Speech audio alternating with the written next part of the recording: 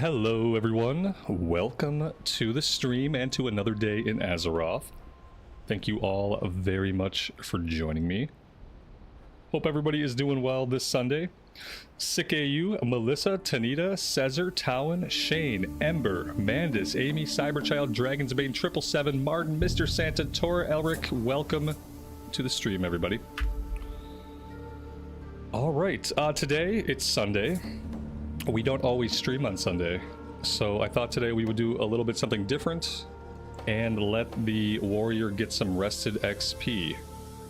So we're back on the mage. We have a world buff, that's nice. And we have mail from CNET, also nice. Bag space is not looking very good. We were doing tailoring. We still need linen. I'm not going to make all 91 of these, but I'm going to make some of them. We're going to let this run for a minute, and that should help us. If we can do some crafting here to start, we should be able to clear out the inventory a little bit better. Nerdstrong, good morning to you. Dustin, welcome to the stream, buddy.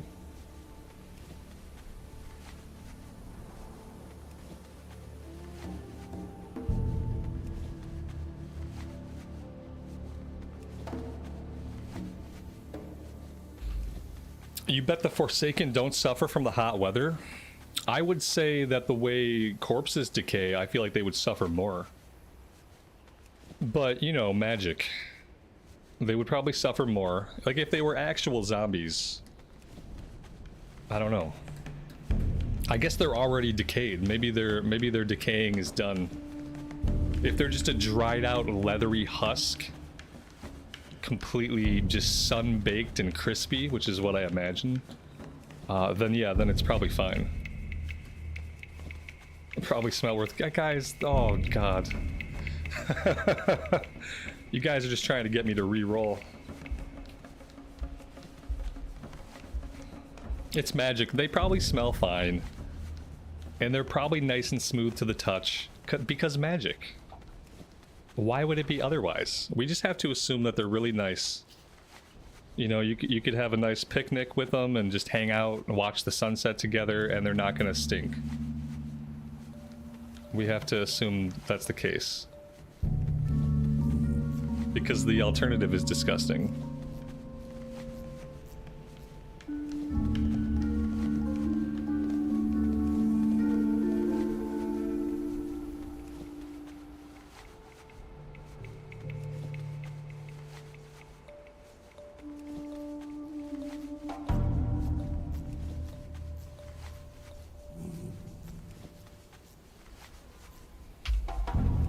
If I was smart, I could have got on a little bit earlier and I could have let this run. I could have let this run during my workout. 91 bolts of linen. What an exciting way to start the stream off. I appreciate y'all being here for it. There you go, that's disturbing. Their skin is like a nice old pair of combat boots.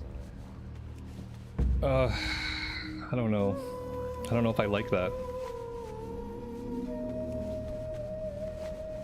I'd rather have it be like fresh suede or velvet. Velvet sounds nice. Maybe their skin is nice and velvety in Undeath. Because magic. Scary Meggie, good afternoon to you and welcome to the stream.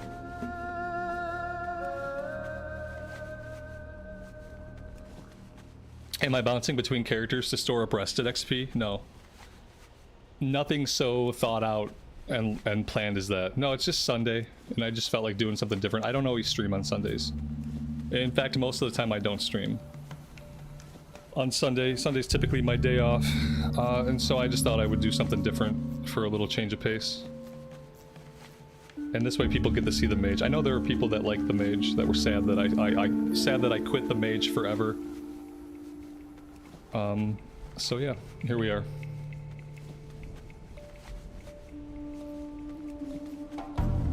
So, hard confirmed the Undercity stinks. Hard confirmed, or straight out of the lore. Thank you, Ember. The Undercity is a disgusting cesspit. So, there we have it.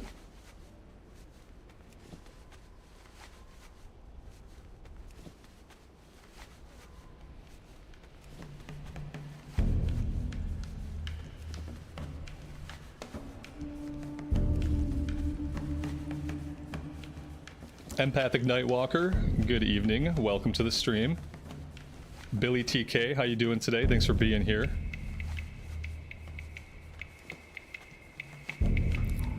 Seven to go.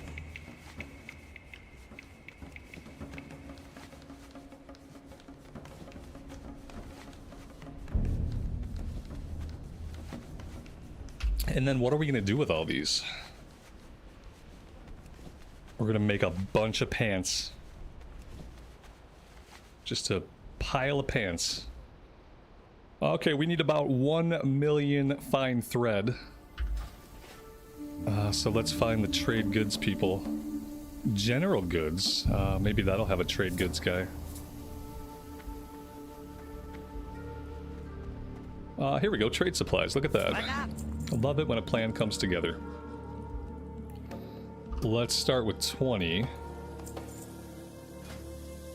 Let's buy 20 more and see. Okay. All right, let's start with these and see how many skill ups we can get. Have a good one.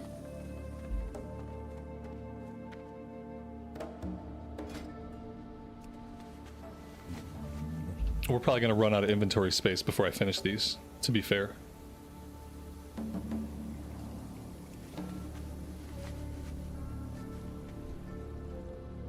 We can't all smell like roses, that's true. A real life fact about me is that I don't smell. Like, I don't have a sense of smell. Not a very good one. So like when my son was little, I was like, you know, tagged in as diaper duty most of the time because it didn't bother me. I can't really smell strong smells and stuff like that, so I get to pick up all the dog poop and I got to change a lot of dirty diapers. Anytime one of the dogs has an accident, like I try to help out with that when I can. But yeah, fun real life fact. Even if I were near an undead and they did stink really bad, I wouldn't know. Like, I wouldn't necessarily know. Amy says it's a beautiful blessing that you have. Yeah. It's a blessing and a curse because the alternative is if I were a person that lived alone and there were a gas leak, I would never know. I would never know if I was sitting in a house with a gas leak that was going to kill me in a couple minutes. So that's the other side of that blessing. You know, like every power is a blessing and a curse. Yeah, it's a blessing to be able to scoop up like baby poo and not be affected by it. But also at the same time, gas leaks and other natural phenomenon like fires. Can't smell fires. Fire could be burning the house down. I wouldn't know until I can feel the heat. So yeah, it's a blessing and a curse. Yeah, exactly. You can't smell smoke. Yeah, so I'm just like, you know, if I'm alone, I'm shit out of luck. But there you go. Fun fact about me. How is my sense of taste? It's fine. Yeah, people say they're connected, but they're full of shit. Amy, I'm looking at you. I can taste things just fine. Thank you very much. I know exactly how everything tastes. Don't feed me that line. The two are connected. If you can't smell, you can't taste. No, I can taste if I couldn't taste. Because the thing is, I can smell. I just have to try really hard, and I have to focus on it a lot. Like, it's not like my sense of smell just doesn't work. It's not like the parts of my brain that process smell are damaged. I'm just resistant to it. I think it's because as a kid, I had really bad allergies, okay? As a kid, I had really bad allergies, and I had poor parents. So, like, we didn't know I had really bad allergies until I was, like, 11 or 12. And then I finally got into meds. But the thing is, I spent my entire developing years with my nose completely stuffed. My nose was stuffed up or runny all the time. So I think I never learned to smell. My brain never really learned to process smells. I think that's probably more of, like, what it was. It's just as a kid with really bad allergies, my sense of smell never developed. Yeah, that's all I got.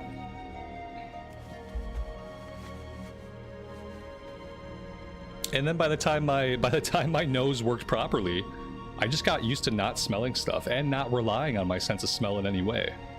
Not appreciating my sense of smell, not relying on it. I just became a person that kind of developed without this entire sense. Because for the first 11 or 12 years of my life, I couldn't really use it. Let's make this one, see if we can get another skill up. And then that seems like it's it. It seems like we've mostly run through all of our supplies.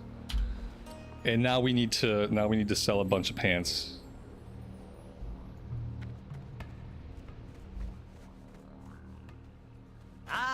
potential customer. Oh wait, wait. I am an enchanter on this character. I do not want to sell any of these pants. What I need to do is I need to look at that. I already have it keybound. I need to disenchant.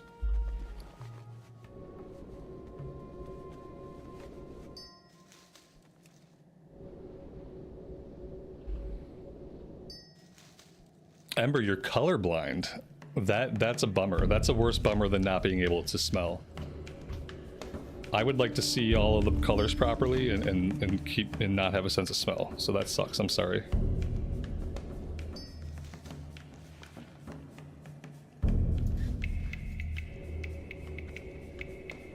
I can't smell the napalm in the morning? I don't know. I guess not. I hope there's not napalm, but if there was, I couldn't smell it. Oh, why did I go enchanting? Does anybody remember? Oh yeah, because CNET wanted me to enchant stuff for him. I don't even know if he's going to play his Horde tune or not. He probably doesn't have time to play his Horde tune and his Alliance tunes.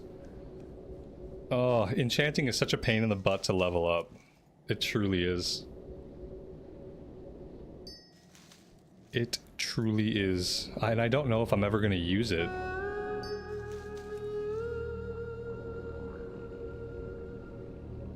That's true. Same with not having a sense of smell. I don't know any better. It doesn't bother me that I can't smell things.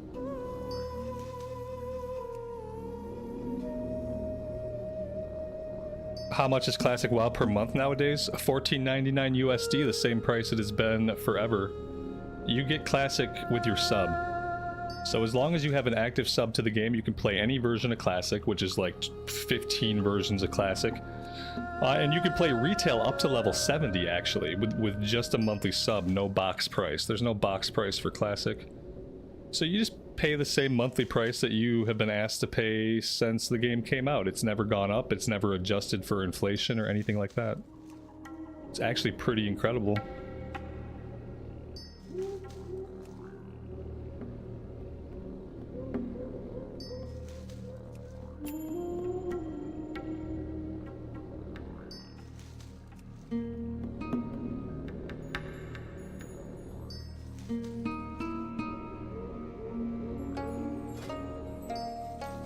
Oh god. Oh, 23 enchants. Maybe I'm gonna go with the guaranteed skill ups. This is using Strange Dust and Lesser Magic. This one is also using both of those things, but just less of the Lesser Magic essence. Yeah, I think I'm gonna stick with the guaranteed skill ups. I don't want to enchant 23 things. 23 things, that's 36, 46, a lot of clicks. It's a lot of clicking. And I don't know how many clicks. It's 3 clicks per enchant. So we're gonna click 33 times to do this. This would have been 69 clicks, which would have been nice. But we're gonna do the 10 enchants on the chests for 33 clicks. It's so much clicking. I wish there was a way that this was like automated. So I shouldn't have to click the gear, you know what I mean? I shouldn't have to click the gear, but I guess I understand why, because you can enchant stuff that you don't have on. Yeah, I don't like how many things I have to click to level this up. That's it. If it were easier to click, if there were like some kind of add-on that could handle it, then that would be ideal. I feel like they need to add the scrolls to Classic Era. Eventually there are scrolls you can make, and then you can sell the scrolls on the auction house. People can buy those. And I think they need to put that into Classic. Because that way I could just make like 30 scrolls and I don't have to click. I just click and I click create all and it makes all of them. And then I could sell them on the auction house, which would also be really useful to me. Much more useful to me than what I'm doing right now, which is just wasting mats, clicking over and over again on the same item. So yeah, Classic Plus, I want to see enchanters have the little paper scrolls they can make. It's absolutely necessary quality of life.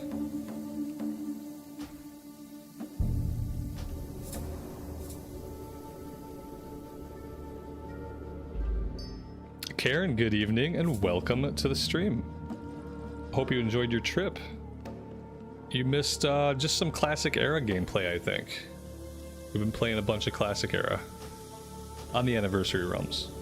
I should say we've been playing Classic Anniversary, because Classic Era and Classic Anniversary are two different things. That's a very controversial opinion in the Enchanting community. I'm so happy I'm not a part of the Enchanting community, and that I'm just a gamer trying to look for ways to make the game better.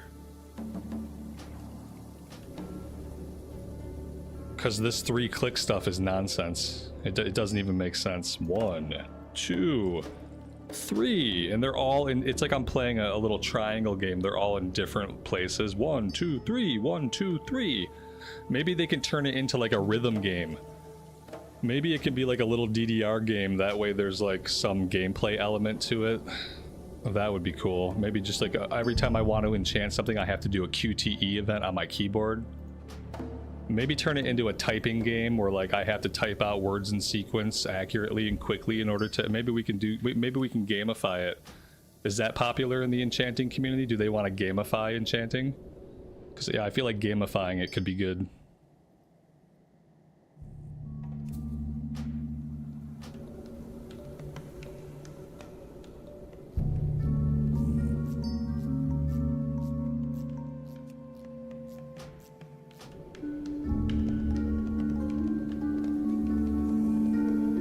They don't want to do that either. They don't know what they're doing. Someone needs to take over this community of enchanters and lead them in the right direction, because clearly they're all ass backwards. And bass backwards, for that matter. I think they lack proper guidance.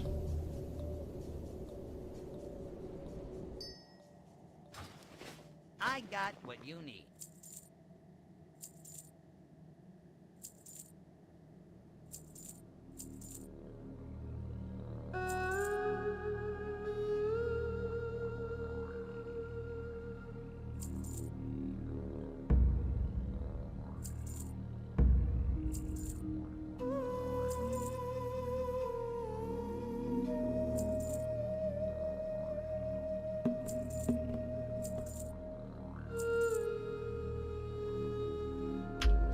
Alright, that's about all we can do with the inventory. Be good. We could make food and water. I'm just gonna buy some food and water. I'm not that broke, and the food and water we can buy is better than the food and water that I make. So I'm just gonna buy some. What are we at? We're at melon juice. Talk to me.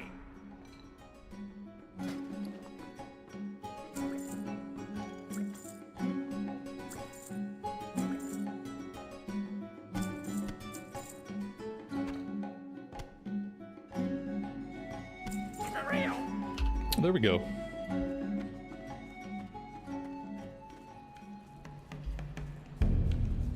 Alright, now the question is, what in the heck am I doing on this character? That's the real question that I have now. Let's learn this pattern. I think we were doing some stuff here in the Barrens. Let's check Silverpine. Silverpine, we did a little bit of work in Silverpine. We completed some of the early questing. And it looks like we were trying to get this green stuff done here. So we're going after raptor heads, zebra hooves. We have to explore the Forgotten Pools, the one I believe to the west of Crossroads. And we have to get the Crossroads supply and kill a bunch of Razormane. Those two things happen in a similar area. Harpy talons, I'm not sure. That one's further to the north, I think, past the oases. Yeah, okay, let's head out. We'll find Zebra, we'll find Raptors, we'll head towards the Razormane guys. We'll travel towards them and we'll just kill along the way. And we'll see what we get done. Let's put our buffs up because we are a good mage and we buff ourselves, obviously. There we go. At what year / expect do I think WoW hit its peak? We don't have to think, we have numbers from Blizz. WoW hit its peak in Wrath of the Lich King. Yeah, they've published those numbers. So we don't have to think about like when was peak. We know exactly when peak was. It was Wrath of the Lich King. That was height of popularity, height of playership for World of Warcraft.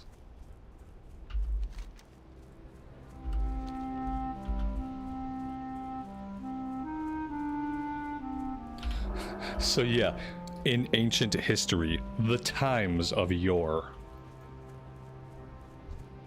A long time ago.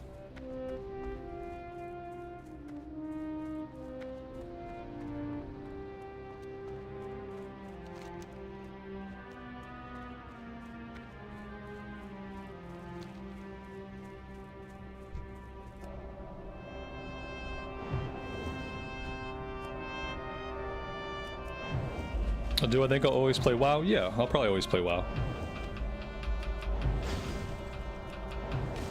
I mean, I'm 41 years old. If I'm lucky, I get to live for 20 more years, so I'm not going to be alive that much longer. So yeah, I think for the rest of my life, I'll probably play WoW. I've made it this far. Seems like it's going to be around in one form or another. For at least as long as I'm going to be alive. And able to operate a keyboard and mouse.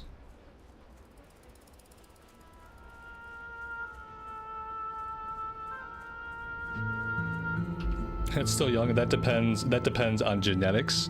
I love when people say that. That depends on genetics, it depends on lifestyle, and more than anything else, it depends on blind ass RNG.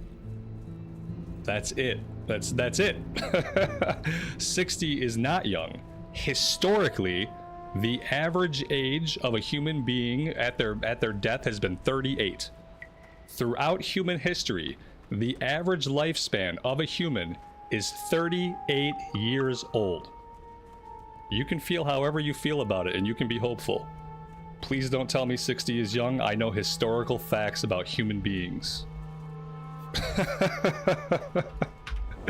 Yeah, well, 60 is lucky then. That's exactly my fucking point. That's exactly my fucking point. It's because infant mortality rate was so. I know most of it is because life was fucking awful and there were no antibiotics. Infant mortality rate is still high in most parts of the world, by the way. It's because there was no sanitation and life fucking sucked. But my point is that so much of it is genetics, lifestyle, and RNG, and 60 is not young. Even today, 60 is not young. You can feel young at 60 if you're really lucky, and usually if you're rich. If you have lots of money, you can feel good at 60 if you're lucky and you have certain genetic markers and you have had some luck. But that's it. But it's not young though. You know what I mean? You can feel young, but it's not young. That's it. End of rant.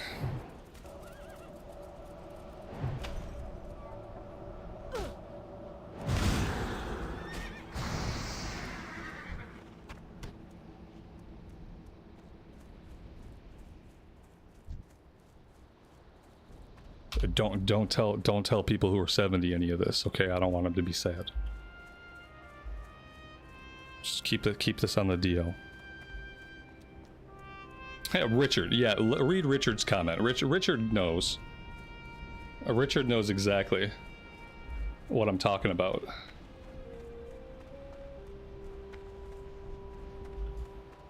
That's how it is? Guys, I'm sorry, that's how it is. You know, you can be in really good physical shape. You can get completely ripped. You can have some good guns. And then one day, you're gonna die. Someone will kill you. Someone will kill you with a knife. So yeah, you better make sure you're real ripped. You got some good guns for when someone kills you with a knife. True story. I'm sorry. That's just how it is. I'm sorry.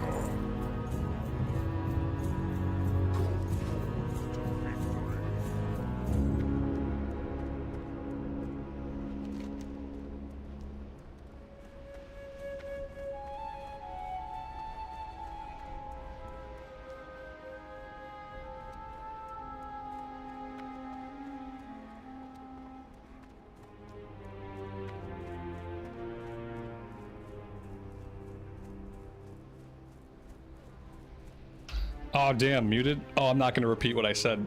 You missed it. If I was muted, you just get to miss it this time. V says, that's why I'm ordering pizza. I could be dead tomorrow. Exactly. Yeah, exactly. Order a pizza. Live big.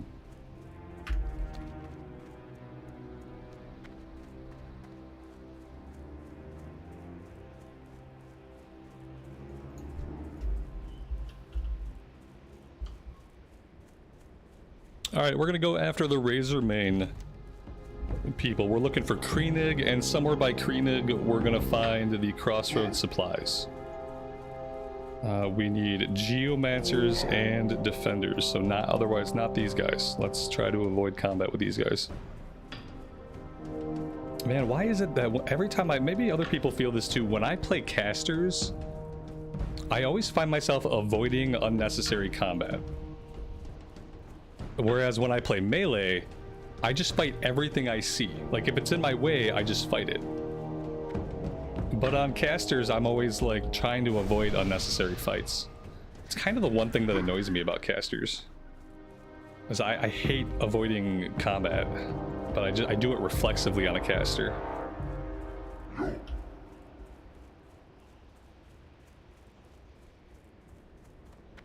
Zach, that's crazy, man. I'm sorry that happened to you.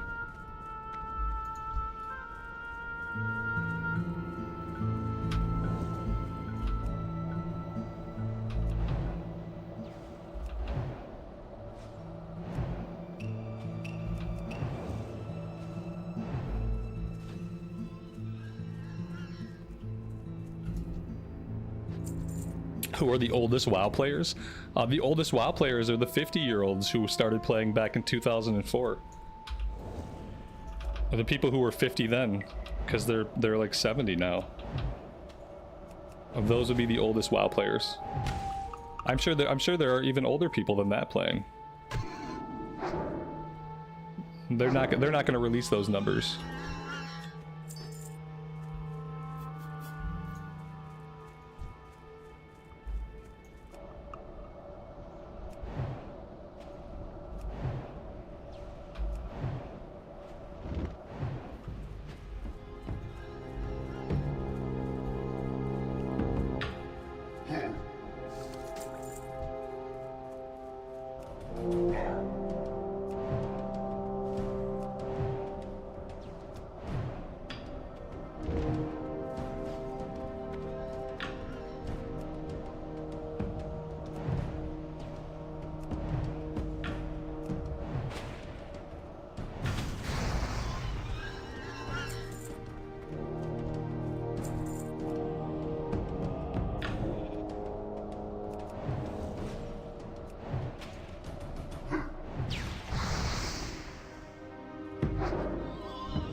Oh shoot, I ran out of mana. Okay.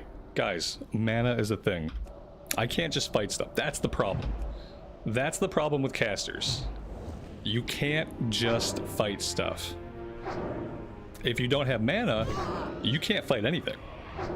Whereas on a melee, if you're out of your resources on a melee, you just auto attack. And then you keep fighting.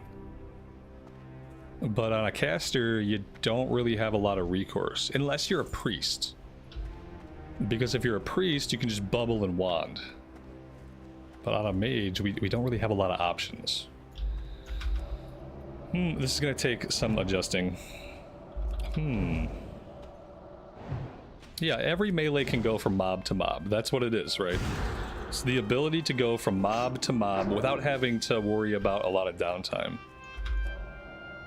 And I used to think there was a trade-off. Because I used to think, well, you know, the mage probably does a lot more damage than another class that can go from pull to pull, but that's not true. Now I know that that's patently false. That the mage does really good damage, but the warrior does more damage, and the rogue does comparable damage. And both the warrior and the rogue can go from pull to pull. Yeah, mages can use wands, but unless you go into arcane, you can't make them more powerful. Whereas with a priest, the very first thing you do after you grab Spirit Tap is you go into improved wands for 5 points, and your wand becomes super beefy. Like, we got a wand, but I'm not and also the point is, like, if I'm out of mana, I'm not going to initiate my next pull with my wand. This is not so much about, like, what we can do when we're out of mana, I guess. I guess it's about the ability to go from pull to pull. Like, on a rogue, I can just go to the next pull, start auto-attacking, and I can let my energy come back. I don't have to stop to let the energy come back. On a warrior, obviously, I'm gonna go to my next pull unless I'm really, really low on HP. which you hardly ever are if you're killing stuff like quickly. But yeah, I guess so the wand isn't going to necessarily help me go from pull to pull. You just roll a warrior. I'll just roll a warrior on both factions. It's the only class that I'll ever play from now on. I don't know if that's a great idea for the channel.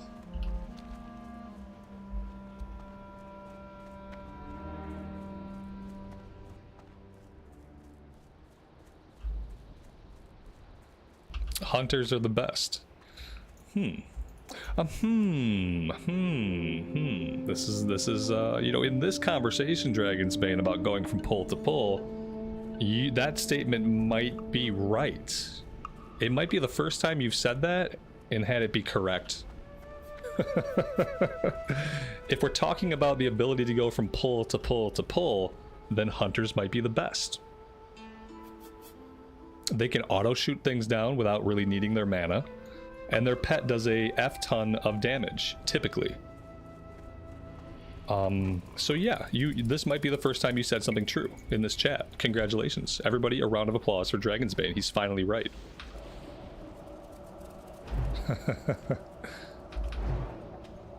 You nailed it this time, buddy.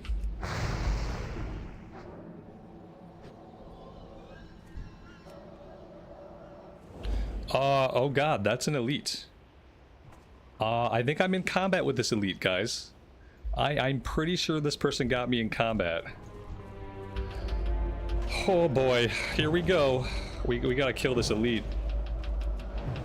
Oh my gosh. Oh, we're gonna pull this hunter. I can't afford to pull this hunter. Oh god, he's coming for us. Oh god. Okay, we got him.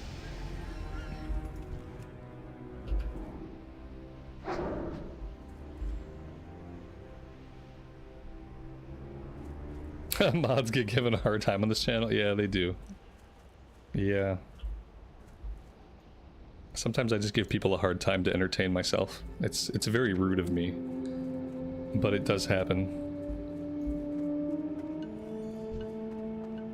I always assume that people know that, you know, it's in good spirit.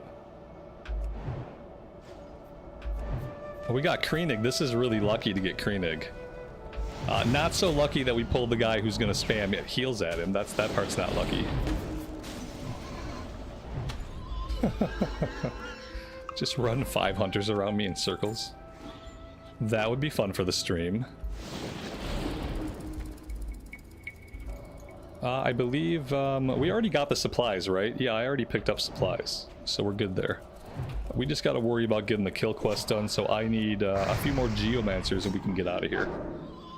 Unfortunately, the little area where we're at, there are no geomancers, so we need to either go over to the west or to the east.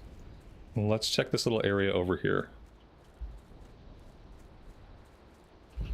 Maybe a hunter wouldn't be a bad idea. Because, like, you know, I'd like to, if I'm playing a warrior, I'd like to play a ranged class to complement, like, you know, just how it looks, how it feels to play. That way we're not just doing all melee. And the hunter is really, like, as close as it gets to being a ranged class that doesn't really have to rely on mana. I mean, obviously they do use mana, they have mana, they eat mana. Okay, I get that. But a lot of their damage can come from auto shot, and a lot of their damage can come from their pet.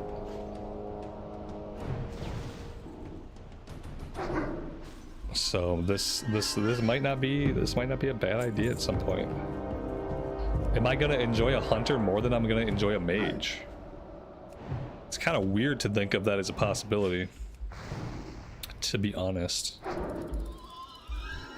I'll tell you what hunters don't get. Hunters don't get teleports to the major cities. That's what hunters don't get. And they don't get a free mount. That's another thing they don't get. They get a pet. What expansion do you think made WoW flop? I think the writing was on the wall for WoW flopping in BFA, but I'm pretty sure Shadowlands took all the nails and pounded them right into the coffin. Yeah, and then they poured gasoline on the coffin, and they struck a match, and they burned that mother down. Yep. I think that was probably when.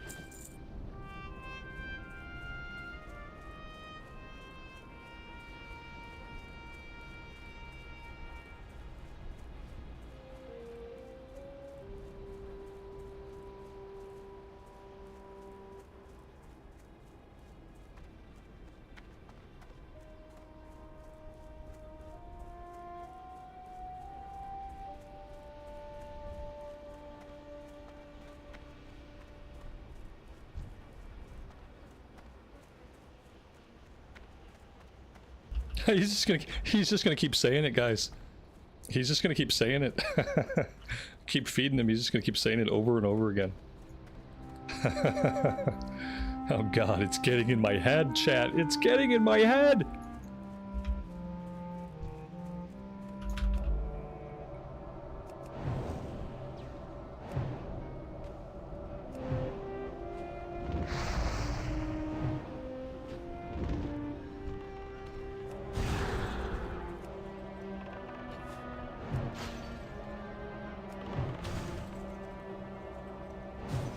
We would have to buy the hunter some big bags.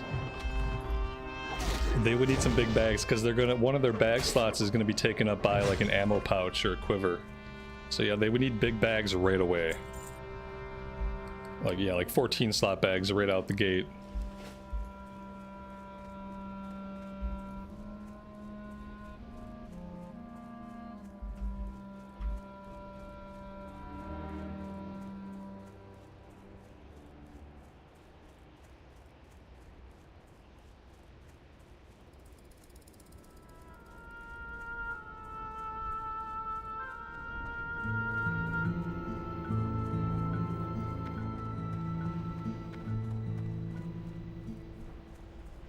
It's funny because when they started using their in-game engine for cutscenes, they were like, Final Fantasy does it, and everyone loves the story and cutscenes in Final Fantasy.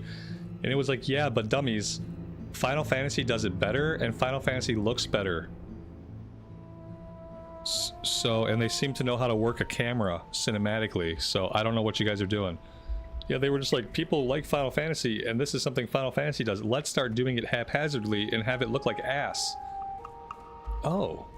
Okay, they're better at it now. Like the in-game stuff that they did in War Within, although the content of it I didn't like. The cinematography, the use of the camera and stuff is good. When they bother to do the lip syncing, it's much better when they bother to do the lip syncing. The weird thing is they have a lot of like cutscenes in their like multi-billion-dollar game that don't have lip syncing. Characters are talking and the mouths are going blah blah blah like it's a PlayStation 2 game from like 2003. So like I don't really understand that. Like that's where they feel like they need to save budget, I guess. But that makes it really silly. If they would lip sync all of their cutscenes nowadays, they look pretty good.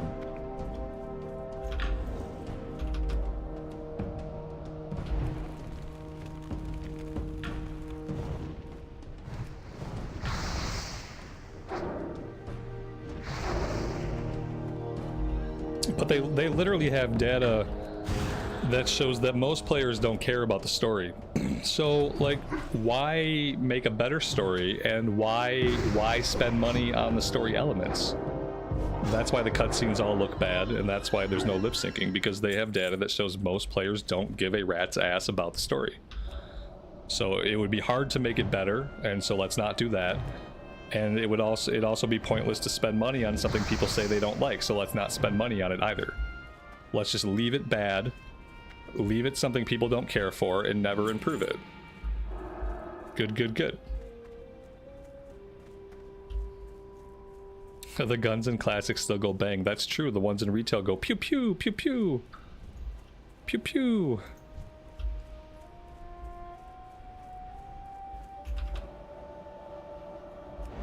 They should outsource their cinematics. It's funny that like, you know, like that was something that Blizzard used to be known for. Like they used to be known for how amazing their cutscenes were in their games. And then they started putting out these like cartoon freaking cookie cutter slop cutscenes. It's like a complete reversal of their heritage.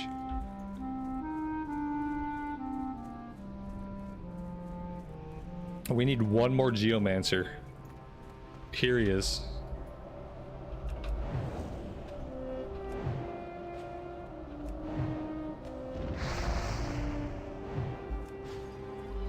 You know what though, Hunter level 1 to 10 is pretty rough. Hunter level 1 to 10 is rough. The roughest level is 8 to 10. 8 to 10 is really, really rough. I've done it a couple times and it hasn't been awesome.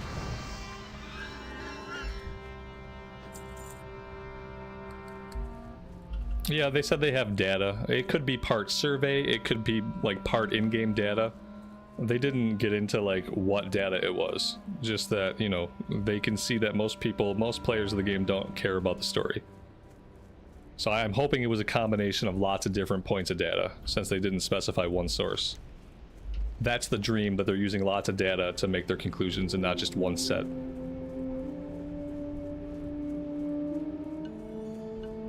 Yeah, why is Khadgar need a wheelchair? Yeah, exactly. Well, in a world where we can literally bring people back from the dead, we can reconstitute bodies, we can put people's consciousness into different bodies, we can heal even the most grievous wounds. Yeah, I don't know why dude needs a wheelchair. Seems like we would just be able to fix his back. And if we can't fix his back, remember like the mage disc? Why is he not just sitting on like a flying carpet or a flying disc? Why does he need to have a wheelchair? It doesn't make any sense. We all know that it doesn't make sense, and we all know why it's in the game. We all know exactly why it was put into the game. And it wasn't for game reasons, and it wasn't for story reasons, and it wasn't because it makes Khadgar a better character. That's the problem with it. It was put in the game for a reason, and that reason has nothing to do with Azeroth. That reason has nothing to do with Khadgar. That reason has nothing to do with the capabilities of people in Azeroth. It has everything to do with the feelings of developers about their real life. And that kind of shit needs to go away. That kind of shit needs to stay out of my video games. Video games are where I go to escape reality. I don't like seeing parodies of people's political and social beliefs manifest in the place where I'm trying to go to escape. That's the really bothersome part. Like, if you want to express your beliefs, you can go be a journalist, you can go be a writer, you can start a blog, you can be really loud on social media. Don't do that through the video game you are paid to make.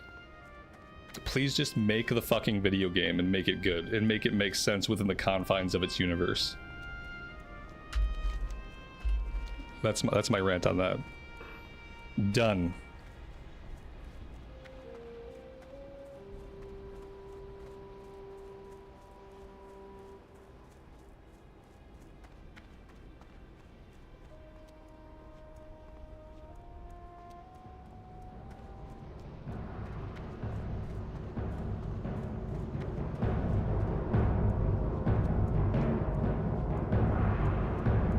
Right now our Hearthstone is set in Orgrimmar. I guess that's okay. Even if we hearth to Orgrimmar, we can fly to Crossroads. It's not a rant, it's common sense.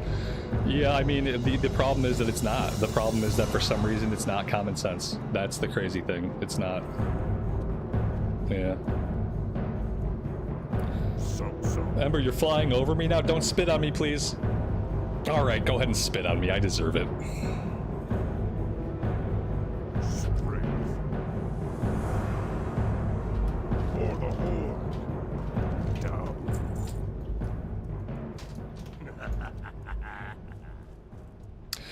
Consumed by hatred, lost in battle. Do I want to pick these up right now?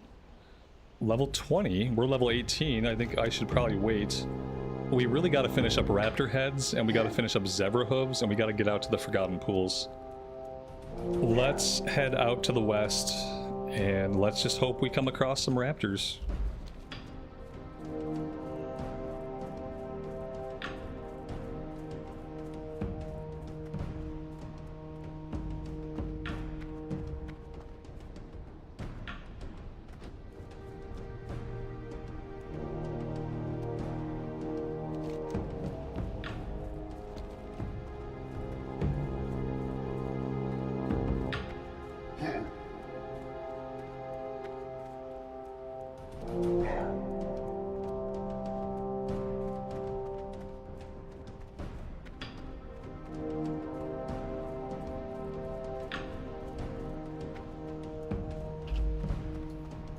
Alex, thank you so much for the super chat, man. I appreciate that. That is very kind of you. Thanks for being here and hanging out with us.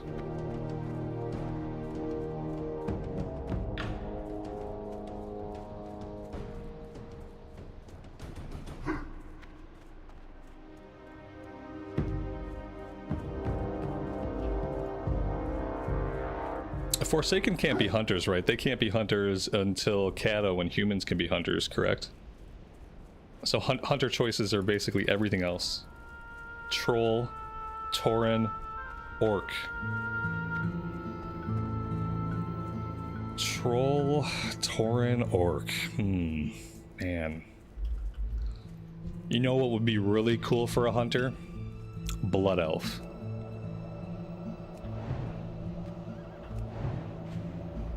Yep. That would be awesome.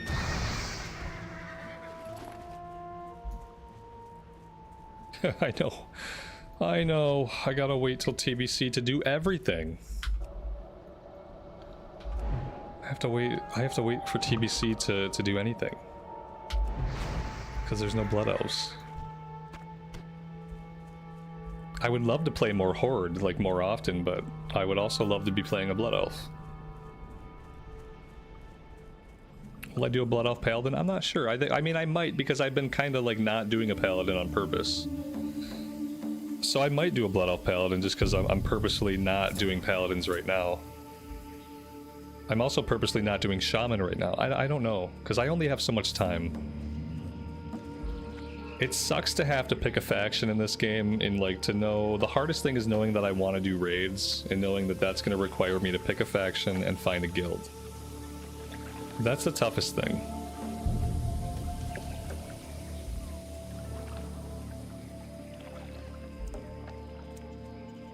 The problem is I do think I have to go Alliance for raiding and stuff.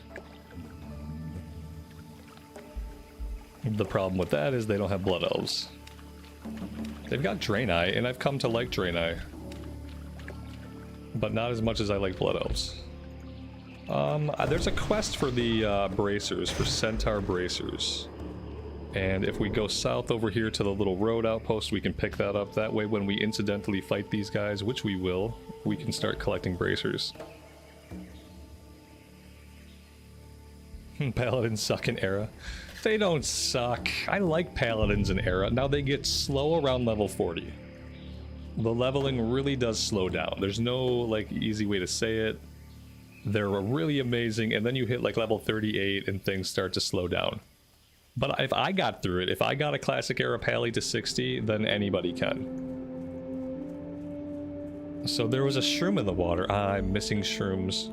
I saw the centaur guy and I got distracted by the need to pick this quest up. We'll go back. Yeah, I don't know what I'm gonna do yet for TBC.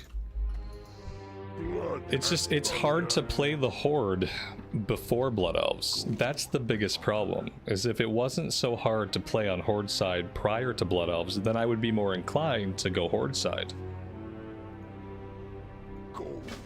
But they don't make it easy.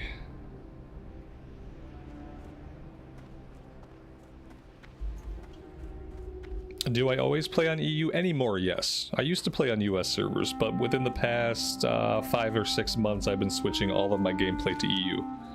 And now everything is on EU. CAD is on EU, Classics on EU, Anniversary, Retail is even on EU now, so... Yeah, we're 100% on EU. Probably for the rest of my streaming career, however long that lasts.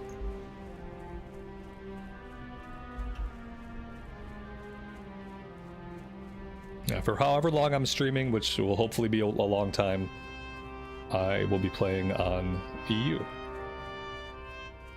If I ever have to go back to playing on US, it's because I don't stream anymore and I had to get a real daily life and a real job. And that will be sad. So I'm hoping that doesn't happen.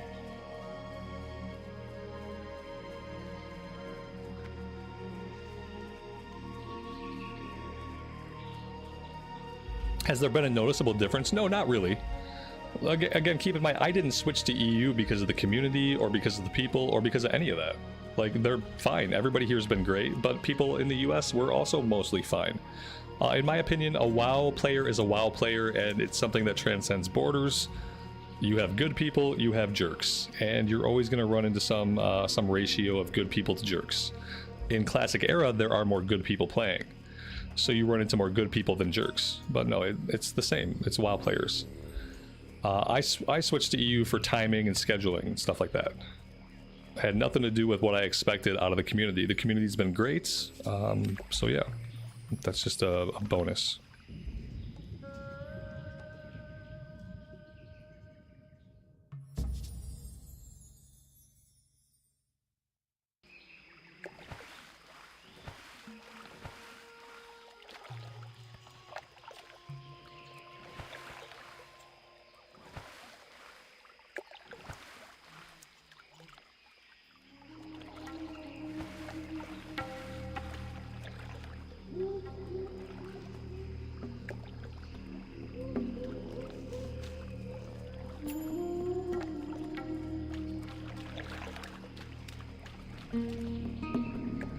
Well, there we go. That wasn't very hard. Sometimes I have to run circles around this place for a long time before we get all of these. Let's go down to the bottom and investigate the fissure. Okay. So yeah, now we're back to just... We really need to find these raptor heads. Because that quest is going to go gray pretty soon. Other than that, we have harpy talons are pretty close. Maybe we should go after harpy talons. Just while we're out here. I'd like to get all of the green stuff done.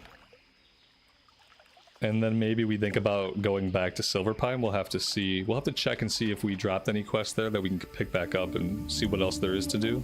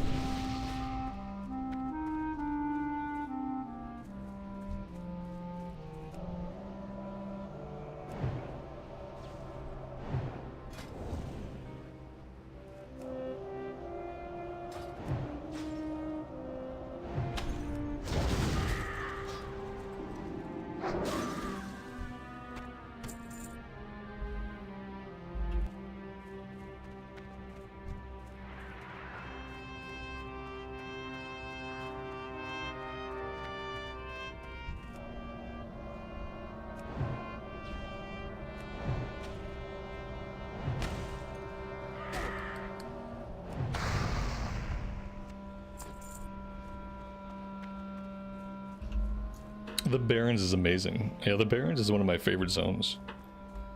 You can really get sucked into the Barrens if you're just in a good flow of questing with the music and the aesthetic and like how big it is and how like the view distances you can see. It's a very easy place to get immersed in. If you're playing the right class. If you're playing the right class. I'm not convinced that we are. But we'll see.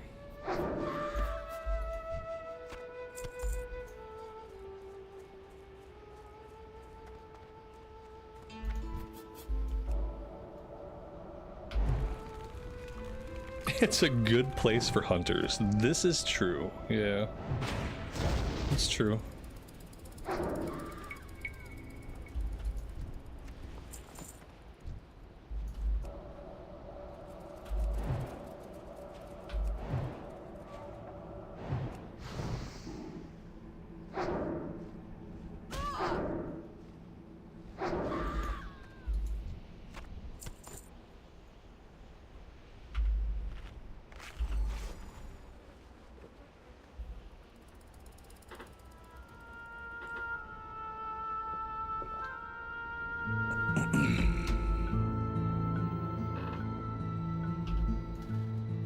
I had an Orc Hunter back in TBC Classic the first time around that I really liked.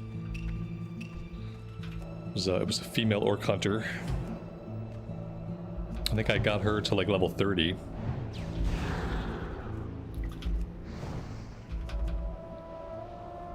I'm just trying to get like an image in my head of what the hunter would be. Like who is this hunter? Who is this horde hunter that I would play? It's just hard to pull the image together.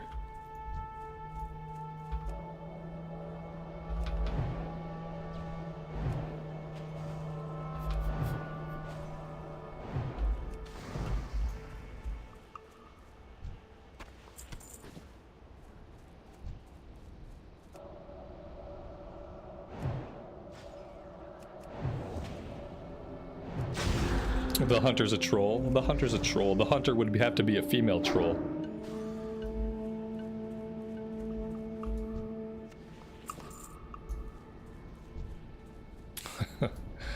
With a mohawk.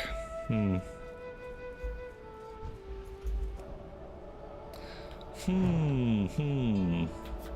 don't know. That 1 to 10 is tough. The 1 to 10 is nothing to scoff at on the hunter. It is kind of crazy.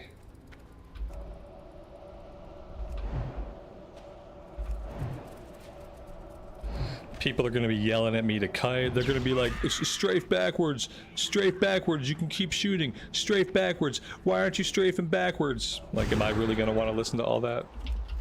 I don't know.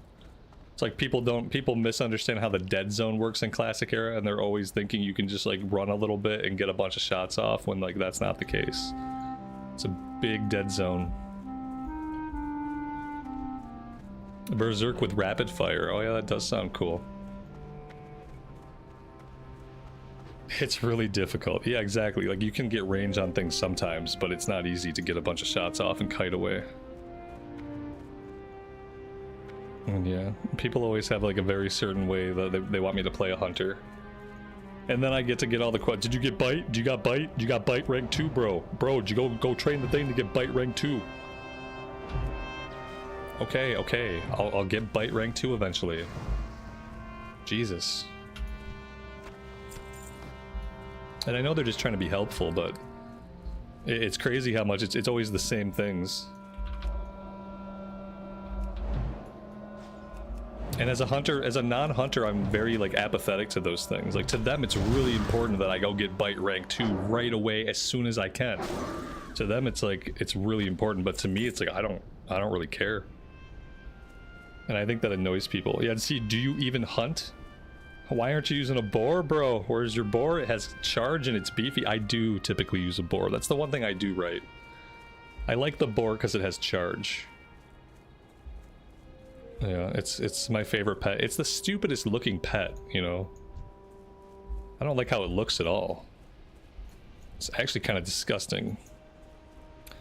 But it has charge, and I don't know how to get anything else with charge on it, so.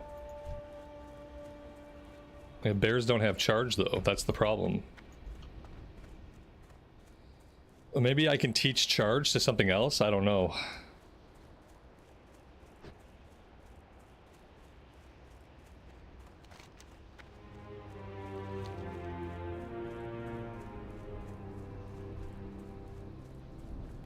Oh my god, Ember.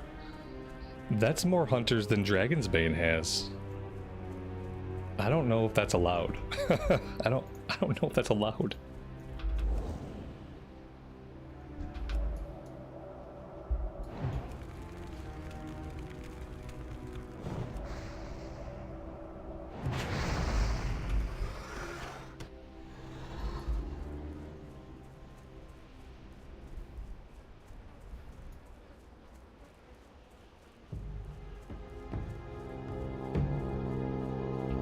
You would use cats if they weren't so noisy when they idle. Oh.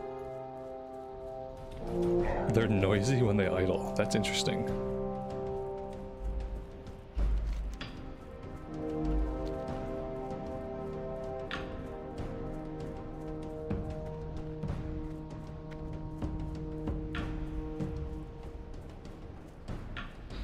Kirkwitch, good afternoon to you, buddy. Welcome to the stream. Yeah, it's a mage right now. Everyone's trying to get me to play a hunter. I don't know why. Yeah, I don't know if we're gonna stay on the mage. I want to play some horde side, but yeah. I don't know how I feel about the mage. Anytime I'm playing a class where I start to avoid combat, I start to get annoyed. I don't like to avoid combat in this game. I like to fight everything that's worth XP. And oftentimes on casters, I find myself not doing that.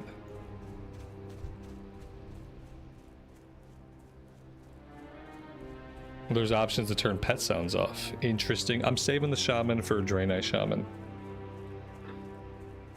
Amy, you're fired. You don't even know. Stop it. Oh, you did play a hunter. Yeah, your main was a hunter. Oh man. All right. I don't know. We'll see. Maybe I'll play around in character creation. Okay. Oh. Maybe we'll just play around in character create and see if I can come up with anything that's palatable. We will see. For now, we need to head back if we want to do that.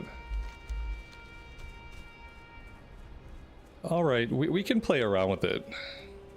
Yeah, I'm really not digging the frostbolt spam. I think what it is, like when you play a warrior, it's hard to play casters simultaneously. I feel like the only way I could play a caster is if that was the only character I was playing and I didn't have a point of comparison for anything else. But even then, I probably still wouldn't like it a lot. Well, let's just hearth back to Org for now. A Tauren Hunter? Oh no. Not a Tauren Hunter.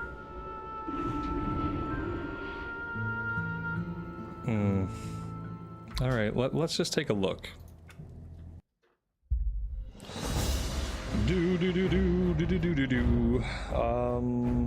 Okay. Oh dear God. Okay. Oh dear God.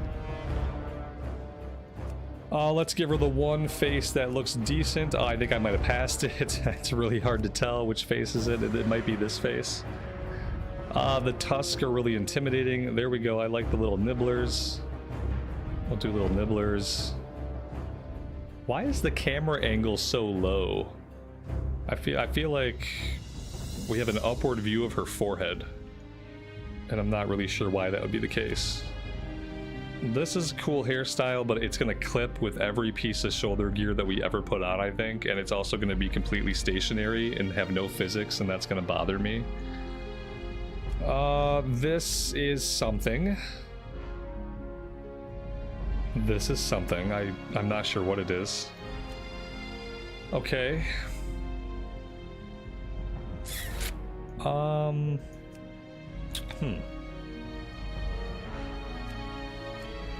Okay. This may be like our only palatable option. Skin color. Okay. It's more of like a night elf skin color.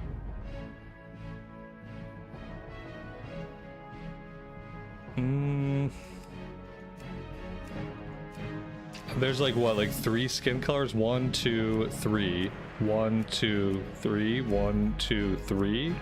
1, 2, there's 3 skin colors, guys. Come on.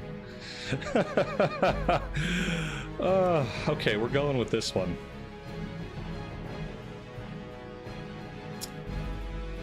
This is really the only face. All the eye colors are exactly the same. We can't change the eye color at all. That's unfortunate.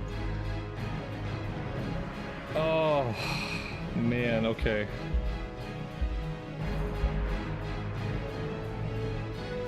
I don't know about this. Night elves used to be trolls. No, yeah, night elves used to. Everybody used to be a troll. We were all trolls once, just like we were all Stardust. Damn.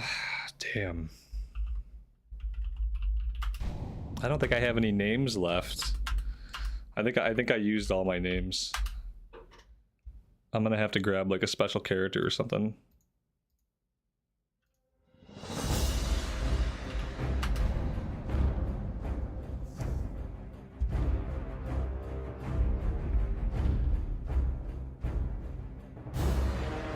I don't know. I don't know how I feel about this. Alright, let's log her in and see how she moves about. The vicious trolls that populate the vicious jungle trolls. isles of the South Seas are renowned for their cruelty and dark mysticism. Barbarous and superstitious. And their breakdancing. Their dark breakdancing. Long since exiled from its ancestral homeland in Stranglethorn Vale, the Darkspear tribe was nearly destroyed by rampaging Murlocs. Rampaging Rescued by the young war breakdancing chief Murlocs. and his Orcish warriors, the Darkspear tribe swore allegiance to the Horde. Led by the cunning shadow hunter Vol'jin, the Darkspears now make their home in Durotar, along with their Orcish allies. As one of the only surviving Darkspears, I'm one of the only surviving Darkspears. Glory of your tribe. Okay. Alright, there we go. There we go. Everything is all set up somehow. That's nice. This is not set up. Let's move that back. Let's hit OK.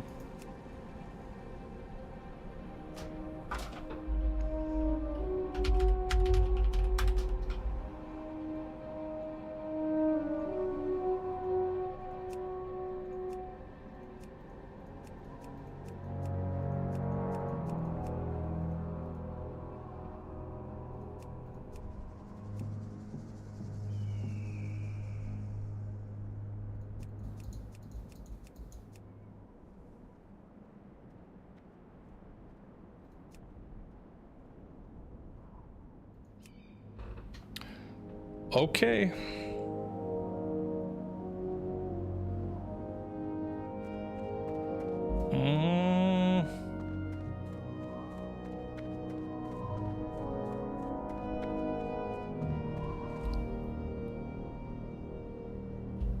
What do you guys think?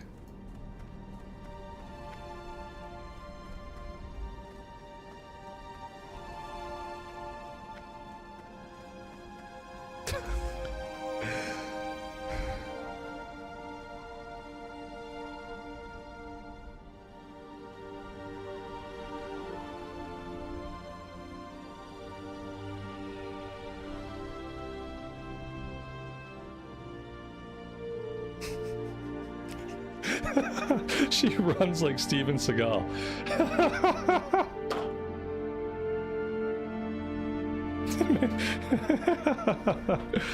Oh, stop. Guys.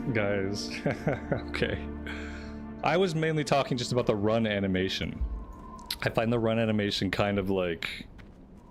I don't want to say janky, because janky is a strong word. Maybe it's just that I'm not used to it. Her feet are the best feature. Fair enough. That's I don't know if that's like a common take. Let's shoot some stuff. She looks okay shooting some stuff. Like, that's okay. Okay, we can hack things. Being more zoomed out could help. Oh yeah. This is gonna be the zoomed out run, guys. We'll just stay back here. Yeah, oh, that looks a lot better. She runs like a raptor. Yeah, that's what I was thinking. Like a raptor or like a chocobo.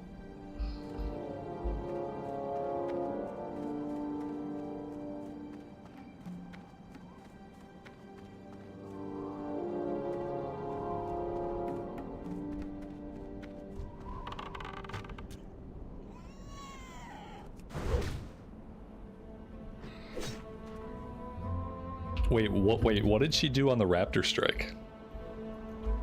What did she do on the raptor strike? I didn't quite see. Did she like spin around like and hit it from behind? Like, I gotta see the raptor strike.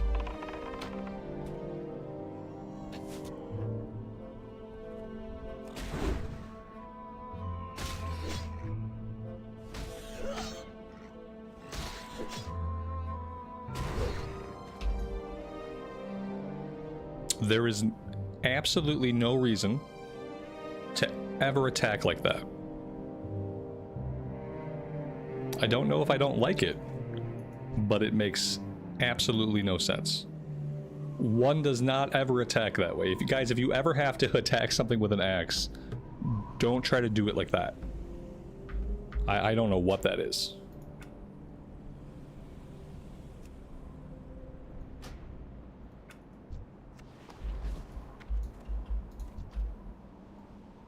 I don't even think I grabbed a quest. Yeah, we did not even grab a quest.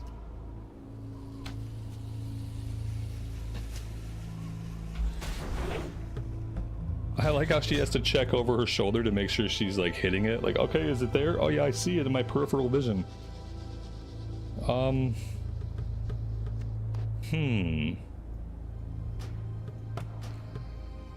now we just went full Jar Jar Binks.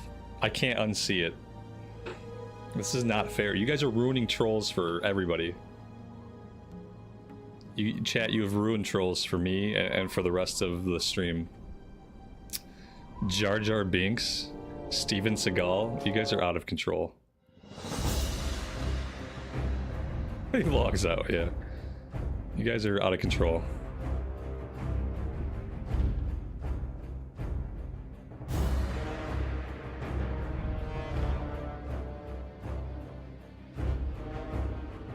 I don't think you guys are gonna like anything.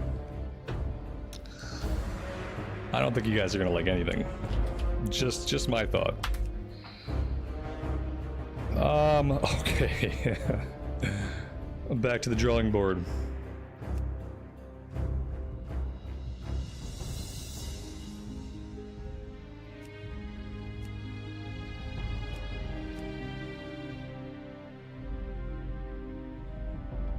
The male troll is good. I can't do it.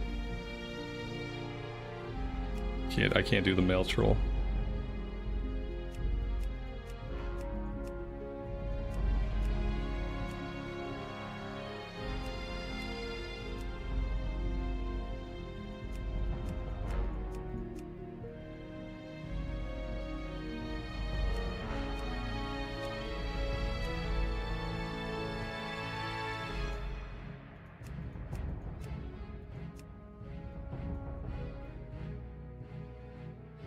All right. Yep. Yeah, this is good.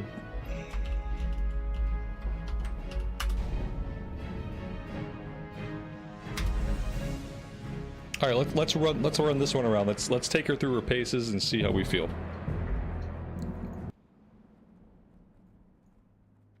All right, everything's good. Everything's set up. Right away, the running animation is so much better.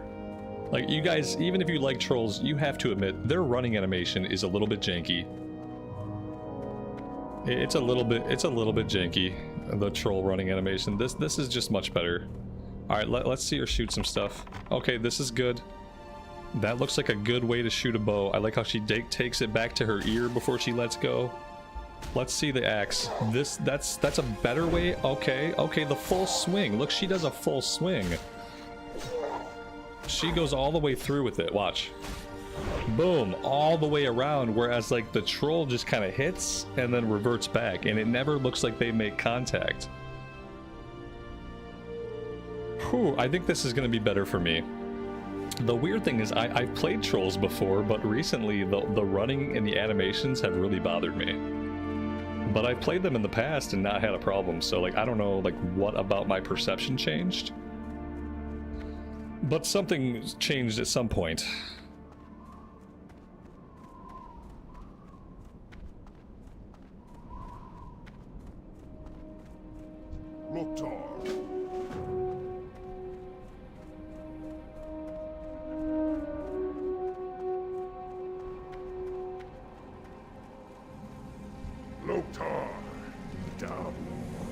Oh, I have to do a couple of streamer things really fast, guys. If you need to refill your coffee or make a sandwich, I need a minute. To do some things with the stream to get it titled. If we're going to play this hunter for a minute, I know people are going to come in and they're going to see the mage stuff and they're going to be like, where mage? Why no mage? And then I'm going to have to explain what I'm doing, and it's going to be this whole thing. So let me do a couple things really fast. I got to go into GIMP and make me a new thumbnail. Let's do this.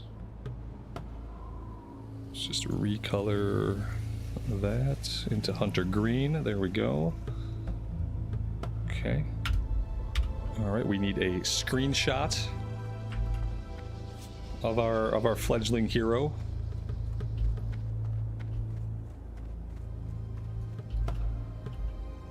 I guess that'll do for now. There we go.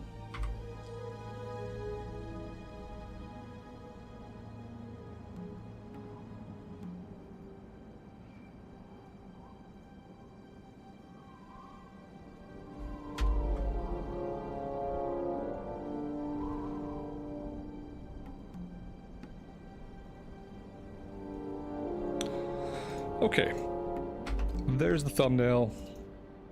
Let's go ahead and change that. Nope. Well, that's gonna be Hunter 1. There we go.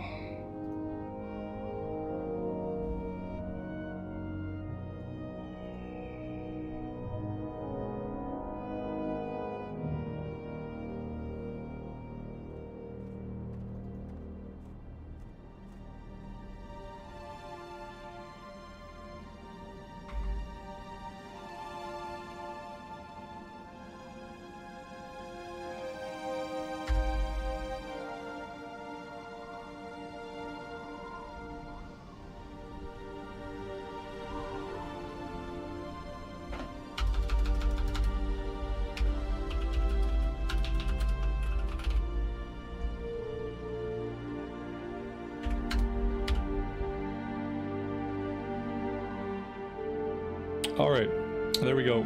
Everything should be updated except the playlist needs to be updated. Let's do that really fast because I will forget if I do it later. Let's take you out of this playlist. Let's put you in a new playlist. There we go. Okay. Now we are good. Whew. Alright. We have our quest. Let's go kill some more stuff.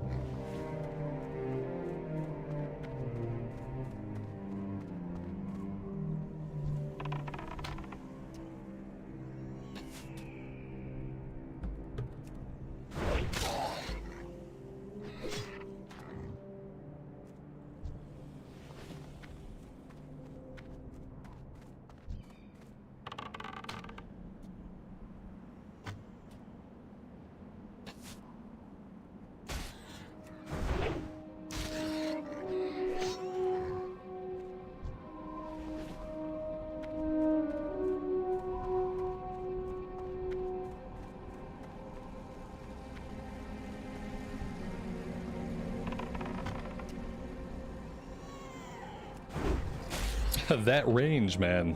That range. We have to make sure that I start shooting from very far away.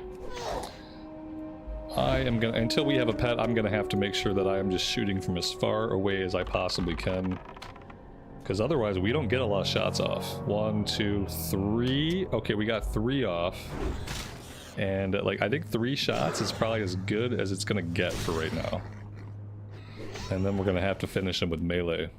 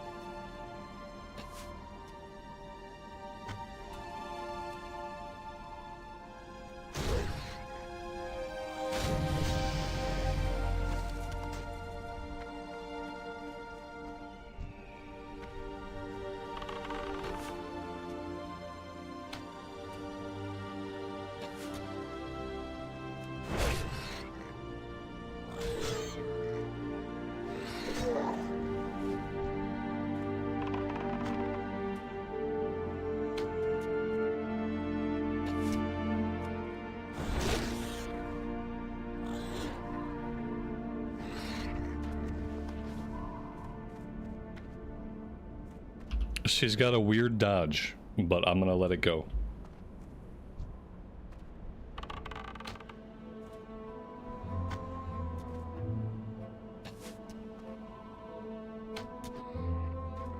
See, if I do the stutter step during the global cooldown, we can sometimes get one more shot in.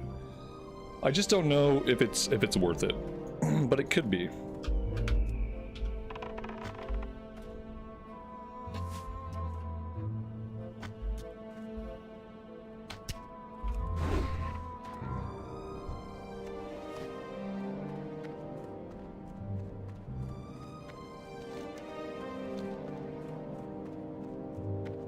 Does auto shot work on the run? No, it doesn't. No, you can't auto shoot and move.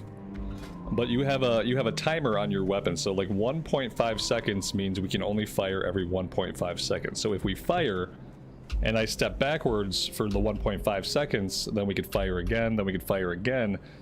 And the theory is if I step back 3 times like that, I've bought myself another shot. And as you can see, you can do it. I went from getting off 3 shots to getting off 4 shots. But you have to stutter step between each shot. I kind of get hung up on aesthetics. Yeah, I'm a gamer and I'm gonna have to look at it for hundreds of hours.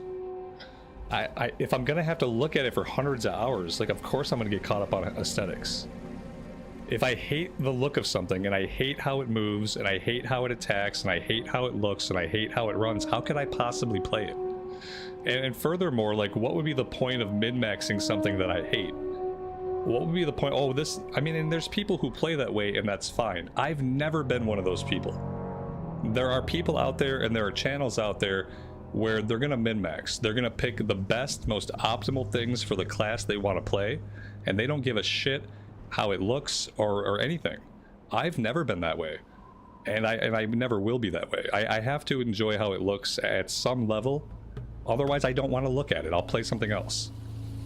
And I understand that not everyone's like that, but I am. What do you need? I don't care about min-maxing. That's the thing that I don't. I could say the same thing in reverse, but I don't. I could say other people get hung up on min-maxing, but I don't say that. I just like to each their own, and I just do what I like. Yeah. I don't know.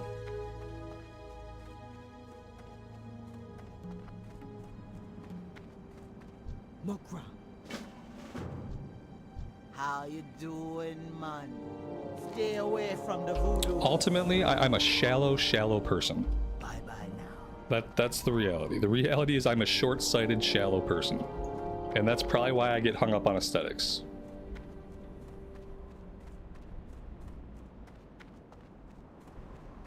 Speak, friend.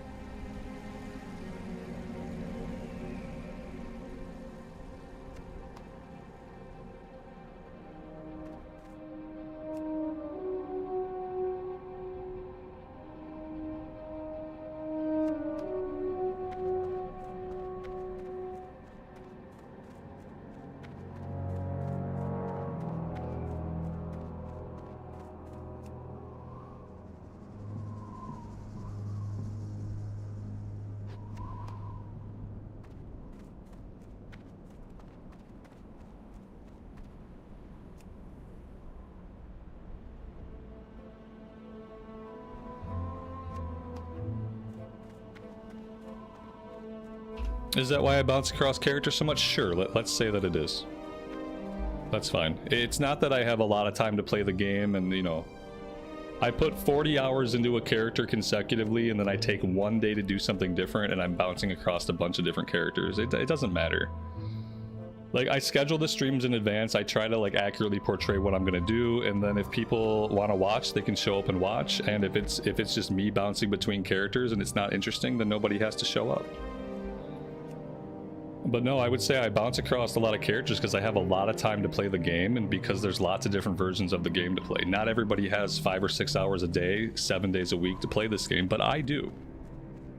And I think if I take 7 days a week and I play 6 hours a day of the same class, I'm gonna get bored with it. I'm gonna want to change a pace. If I was only able to play for 1 or 2 hours a day, then I would probably stick with one thing because I would have very limited time. But my time is not limited the way most people's time is. So I would say aesthetics probably has nothing to do with it. Aesthetics has to do with why I choose to play what I choose to play. Once I find something that looks good, if I'm switching to different characters, it's for a change of pace because I play a lot. And I want to play a lot. But it doesn't mean I always want to play the same character. And I think that's just common sense. I don't think it takes a lot to see that perspective because I think it's just common sense.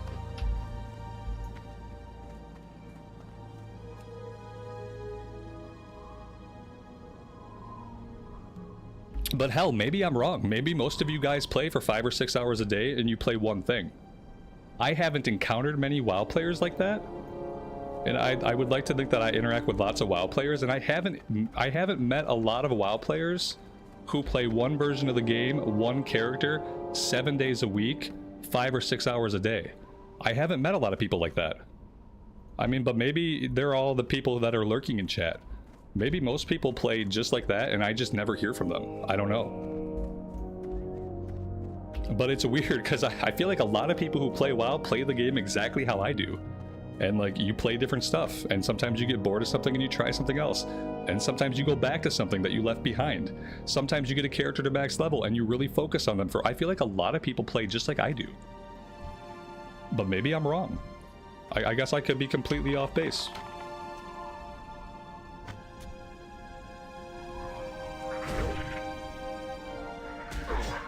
When I have endgame stuff that I like to do, I focus on one character. When I'm just leveling characters, then anything is on the table. If I'm leveling characters and I don't have endgame within sight, then anything is on the table. Like when we played Sod and I knew I wanted to see endgame, I focused on the Hunter. Because I knew the Hunter was the class that I was going to see the endgame content on. When Kata came out and I knew I was going to play my warrior, I focused on my warrior because I wanted to get to the heroics and get into the raids. But during a period of time when I'm not trying to actively get into endgame, then that's the perfect time to play alts. That's the perfect time to experiment. It's the perfect time to jump on a hunter even though you typically wouldn't play a hunter. I don't know. Rant over. I'm done talking about it.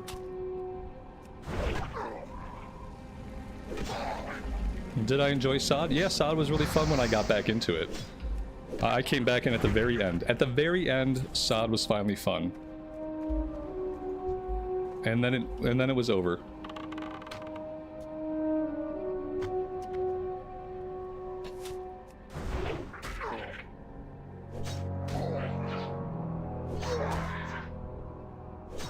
Oh, rant counter, so people coming in no matter how many rants they've missed. I mean, if I had moderators and I had people to run stuff like that for me, I would do it. But if it's something that I have to run myself, probably won't happen.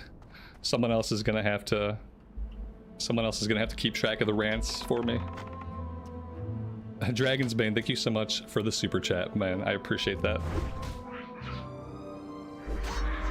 Sometimes I don't want to rant, but the rant just takes me. Sometimes I know that I shouldn't, but I do. Sometimes, you shouldn't reply to something, but you do it anyway. I fall into that pretty often. Trying to get better at it, but it doesn't always work out.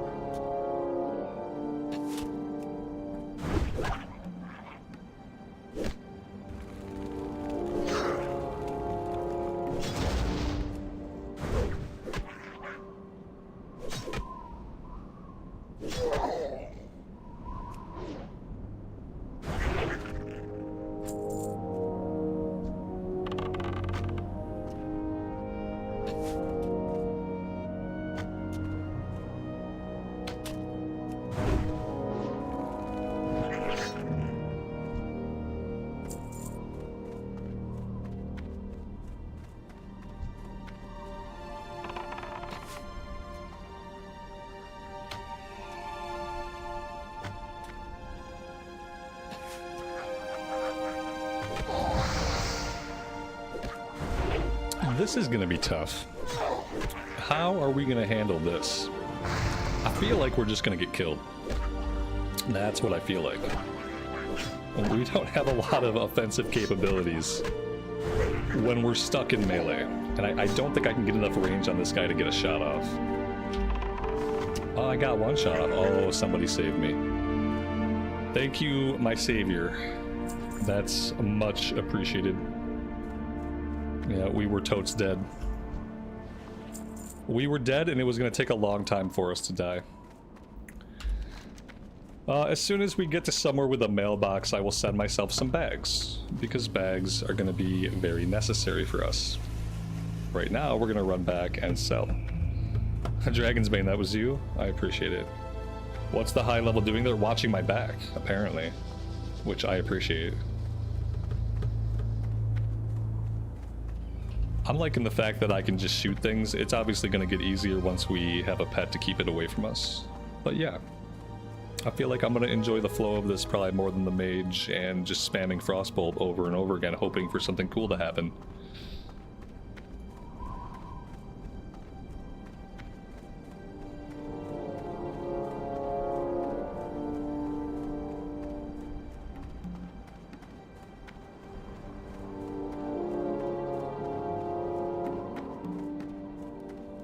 What do you need? Be safe. What do you need? For the Horde. Some.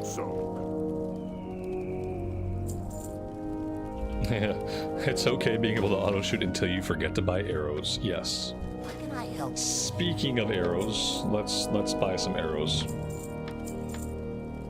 There we go. For the Horde. Now we have a quiver full of arrows. What we don't have is money, so that might be an issue.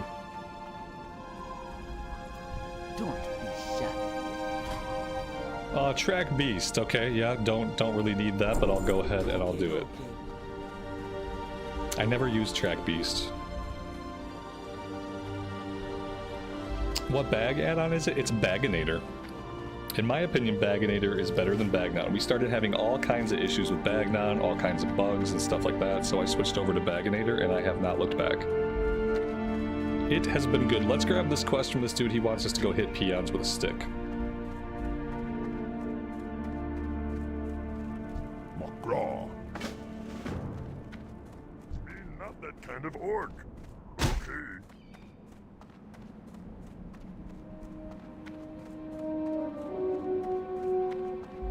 Have I tried the voiceover add-on? Yeah, we tried it a bit, like a year or so ago. It was cool. It's very inconsistent, but it's definitely a nice to have option for people that want to hear the quest, but they know they're never going to read them.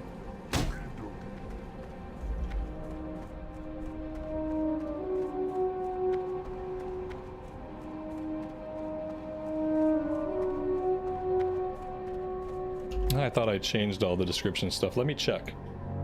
On my end, it says Orc Hunter. Oh, the description. Oh, you're right. Thank you. You got me. Yep. I changed the title and not the description. Orc Hunter. There we go. Okay. Perfect. Thanks. Boop. Should be fixed now.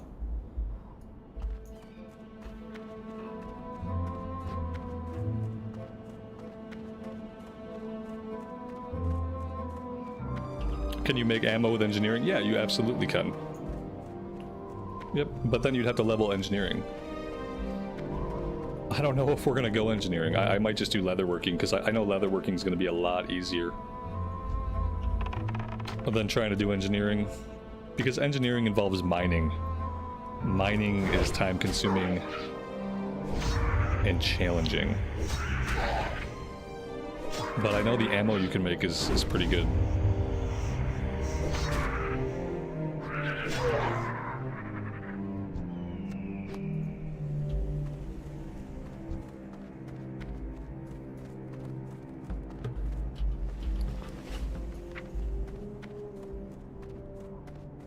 Yeah, they got melee attack power. Something Doesn't help us as much, but yeah. I can do that.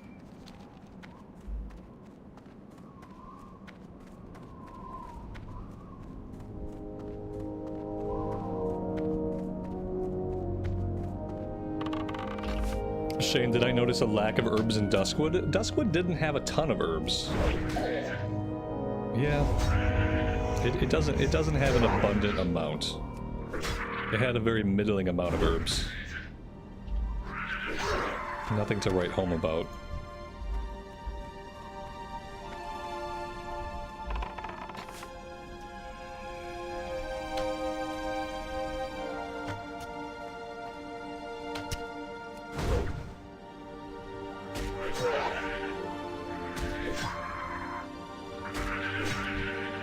That's true. It has a decent amount of grave moss around the cemetery area. And grave moss is kind of useless, I think, but it can give you skill ups for herbalism.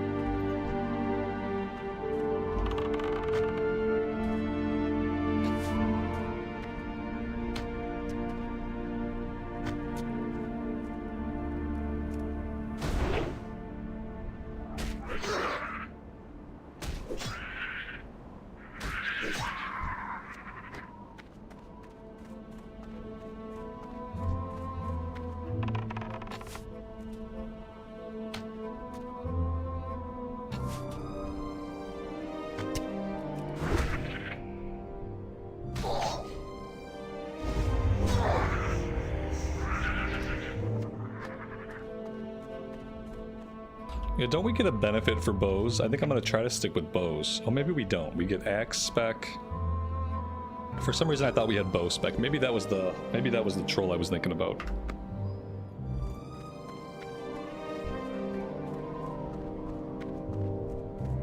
The trolls get bow spec. Of course they do. Of course they do. Obviously. Why wouldn't they?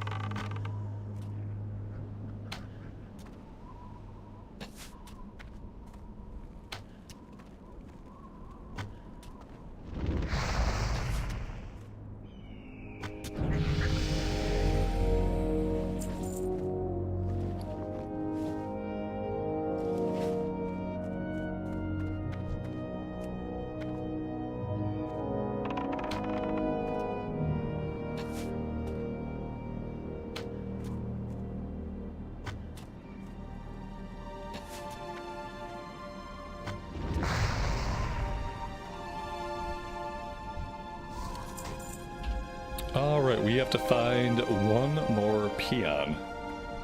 Let's go check over here.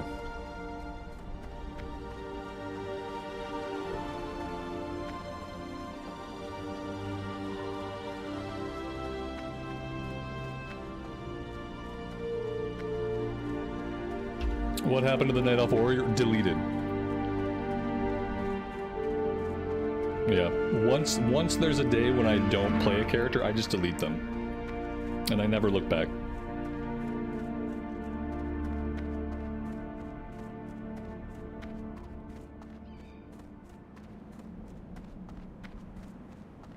But wait, Robert, you have a stream scheduled for tomorrow on the Warrior. Oh, do I? Oh shit. Oh, I guess I didn't delete them.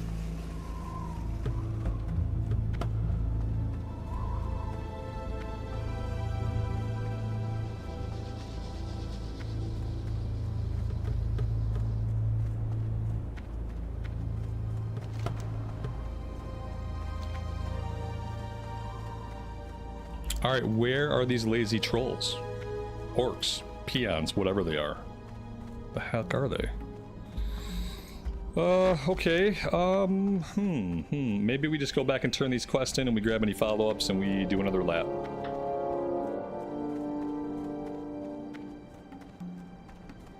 Yeah, I already have a warrior episode scheduled for tomorrow. I thought if I did that, it would alleviate the strange concern that people seem to get as soon as I touch anything else besides what I did yesterday. I thought, like, maybe if I schedule the warrior stream for Monday, I can schedule whatever I want for tomorrow, and people will understand that, you know, we're gonna be right back to the warrior. They don't have to panic or be worried about me. But apparently that did not work. It didn't work. Go forth to victory.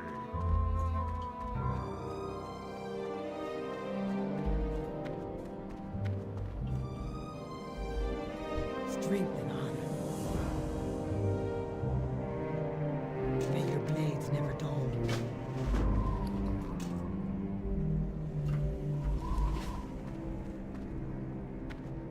Talk to me. Be seeing ya.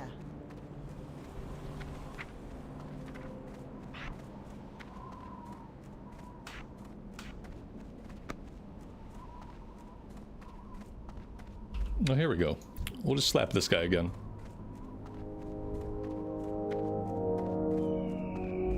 Boop.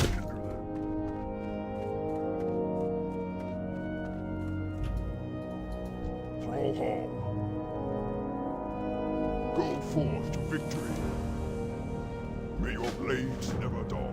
Alright, into the cave we go. We have to go after the Burning Blade Medallion as well as Thrazzle's Pick. What's the quest window? That's Dialogue UI. Yes, you're right, it must be, and it is. SH, happy Sunday to you. Welcome to the stream.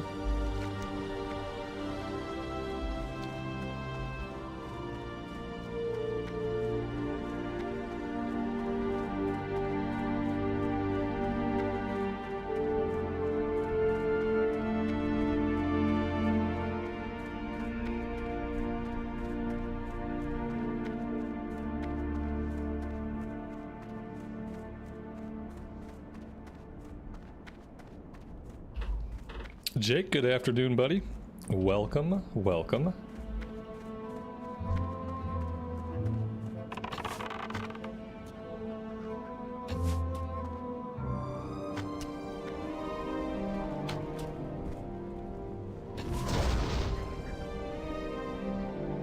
Will I play the Undead Mage? No. For Horde side, I'm going to try the Hunter. We're going to find something more fun to play on the Horde side. That's an easy one. I'm not going to play the Mage anymore. I'm going to find something more fun to play on the Horde side for when we play Horde side. Which will probably just be weekends and whenever I want, and just randomly maybe throughout the week if I'm bored of the Alliance stuff. Like, I don't know when. I don't know. Assume I don't know anything. Assume that my own thoughts are foreign to me and that all my plans are unknown. But yeah, when I play Horde side right now, it's not going to be on the mage. I'm just not enjoying the button pushing. We got to find something that's more fun to push the buttons. So maybe it'll be this hunter. I'm hoping that maybe it will, but I don't know.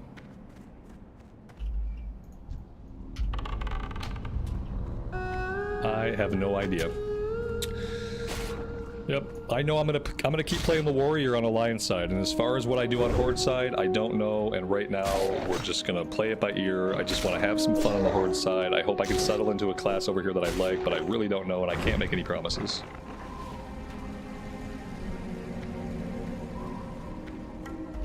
Did they ever add achievements to WoW Classic? You don't get achievements until I think it was Wrath of the Lich King added achievements.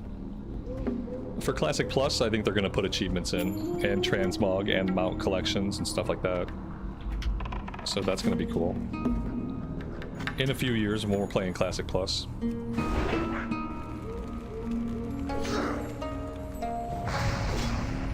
The Warrior is the only thing I'm playing on Alliance right now.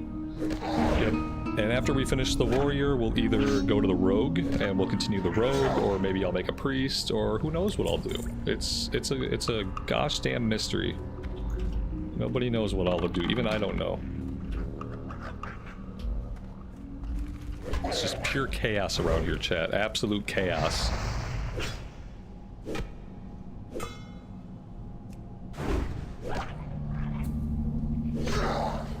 Eventually, Mist of Pandaria will be out, and then there will be even more chaos.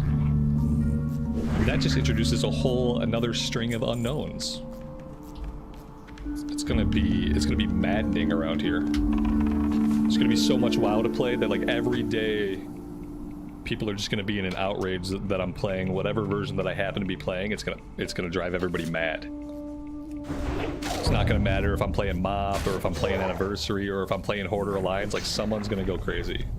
It's gonna drive somebody absolutely nuts that I can't be consistent. Why can't I be consistent? I don't know, why can't you be consistent? Look inward. I'm okay with being inconsistent. I think that's the problem. This is like, WoW characters are the one thing in my life where I'm inconsistent. With everything else in my life, I'm a completely OCD. I have to do the same things at the same time, the same way, every day. Otherwise, it bothers the hell out of me. And so with WoW characters and with WoW versions, that's the one part of my life where I let chaos and feeling and emotion and desire play a role. Because the rest of my life is very fucking orderly. And I literally abide by like a schedule, and it's just like everything has to go off the same way every day. But in WoW, I can get on and I can decide, damn, you know what, today I want to play some Horde. You know what, today I want to play a Warrior. Like, that's the place where I can do those things. And so, like, other people may strive for consistency in the version of WoW they play and in the characters they play. They might, for themselves, feel like they need consistency, but I don't feel that way.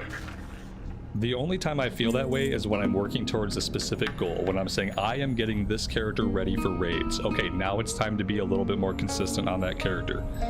It's only in times like that, when I have a clear endgame goal that is approachable and soon, and then I can say, I'm going to be more consistent about this or that. Failing that kind of goal, it's the place where I can just do what I want.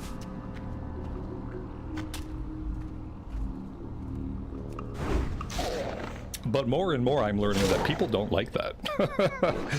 And when people don't like things, it causes me angst.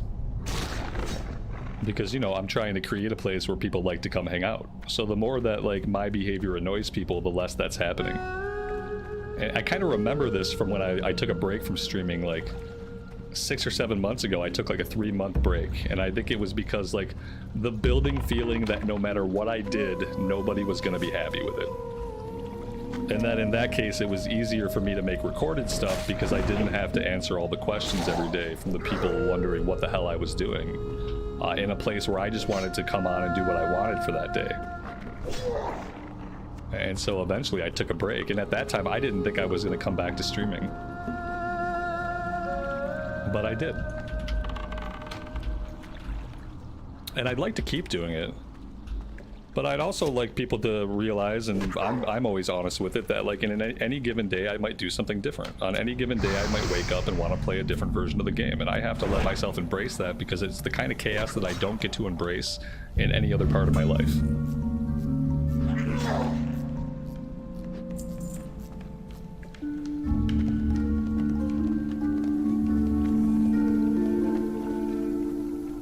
And people will always complain. Yeah, that's the thing I realized. Is that like people will always complain. I could put 60 hours straight into a character and play nothing else, and then as soon as I pick something else up, people are like, oh, you're done on that character? Character's done? Character's gone? Gone character? Deleted? Gone? It's like, no, just today we're okay, yep, character's gone. Yep. That's how it works.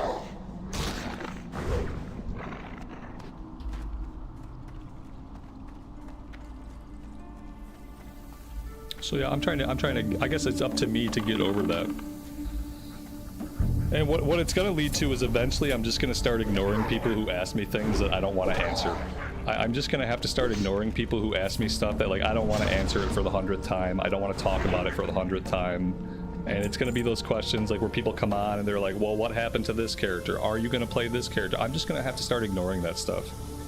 Because it's like when I try to address it and try to explain things to people, like it doesn't seem to help, and it just like it gets me into a bad mental state where like I feel like I'm doing something wrong by coming on here and playing the character that I want to play that day, and I don't want to feel that way, and I don't think anybody wants me to feel that way. That's not their intention when they ask those questions, but it's a result that happens when I try to answer those questions, even though it's not anybody's intention. And so I think the way forward is that I'm just gonna have to start ignoring it. And somebody comes in and they want to know what happened to a certain character, maybe someone in chat can explain it to them, or maybe they'll just stick around and figure it out, or maybe they'll decide they don't like the inconsistency of the channel and they'll go find a channel where the person plays the same thing every single day and never deviates. Like maybe that will be what has to happen when I don't answer them.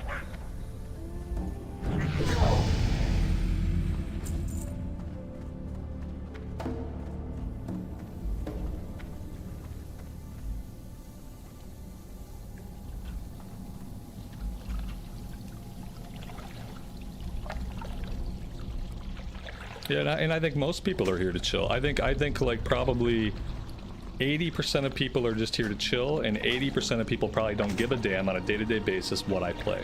Unless I play their least favorite version of the game. You know, maybe if I play someone's least favorite version of the game, maybe that day's gonna suck for them. But it's like that's the non-vocal majority. But there's always a vocal minority who, like, I don't even know if they really care. You know, it's hard to say that they really care. They probably don't really care. But there is a vocal minority who speaks up anytime I make any changes to anything that I'm doing. And so, yeah, I think the recourse for me is just to not field those questions anymore. It's really all I can think to do.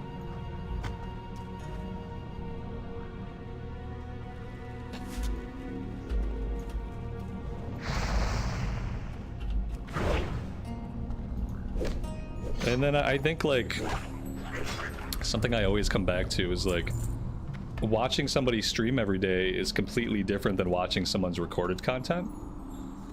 And so I feel like it's the difference between like talking to somebody sometimes and living with somebody.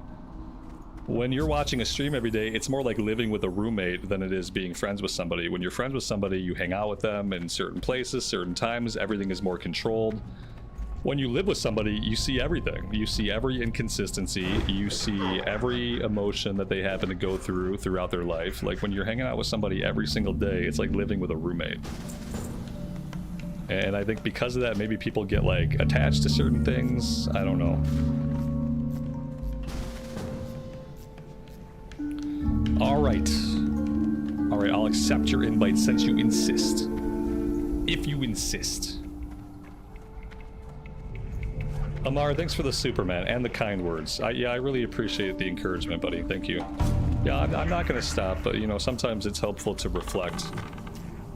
To try to figure out, like, if I'm feeling a negative thing, then I have to, like, figure out what the source of it is and how to change it. And this is one of those things where, like, today I thought, oh, today I'll play some Portside. It'll just be fun. It'll be a nice change of pace for people. Everyone's going to be happy with that. And no. Everyone wasn't really happy with it. It just led to a bunch of the same old questions. Ember, thank you. I appreciate that. Yeah, I'm just trying to have a good time. I thought today, with today being a day that I don't normally stream, that's mainly why I'm doing Horde side stuff today. I felt we did 11 days straight on the Warrior, and I thought that was pretty consistent for me. 11 days straight, 6 hours a day, I felt like that was pretty good. Maybe if I want to stream today, maybe I'll play something else. People are gonna really wig out when I have to go back and start playing some Cataclysm or Mop. That's gonna drive people batty. I don't even know how to do it, but the time is coming. At this point, I already don't think I'm gonna play in the pre-patch at all. I might try to record some monk leveling in a pre-patch, but I already think I'm not gonna go back for pre-patch.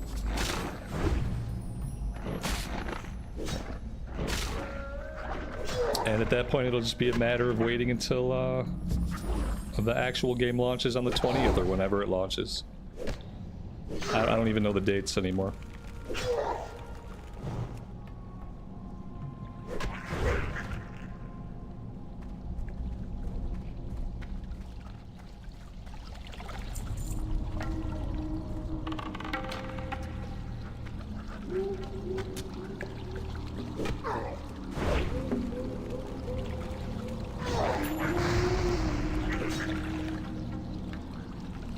I should leave the group. Yeah, the only reason I'm in the group is because I'm looking for a named guy. I don't even know where this group is. They're like so far from me. They're probably killing the named guy right now. I don't even know if I have a way to get to them. But yeah, the experience is sucking.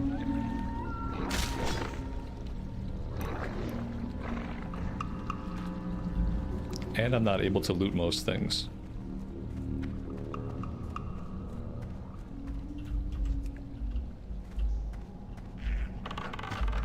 Oh god. I've made a terrible mistake. I need the help of the group. This group is nowhere to be seen. Where the hell are these people? Like, where are they? It said they were down here, so I jumped down here, and they're not down here either. I don't know where the hell they're at. Oh great, there's more enemies over this way. I'm surrounded by enemies. I don't have any help. I feel like I'm about to die in this cave, chat. Pretty sure I'm gonna die in this cave. I don't have any idea where this name guy spawns. Oh, here, is this my group? Okay, here's my group. Well, there's 4 of us now. We still can't find the named guy. It's fun. Maybe he's down here somewhere.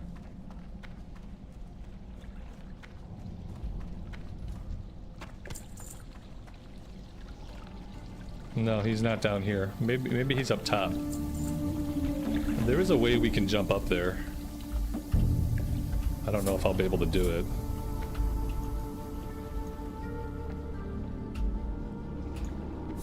It's not gonna really help us because our pet is not gonna be up here with us. Well, there we go. We meleeed him down. Inventory's full. Okay, good. That's perfect. Alright, I think I'm gonna hearth out of here. I think that's our best bet. Let me say thanks to the group. And I'm gonna bounce.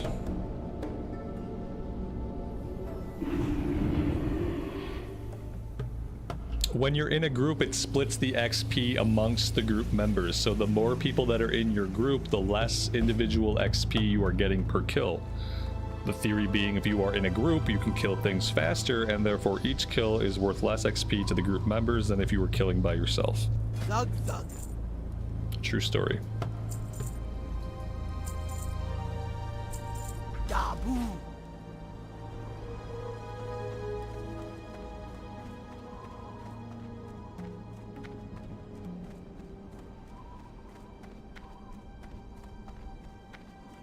Look, Tom.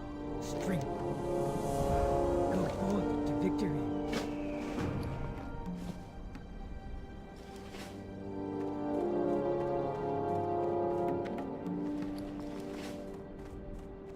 Hey there. You be careful, man.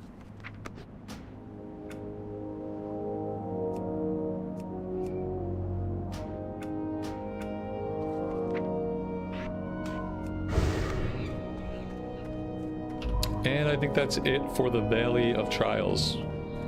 We are level 5 and not even 5.5, so we have some serious grinding to do. I think I want to pick up skinning. Loktar for the Horde. And I think to do that we probably have to go all the way to Orgrimmar. I don't think there is a skinner anywhere, which, you know, you'd think there would be. You'd think there'd be somebody somewhere in one of these villages that can teach people how to skin, but I guess not. Let's do that.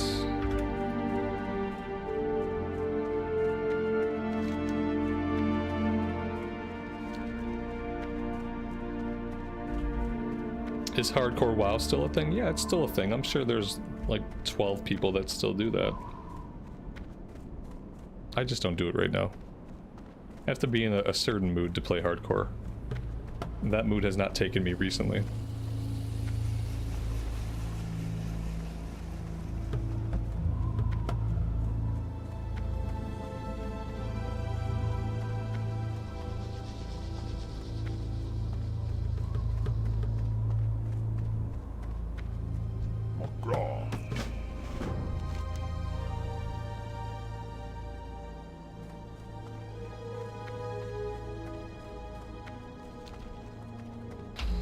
Yeah, unfortunately, if I want to do skinning, we have to do the long run all the way up to Orgrimmar.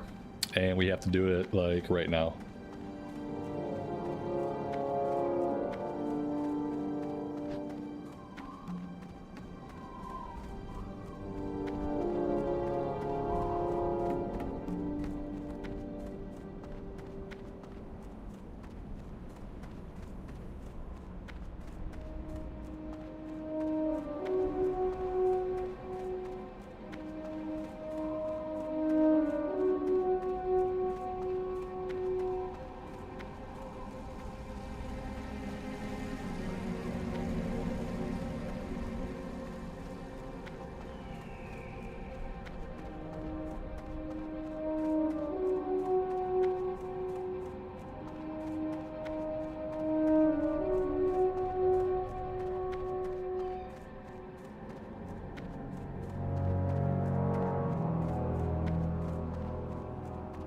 There are trainers in the cave. Not in the Valley of Trials. There aren't going to be any profession trainers in the Valley of Trials. Not in Classic. For skinning, I think we have to go all the way to Orgrimmar. If there was going to be a skinning trainer, they'd be somewhere in either Razer Hill or they would be in Sen'jin Village. There are some trainers, but there is not a skinning trainer, unfortunately.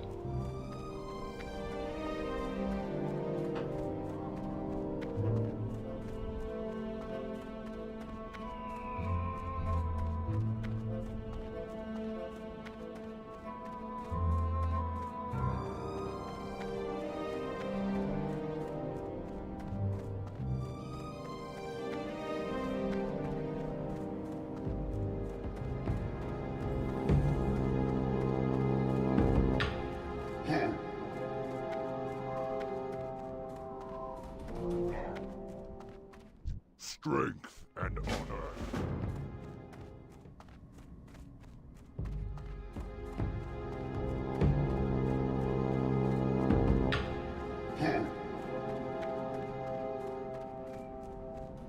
What can I help you with?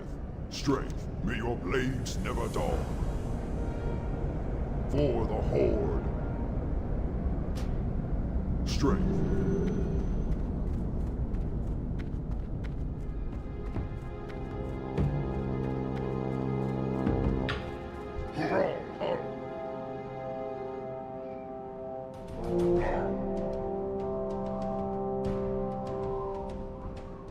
Yeah, we gotta go to Orgrimmar.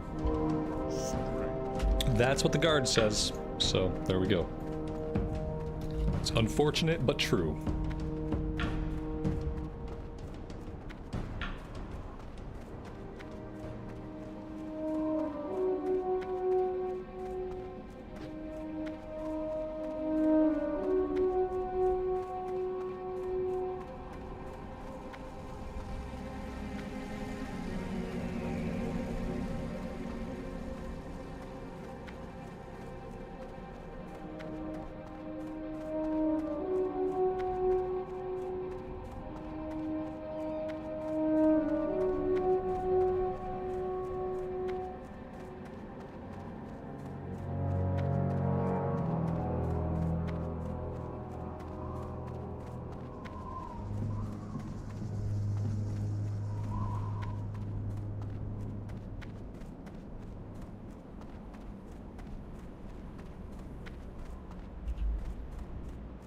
She's got some sturdy legs. It's because she doesn't skip leg day.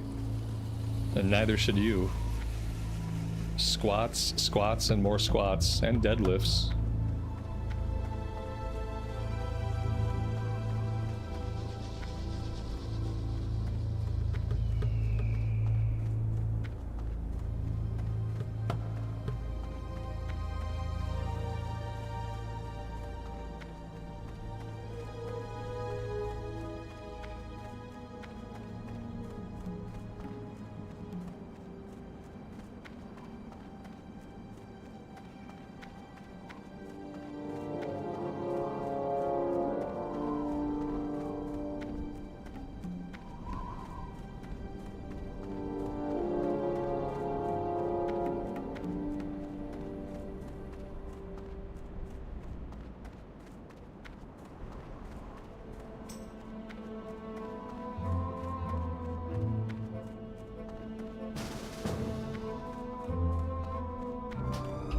Who are you? Explain yourself.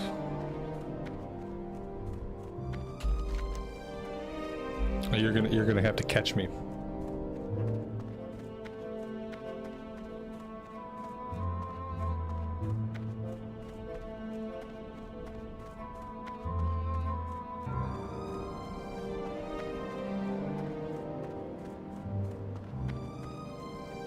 Oh, that's right. We gotta learn cooking here. I gotta send myself a little bit of money.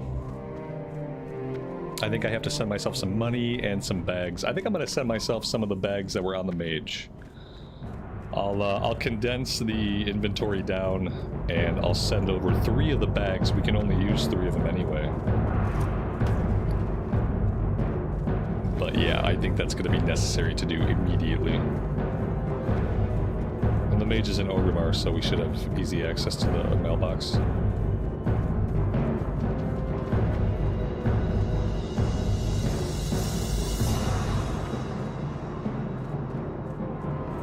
She's got 37 gold. We'll just send it all over. Alright, I'm gonna log real fast. I'm gonna pop over and do that.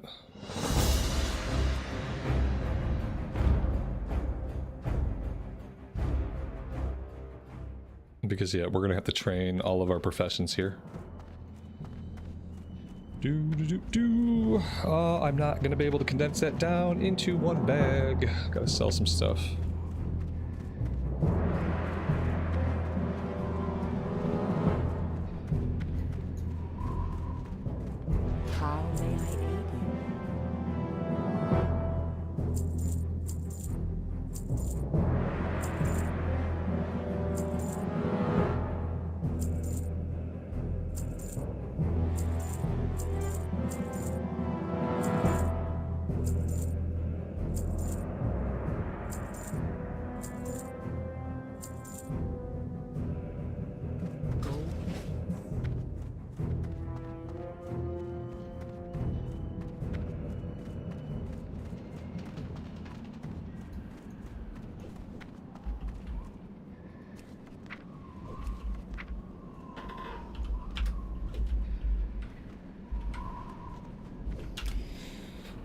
I need my special character. That's the pain about using special characters. Let's grab that. Okay.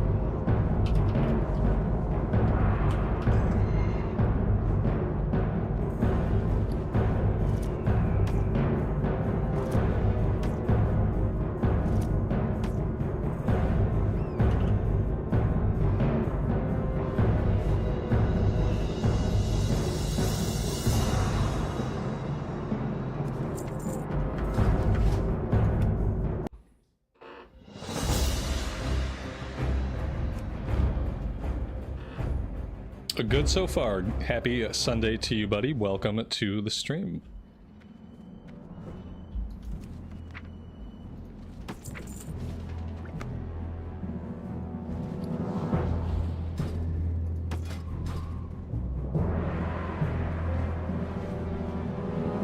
Proceed.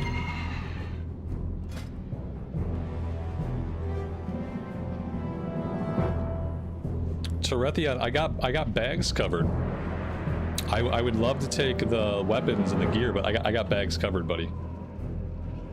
Yeah, I just sent over some 14 slaughters. I don't want to take your bags and not use them.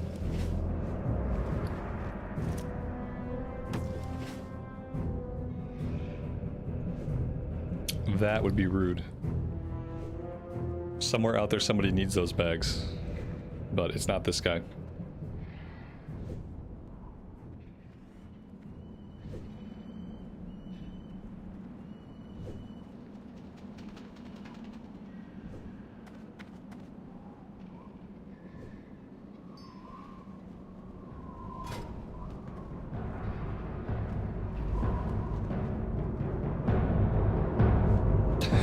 I don't know if he's watching the stream. Thank you, I appreciate it.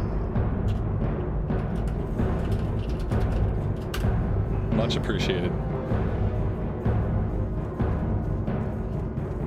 Very helpful. Gotta be level 6. Level 6. Alright, cool. Level 6. Dashing Dan, thank you so much, buddy. Appreciate it. What level can we tame beast? Level 10. And then we gotta do a quest chain before we can do it. Yeah, it's gonna be tough. Getting to level 10 on the hunter without a pet is tough. It's not for the faint of heart. Having a better bow is gonna help out a lot. Like, anything to help us deal more damage is gonna help out immensely. You come get the. Because it's not gonna be easy. You be careful, man.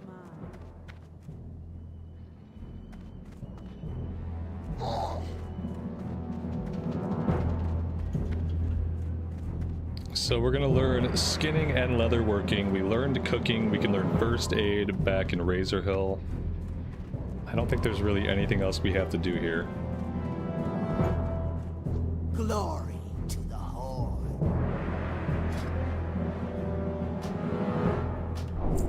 Farewell. What can I help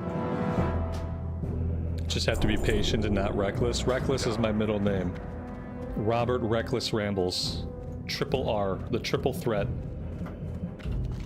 Yep, that's me. Incredibly reckless, out of control even. Unpredictable, chaotic, and volatile.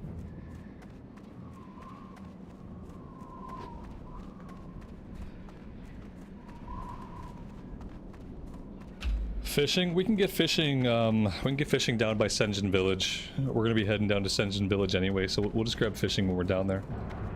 We'll have to get a rod off of the trade goods guy, but that's it. I'm probably not gonna start in on fishing today, but I will train it. We'll pick it up.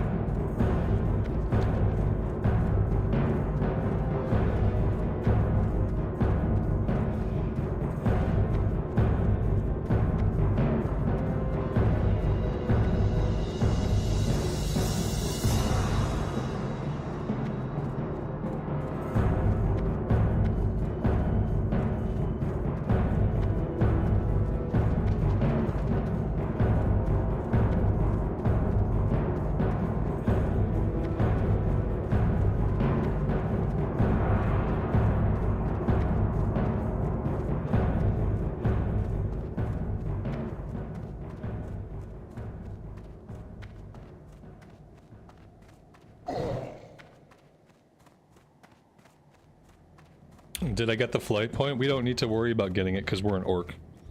We start with the Orgrimmar flight point. Eventually I'll have to go get the Thunder Bluff flight point. But for now we're good.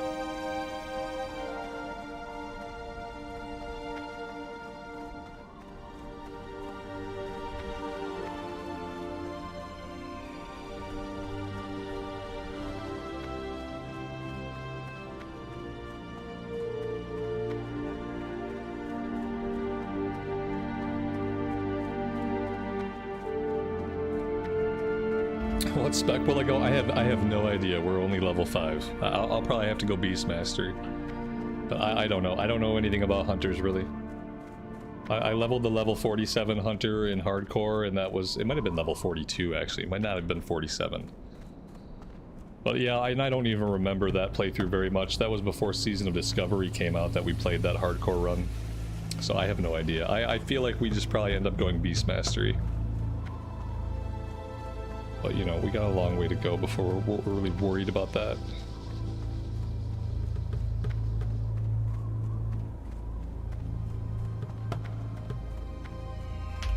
I will try to remember to pick up a skinning knife from the trade goods person in Razor Hill. Absolutely.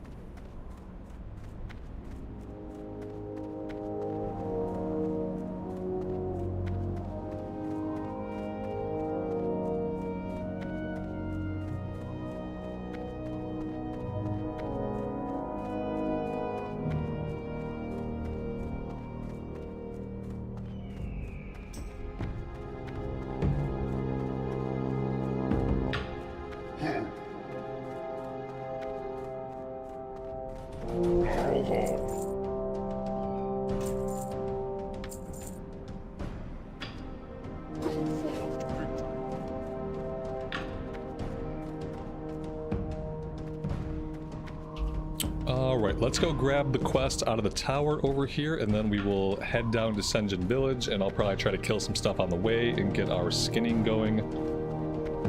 And like, the more we can grind, the sooner that we'll hit level 10, and the sooner we hit level 10, the better.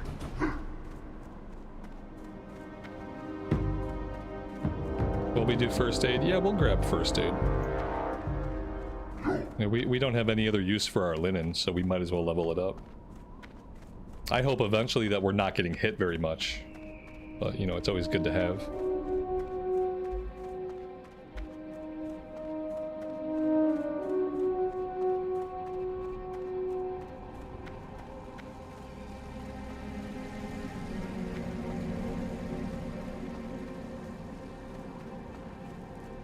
Blood and thunder.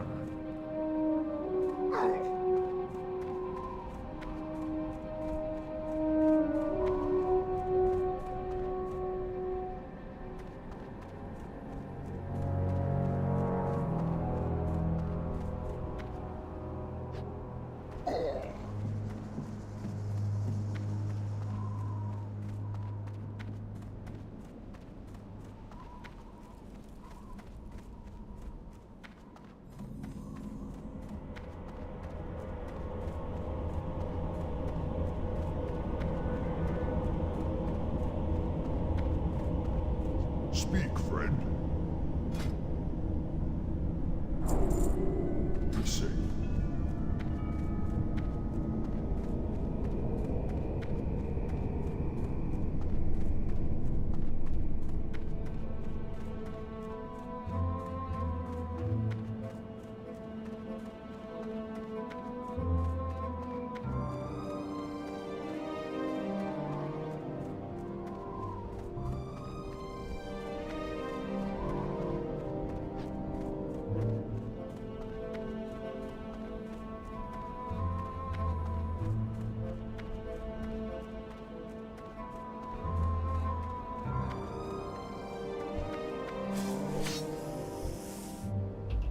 I was hoping we could skin the snake. Apparently, one does not skin snakes. Sad. We can skin little bunnies, but not a snake.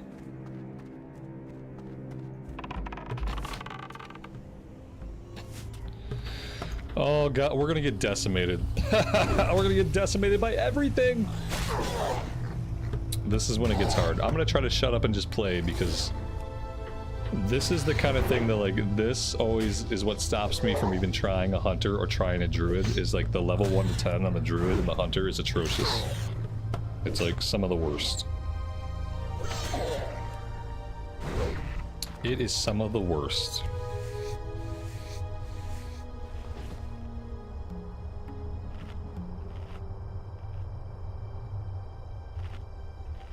And to add insult to injury, I'm out of coffee. I don't know if this works without coffee.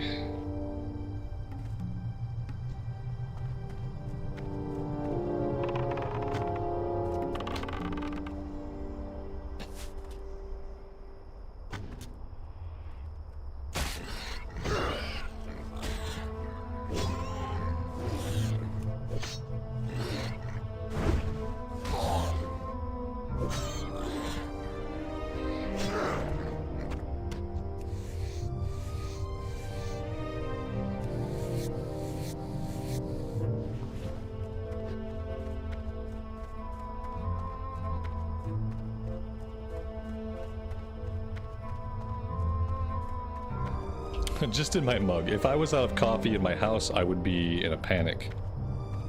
We just didn't have coffee. If we just don't have coffee, then there's bigger problems and I won't even be here. If there's no coffee in the house, I won't be here. I won't subject you guys to that. I don't even know what I'm like without any coffee, but it's not a person I want to meet. Not at this point.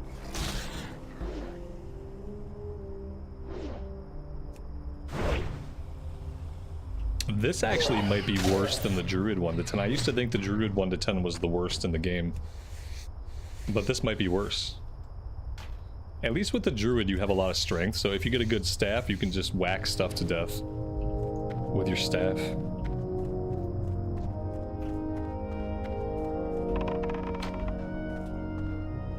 Hank, happy Sunday, man. Thanks for being here. Hope you are doing well.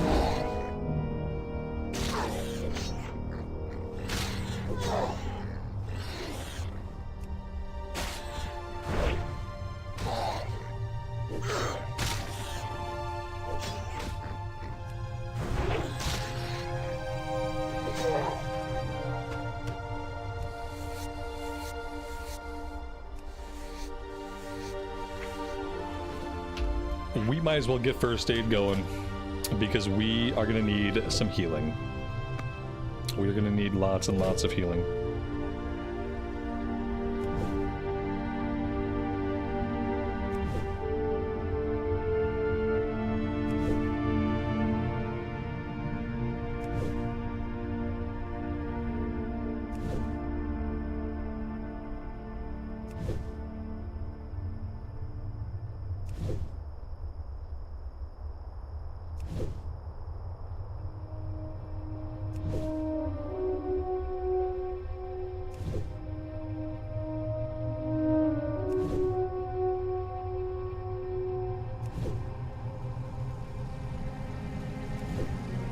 One second, guys.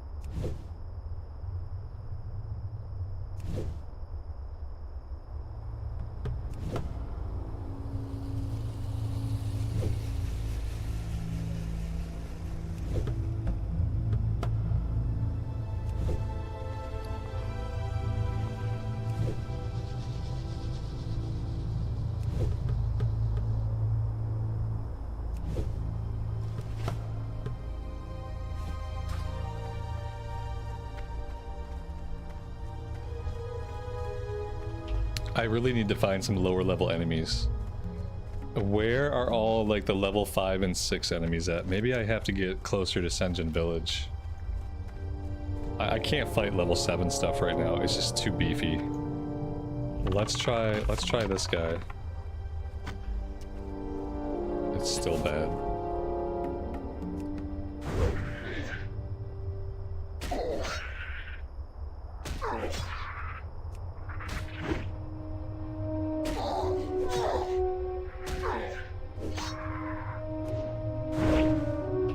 if we can get level 6, we have a new weapon, we have a new bow waiting for us. And then maybe with a new bow and a new weapon, maybe we'll be hitting a little bit harder. Here we go, level 5. Level 5 is really what I need. I just need to be grinding on level 5 stuff right now.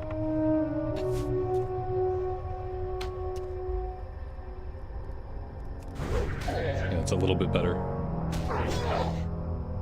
Yeah, I'm south of Razer Hill. Yeah, that's where I'm at. I think I have to go a little bit further south and maybe we'll start getting into like more consistently level 5 and level 6 stuff.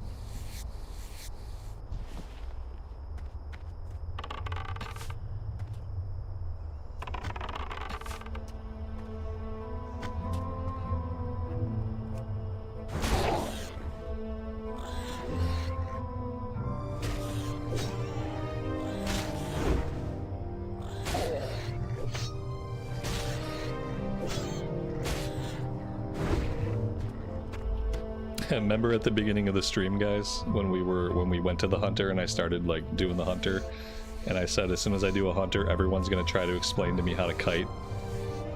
It's happening. Guys, I know there's some clever thing on the internet that explains how to kite these mobs and how to get a couple more. I know. I'm not gonna do it.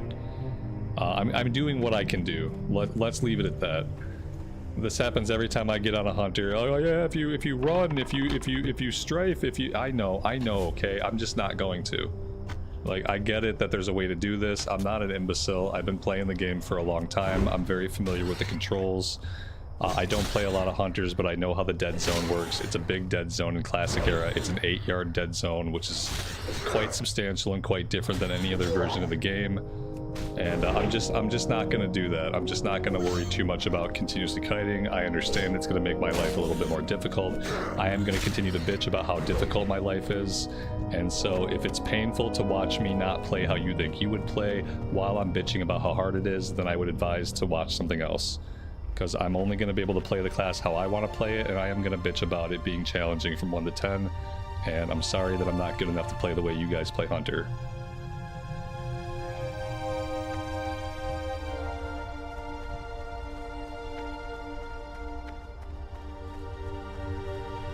Skin it, skin you. Alright, I'll go back and skin it.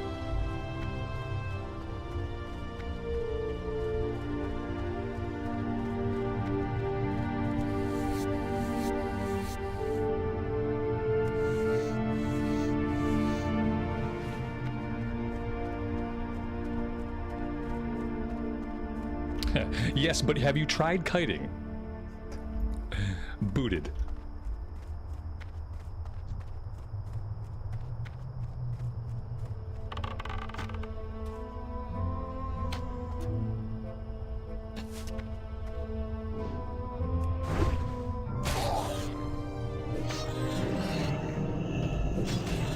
Guys, I got this. No, don't help me out. What's happening to these bros? I broke them. Chat, I broke these bros. They're borked. I've completely borked them. Sorry, guys. What's happening to you? Oh no! What in the hell? What were they doing? There are no bugs in this game, chat. This is a bug-free experience that we're playing. I don't know what they were gonna do. Like, I don't know if they were planning to maybe help me out, but they failed. They failed at whatever it was they were trying to accomplish.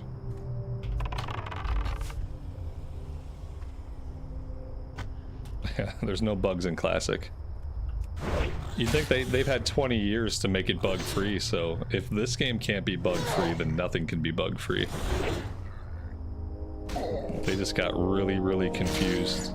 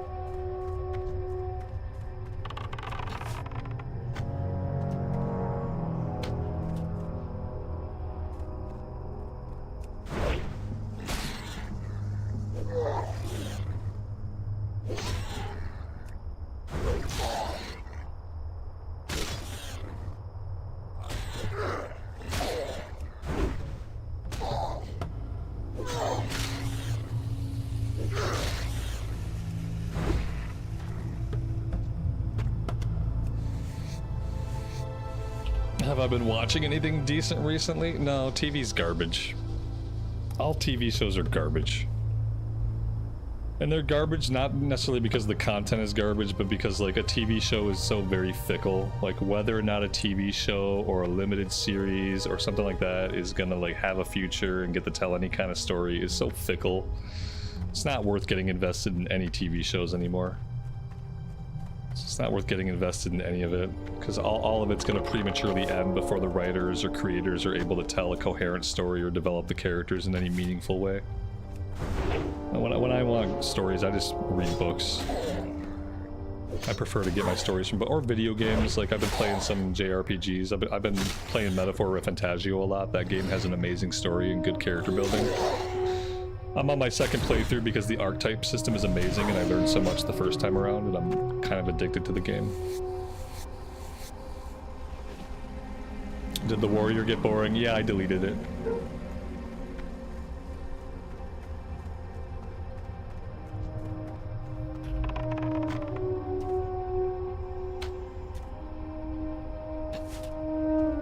I wanted to watch The Punisher, but they canceled it. Exactly. There's no reason to watch anything. Don't watch anything.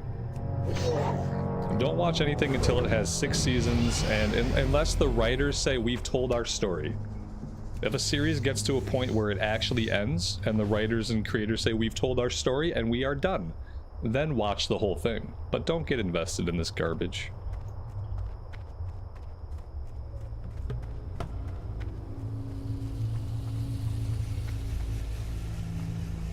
Yeah, everything's gonna get canceled before the story gets told, or one of the actors will say something that the producers don't like on social media, and they'll have to change actors. Now it's a different person playing somebody, or now the show is drastically different because they had to write a character out. It's just not worth getting invested in any of it. That's how I feel. To each their own. I'd rather do other things with my time. I'd rather just play more video games, read more books. Have I played Expedition 33? No, I'm waiting on Expedition 33 because I'm not good at the game. I can't fucking dodge or parry to save my life. That's why I played like turn-based games back in the day. I got really into JRPGs and turn-based RPGs because I suck at parrying, I suck at dodging, I suck at jumping puzzles. And so it kind of offends me that they took a genre that was like my safe space and they put such hard parry and dodge mechanics into it, to the point where the only substantial way to deal damage to enemies is to parry. You can attack them with normal attacks, but the real way to kill enemies is to time the perfect parry, and I can't time a fucking perfect parry to save my life, literally in this game, because if you don't parry shit and you don't dodge shit, you will die. And so no, I don't think I'm gonna play Expedition. Because I can't play it on story. I don't get any joy playing it on story mode and just ignoring the mechanics, and I can't get good at the mechanics. I've tried getting good. I put like 7 or 8 hours into it, and I can't dodge a single thing. I can face the same enemy over and over and over again. I'll never get that fucking parry. So no, probably a great story that I'll get to miss out on, and I'm okay with that. Like I said, I'm low-key offended that they put that shit into my turn-based RPG.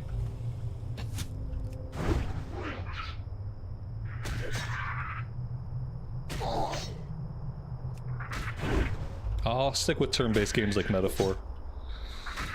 Yep. I'll have Persona 4 Revival come out in like half a year or so.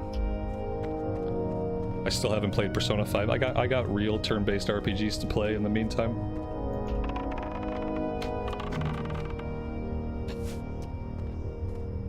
Baldur's Gate 3, I suck at Baldur's Gate 3. I couldn't make heads or tails of Baldur's Gate 3. I kept trying to play Baldur's Gate 3 like it was XCOM and shit, like I was supposed to have Overwatch. Like, I can't play a game like that without Overwatch mechanics. My brain just doesn't make any sense of the combat. Baldur's Gate 3 combat was like, just, I couldn't get it. I don't know D&D, I don't know D&D rules, I don't know D&D abilities, I don't know D&D classes. And it felt like coming from a place of having no idea about D&D, like I just was at a complete loss. Yeah, I kept trying to treat it like a game with Overwatch, and you can't play it like that. You just get decimated because you don't have Overwatch. There's no Overwatch mechanics. So no, BG3 is another game that I'm just not good at it. I don't know if I'll ever go back and play that one. We hit level 6. Dashing Dan, thank you, man. I appreciate that. Yeah, I'm obviously paying a lot of attention today. Super focused. There we go. So the new bow and the new axe will help us out quite a bit, I think, as we slowly grind our way to level 10. What about Rogue Trader? CRPGs are so dense. They're just so dense. They're so dense, and there's so much reading and so little voice acting in most of them. If I'm gonna read thousands of pages, I'm just gonna go read a book. If I'm gonna do that much reading, I'm just gonna pull a book off the shelf and I'm just gonna read a book instead. It's a lot of reading. And that's kind of the same thing. You have to be very familiar with CRPGs, and you have to be familiar with like how that studio does their combat. Like, you have to be familiar a lot. You can't just jump in and have any fun with it. It feels like they're very inclusive to people who already know how to play those games, and if you're coming at it from the outside, your first playthrough is probably going to be complete garbage. Maybe by your second or third playthrough, maybe you'll have like some idea what's happening, and I just don't have the patience for it, I guess.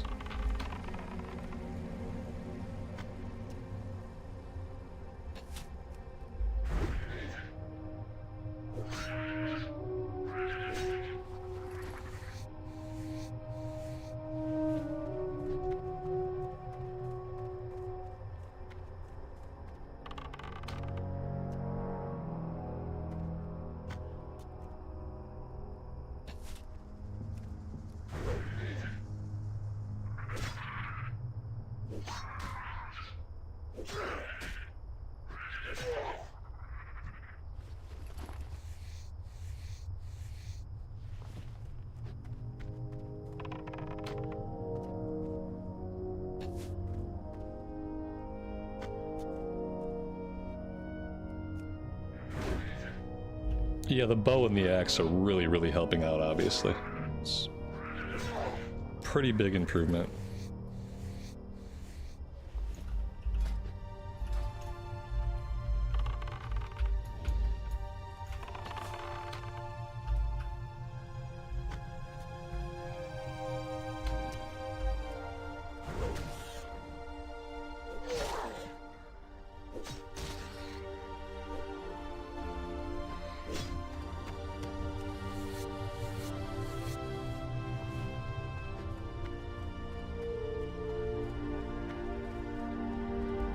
We might also have access to Arcane Shot. Yeah, we might, but that involves going all the way back to Razer Hill. Let's pick up the quest here and see like what we want to do. Maybe we will have to go back and get Arcane Shot because maybe we need it for the kill rate. Armor enchantments with other working. Yeah, I'm sure we can make some armor patches. That's probably a thing we can do. Can probably do some cooking if we want.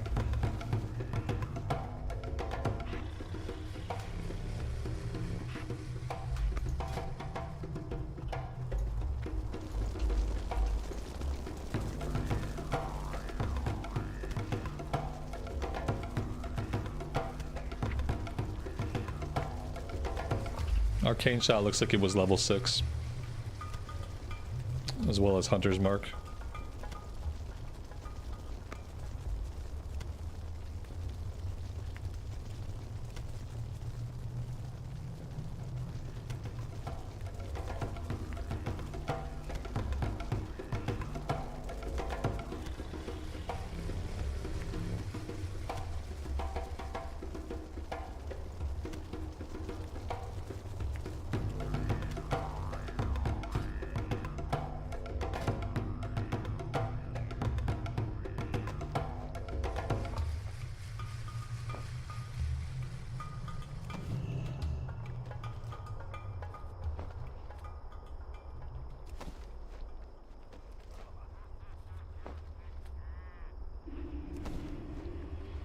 I think we are just going to run back and get Arcane Shot. I'm not ready to tackle any of these quests yet anyway. With us feeling so underpowered, like, I'm just not ready to tackle any of it. We're going to grab the quest here. We'll just kill our way back to Razer Hill. We'll just do the same thing we did on the way down. We'll just kill a bunch of stuff, skin it, and then we'll learn Arcane Shot. That's going to help us out a lot. Yeah, Tim, we're on an Orc Hunter today. Happy Sunday to you. Welcome to the stream. Hope you're doing well. Why would... Coxie, I see what you're saying, man, but like, why would I go back to the starting zone? Is it just that you think it's faster, I guess? Like, yeah... It could be a little quicker, I suppose. Yeah. Either way, it's a run. But you might have a point. It might be a little bit quicker to go that way. Relax. Let's see. Then again... But then again, we opened up a few quests back in Razer Hill. And maybe I want to grab these. Break a few eggs we need. I think I gotta go back anyway to grab the break a few eggs quest. So we might as well just go back.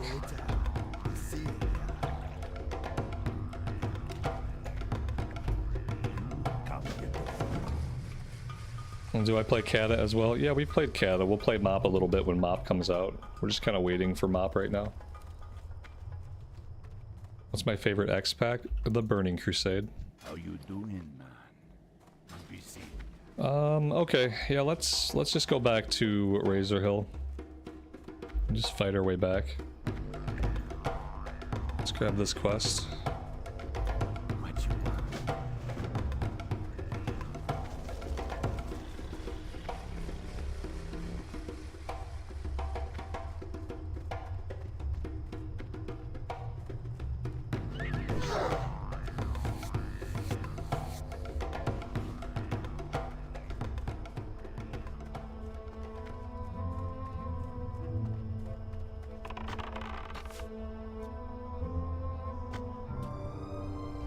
Favorite in-game music? Probably the Eversong Woods music or the Ashenvale music.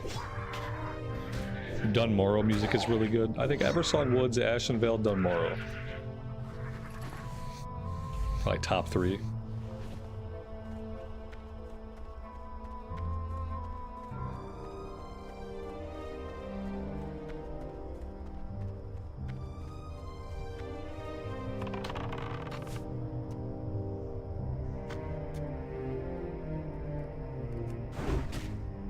The Eversong Woods is basically Lord of the Rings music. Yeah, it really is.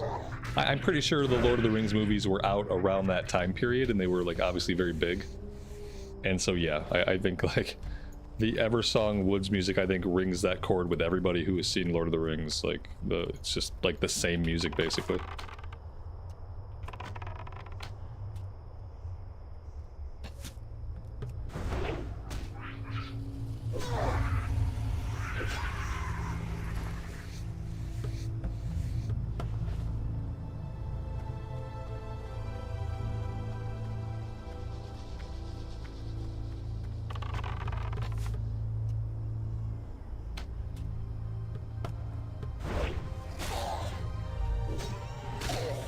Guitar Junkie, happy Sunday to you. Welcome to the stream, buddy.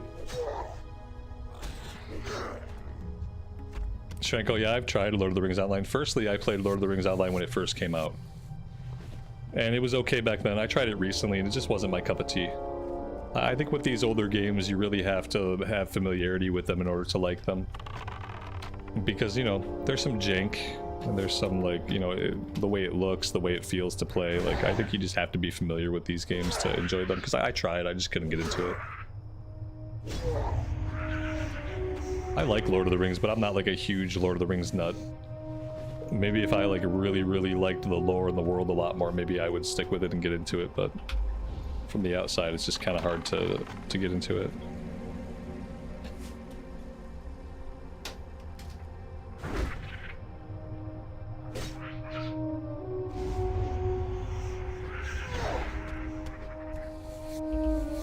There's a cooking recipe for all of these scorpion stingers, so as we're just mindlessly killing these guys, we're doing skinning, we're getting cooking stuff, and we're getting XP, so I feel pretty good. I don't think I'm going to grind all the way to 10, but I think like doing some additional grinding on this character is going to really help out.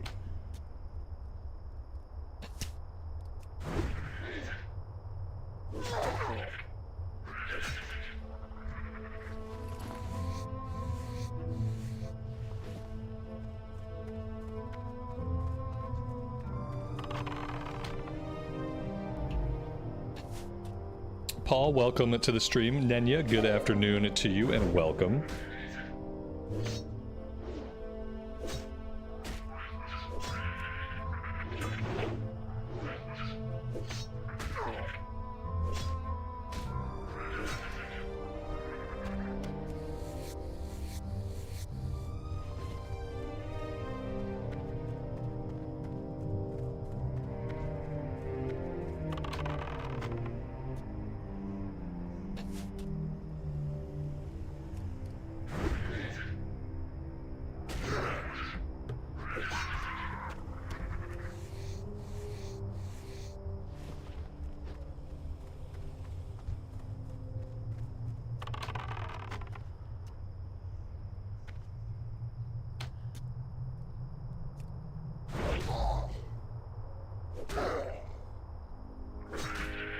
Tim, thank you very much for the super chat.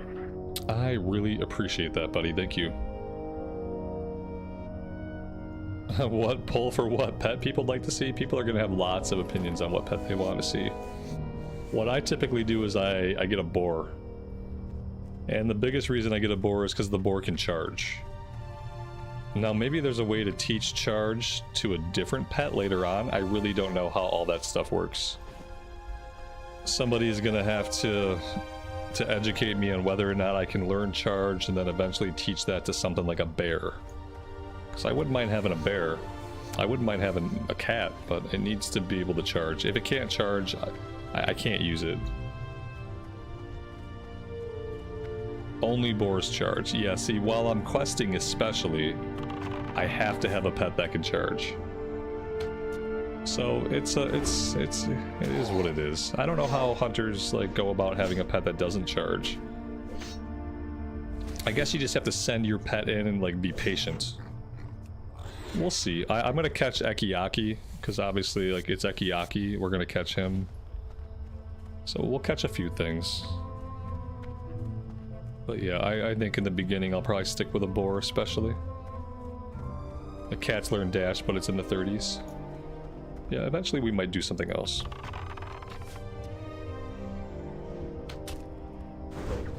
Yeah, just send the... I always keybind my pet attack. I always keybind my pet attack to tilde. So I'm always set up to have my pet go in and do his thing first. Actually, what I'll probably do is I'll probably bind pet attack to Hunter's Mark macro. Yeah, we'll probably do a Hunter's Mark pet attack macro that I can tap to get the pet to go in. It feels like that'll work.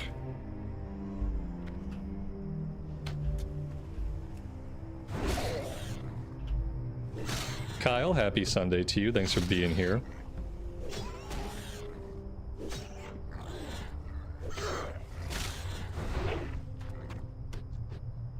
I don't get as interested in pets as hunter people are going to want me to be honest. I don't get very interested in them as far as like, you know, pet preferences. I'm not really a pet person.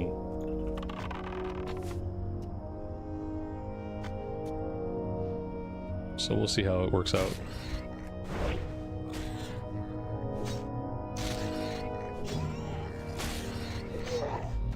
Dragon's been we layered? Invite me to a group.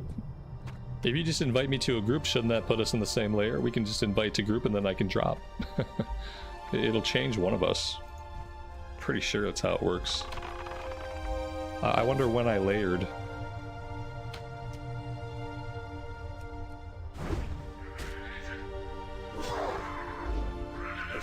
Alan was taken. Good afternoon. Happy Sunday to you and welcome to the stream.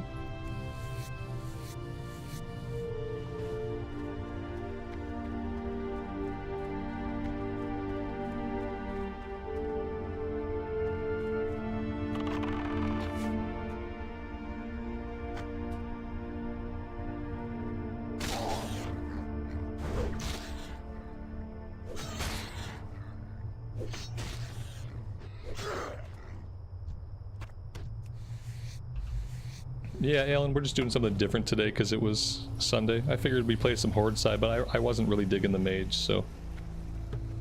This is an effort to find something on the Horde side we can play occasionally that I like. For whatever reason, the button pressing on the mage was not doing it for me. I kept finding myself avoiding combat and like skirting around enemies and stuff, and I don't like to do that.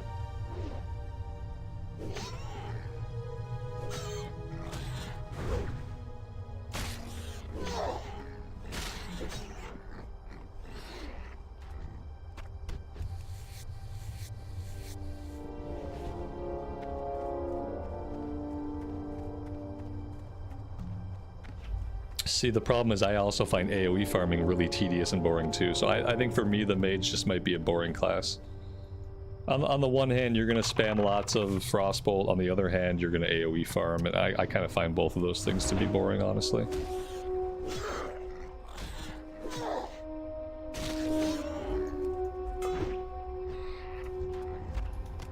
I think I would know that about myself by now. Every once in a while I try to play a mage or warlock and it never really works out. The priest is the only caster that I have had success leveling to high levels and actually enjoying the moment-to-moment gameplay.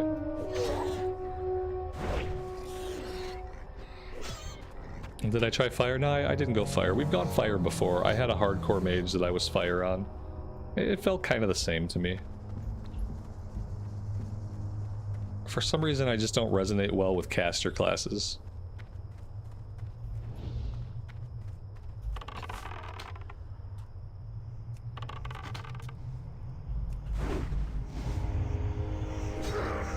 Everything's fun for somebody, but, you know, individually, each person doesn't find everything fun. But yeah, the warlock is fun for someone. Like the mage is really fun for somebody, just not for me.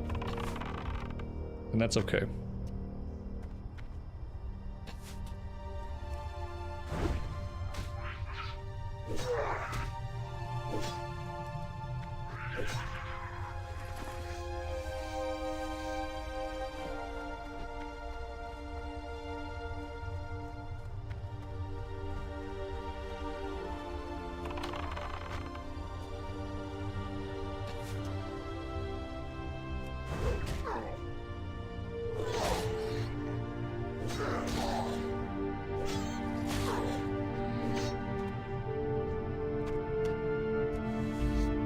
Can't wait for the TBC pre-patch. You're going to be waiting a long time. Yeah, unfortunately, you do have a long wait. And you will wait. You will wait, and you will like it. Because you're going to wait for like a calendar year.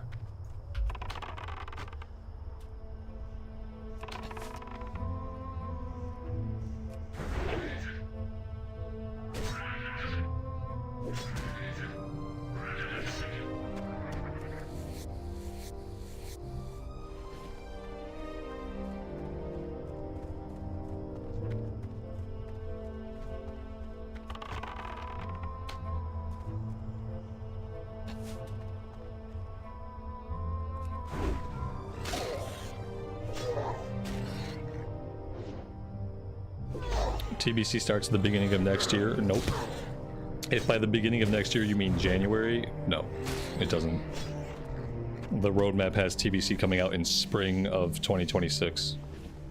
January, the beginning of next year, is not spring. Spring starts in April. So no, unfortunately TBC does not come out at the beginning of next year. It's going to be a wee bit longer. According to the roadmap and everything they've said. Everything they've said recently has been spring of 2026. Spring of 2026. Either way, you got a while. Yanko, good evening to you and welcome to the stream. It was winter originally and then they moved it back. When they first announced Anniversary Realms, they said TBC would be winter of 2025, but it got moved back pretty quickly to spring of 2026. Yeah, stuff changes all the time. It probably conflicted with something they wanted to launch for retail or something they wanted to launch for MOP, and so they had to move it back. The release of Classic is always going to come second to the release of anything else. And they're not going to double up on releases or have releases happen too close to each other, so if something has to be moved, they're always going to move something like the launch of TBC Anniversary before they move the launch of anything else. It's just how it is.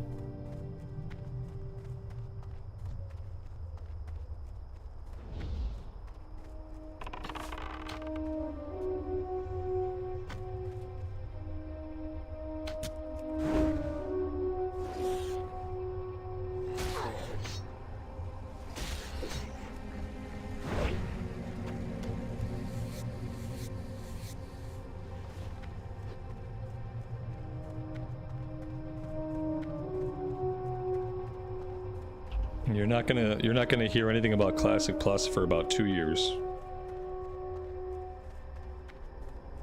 Yeah, probably. Yeah, I don't even want to speculate. It's gonna be at least 2 years before you hear about Classic Plus.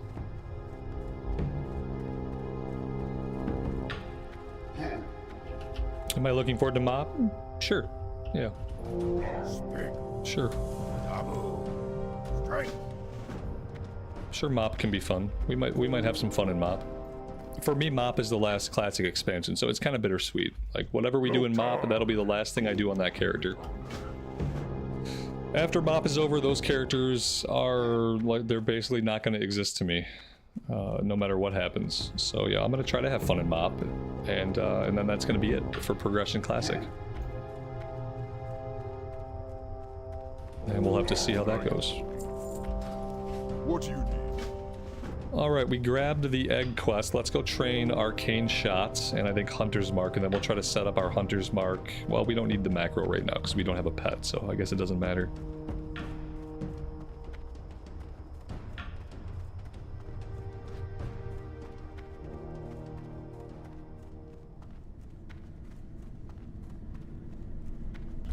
My trainer is somewhere else. Where is my trainer? My trainer is actually in the hovel that we just crawled out of. Because I am a hunter.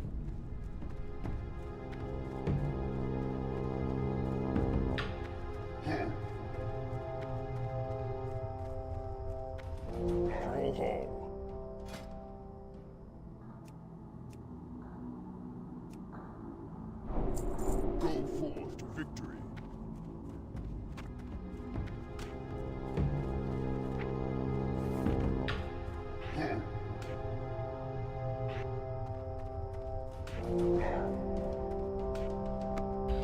Alright, that's going to make a big difference in how fast we kill stuff. I need to refill my coffee and get some water, so I will be right back.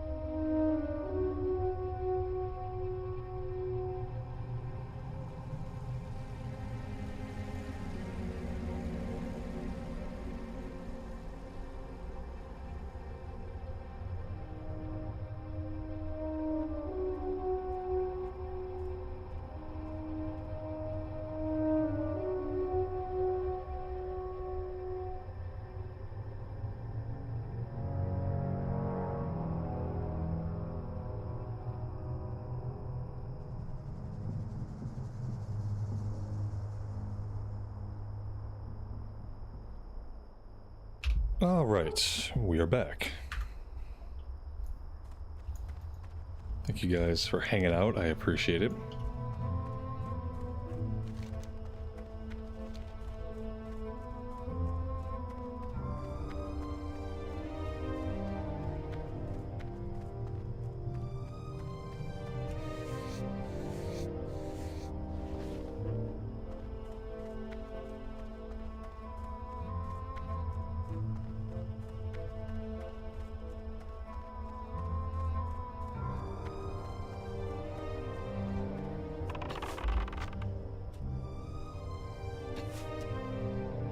Jean-Paul, I have been well.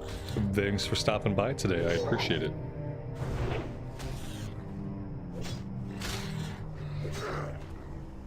Have I heard about that game, Ashes of Creation? Yeah. Yeah, it's been in development for about 10 years. It's one of those games that will probably never come out to full release. Very likely they'll just keep taking money from backers. They'll keep doing alpha wave after alpha wave and selling alpha access to people for hundreds of dollars. 5 more years down the road, the game still won't be out to full release. And eventually the studio will dissolve because it's hard to keep a studio together for 15 years when the one game you're making doesn't actually ever come out. And then you'll never hear about it again. Sad but true. That game is stuck in just development hell, and it will probably never be a real product.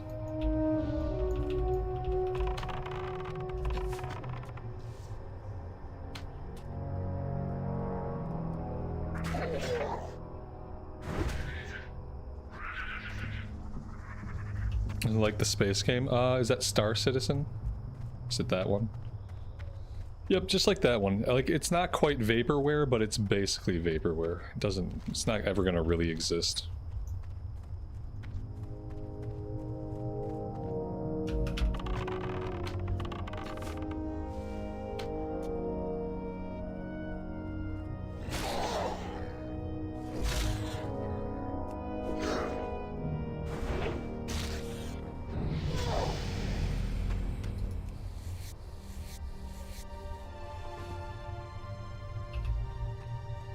If you're gonna take a long time to develop a game that's gonna actually come out, like a long time to develop a real game that comes out is like 6 to 8 years. If it takes you 6 to 8 years, like, you've probably made a really huge game and like maybe the game comes out. If you pass the 10-year mark on developing a game, the game's probably not ever gonna come out. 10 years is a long time to be working on one game when you're redesigning and adding features and you're changing engines. In that time, you've probably had to hire people and fire people and replace people. It's not gonna happen.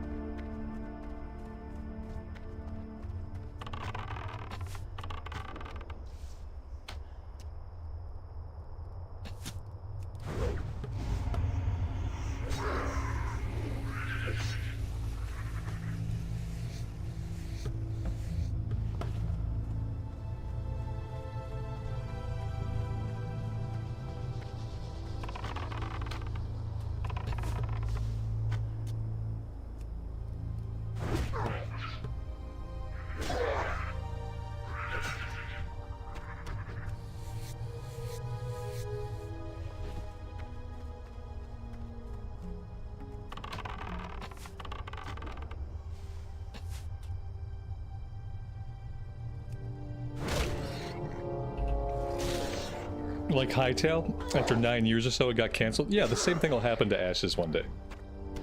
One day they'll do a big post online about how the game's being canceled, how the studio's dissolving, and everyone's gonna act really surprised and shocked. I can't believe it. I can't believe that they're shuttering the studio. I can't believe after working on a game for 12 years and not being able to actually release a beta that they would just stop. It's like, oh, why is that surprising?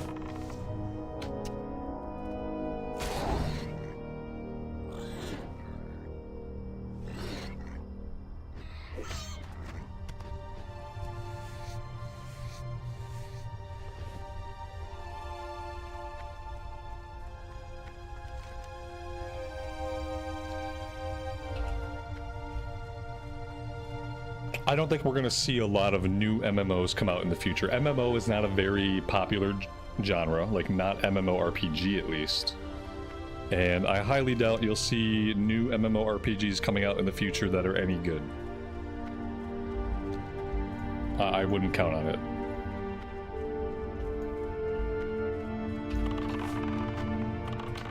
The MMORPGs that are currently out, like they basically have it. You know, they've got the market in hand. There's a game, if you like MMORPGs, there's a game out there for you somewhere, whether it's old school RuneScape, or it's Final Fantasy 14, or it's Guild Wars 2, or it's Final Fantasy, or it's World of Warcraft classic, or retail, or middling classic, or there's already an MMORPG for everybody who wants to play them. There's not a market for more of these games that take 10 years to make, that by the time they come out, they're basically already obsolete. There's no market for it. The pie can only be split in so many ways before eventually you run out of pie. Something like that. Some kind of food-related analogy.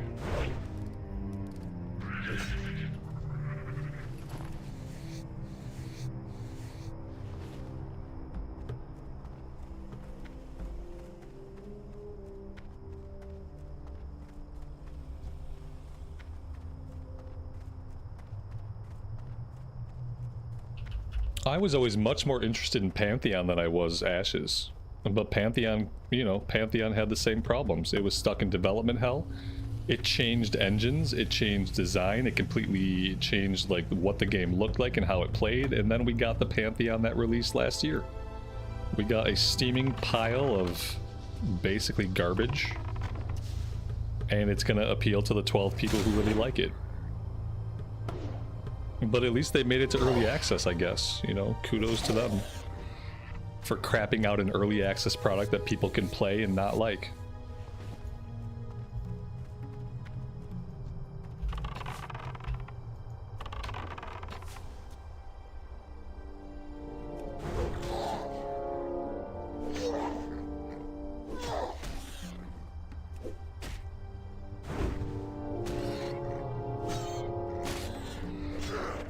I heard somewhere that they're doing a Neverwinter Nights 2 remaster. Is that true? Are they actually working on a Neverwinter Nights 2 remaster? I missed Neverwinter Nights back in the day. I never played it. I completely missed out on it. But maybe I would check out a remaster.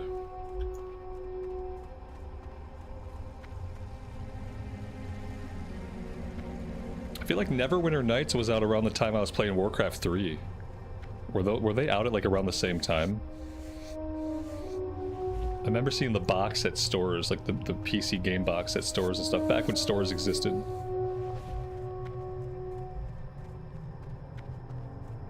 So that could be cool. That's not an MMORPG, I don't think, but could be something fun to play.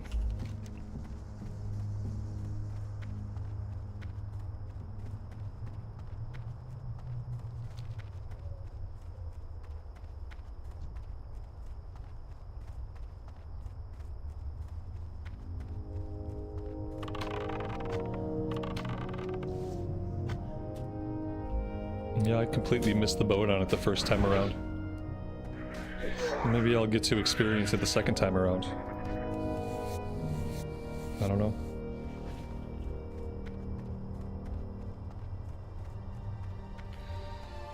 Alright, against my better judgment, we're gonna try to do these quests. At least we're gonna try to do some of them. We're probably not gonna be able to go to the Echo Isles until we have a pet. I don't really know how we're gonna manage that. But we're gonna have to see. Yeah, I can't imagine going to Echo Isles without a pet. Just thinking about the mob density and running into trolls and stuff like that. Seems like it would be a real pain in the butt. How you doing? But I'm not sure we can hit level 10 without it, without a bunch of grinding. Neverwinter Nights 2 released in 2006, okay. So maybe not around the same time as Warcraft 3, maybe around the time that you would see box copies of WoW. I'm old, I can't keep time straight, so It's not a big surprise. Not a big surprise that I'm wrong.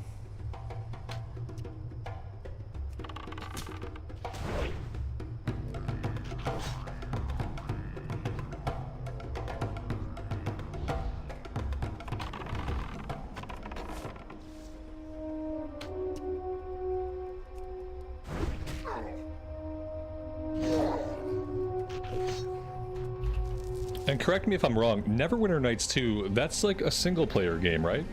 It's not an MMO, right? It wasn't like an online RPG at all? Because yeah, when I say I missed the boat on it, I mean I completely never played it ever. I was always aware of it, but never touched it.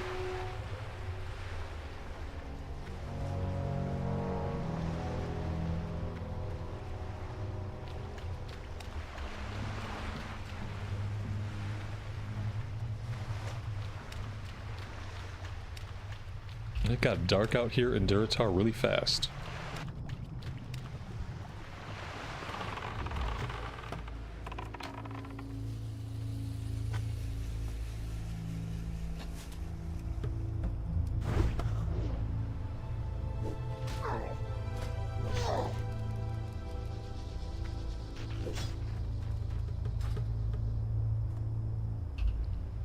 Yeah, it was similar to Baldur's Gate. Okay. Cool, cool, cool. I gotta look up some info on the remaster, see if there's like a release date and stuff. That could be fun.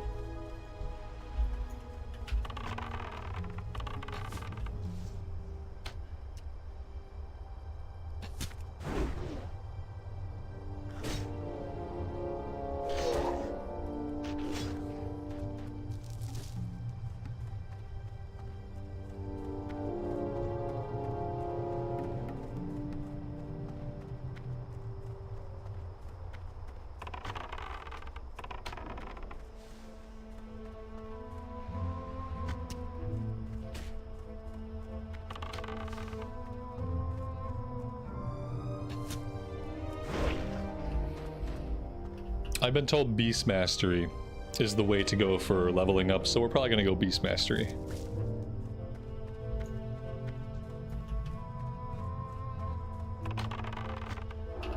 That seems to be the overall consensus.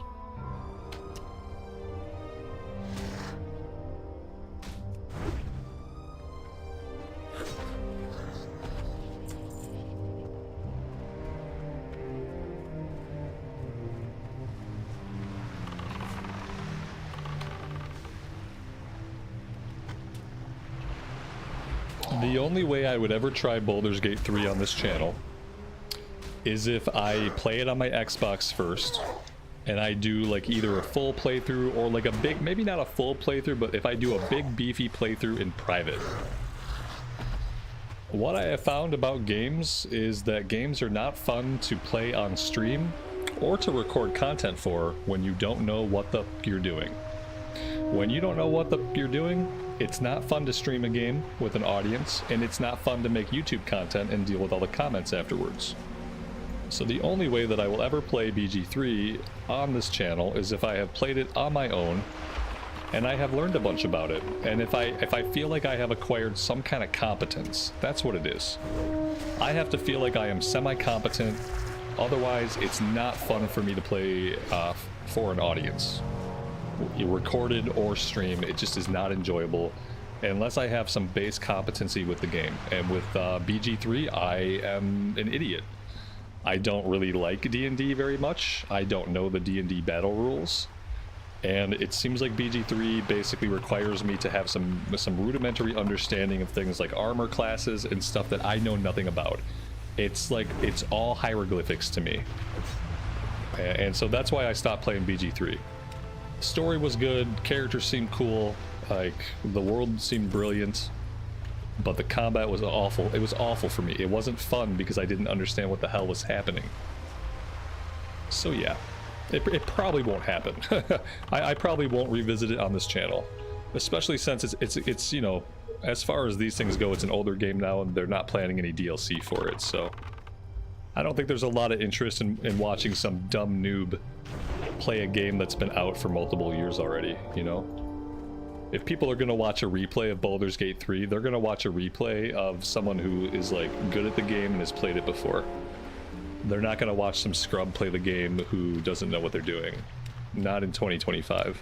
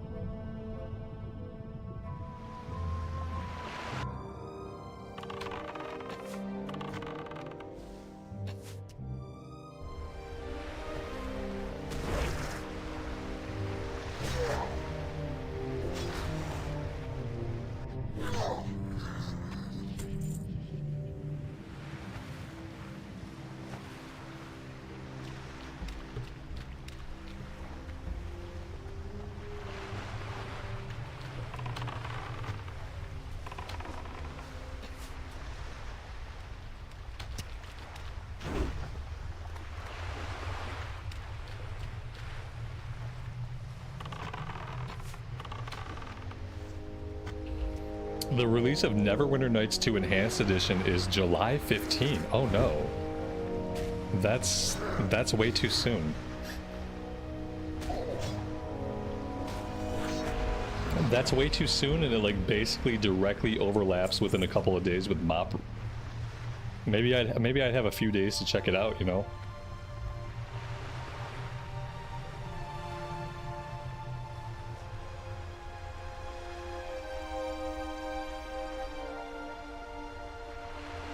And I notice it's called Enhanced Edition.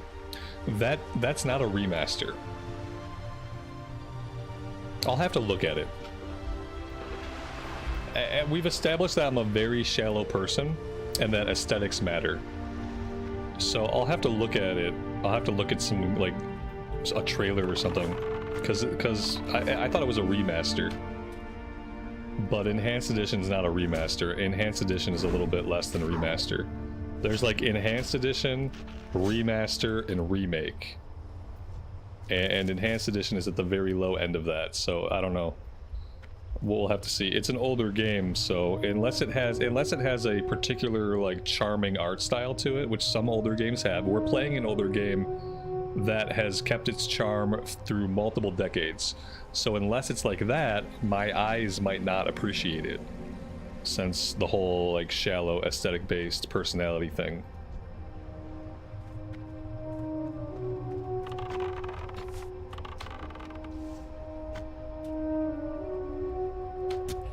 And then the other question is like, how much money do they want for this thing? How much money are they going to ask for Neverwinter Nights 2 Enhanced Edition? Because it seems like they rushed it out. Didn't we just hear about it recently? And then all of a sudden it's coming out really soon. It seems like maybe a cash grab. They probably want a fortune for it, yeah.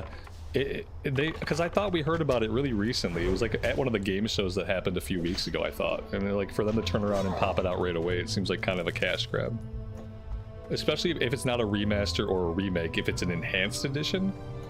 An enhanced edition of a 20-year-old game? Like there's a lot you'd have to enhance. So, I don't know. We'll see. I'll look into it.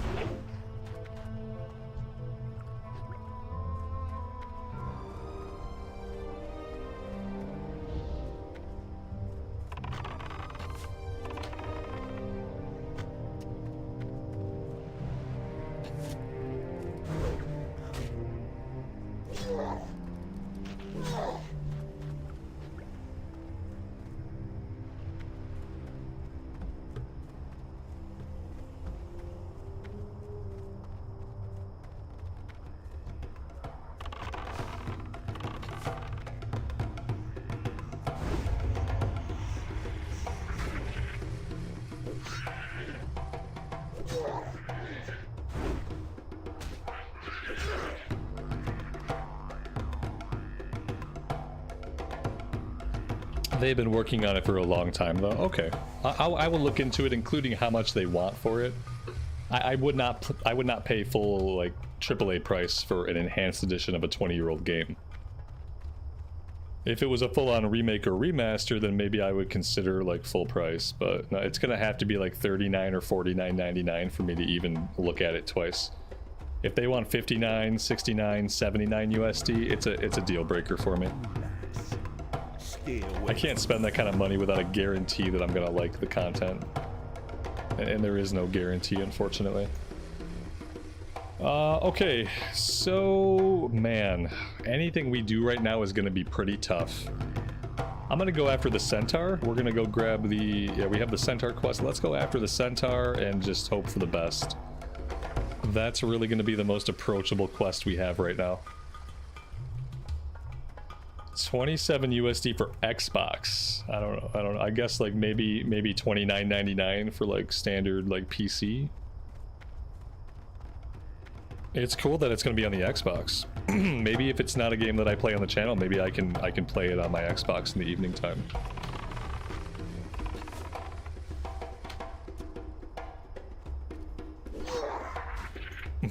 Shouldn't I ask my wife? What's that? Should I ask her if I can buy something? Only if I feel like it has value and should be bought in the first place. Then I'll have a conversation with her about it. But if I look at it and just determine it's not worth it, then it's not worth it. Who cares?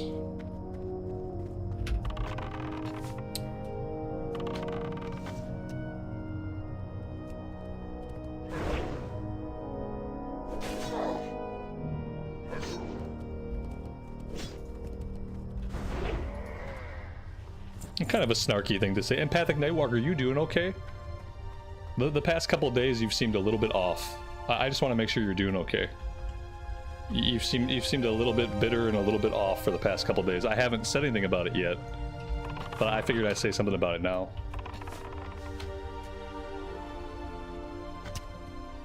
Shouldn't you ask your wife is something I would expect from like a troll, you know what I mean? Like, I'd be sitting here talking about buying a game, like, shouldn't you get the okay from your wife first? And she wears the pants in the relationship? It's something that I would not really expect from a regular, so that's why I ask if you're doing okay. You said a couple things the other day that kind of put me off too, so I figured now was time to broach the subject.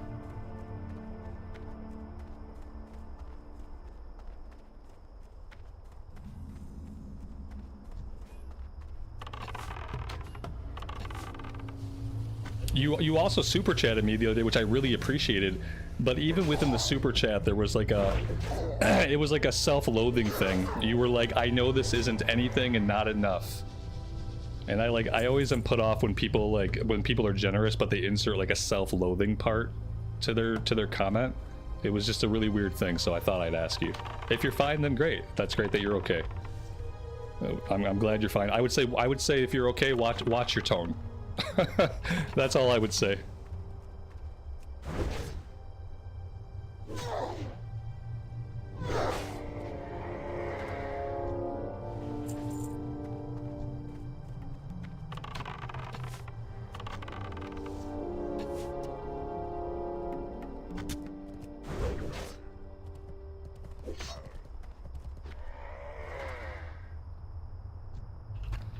Ember, someone stole your chest while you were fighting a mob. People are despicable. Filthy animals. Yeah, I've had that happen. Have I ever done that to somebody else? I feel like I have done that to other people, but only inadvertently. I think I've done it inadvertently. But that's the classic experience. Some dude walks up and takes your chest. And he died? Oh, did he get the chest though? He probably thought it was worth it to screw you out of having that chest. That's incredibly rude. Emma, good evening to you and welcome to the stream.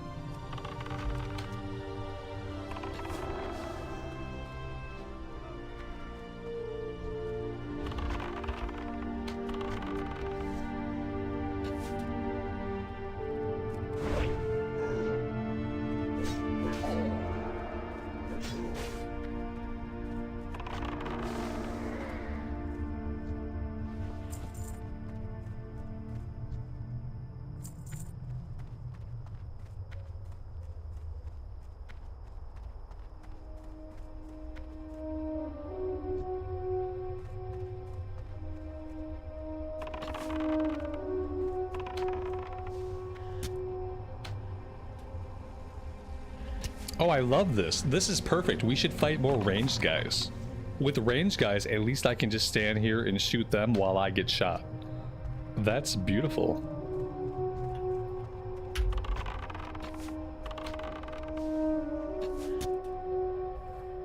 Kettlebell Chris, welcome to the stream. Thanks for being here today.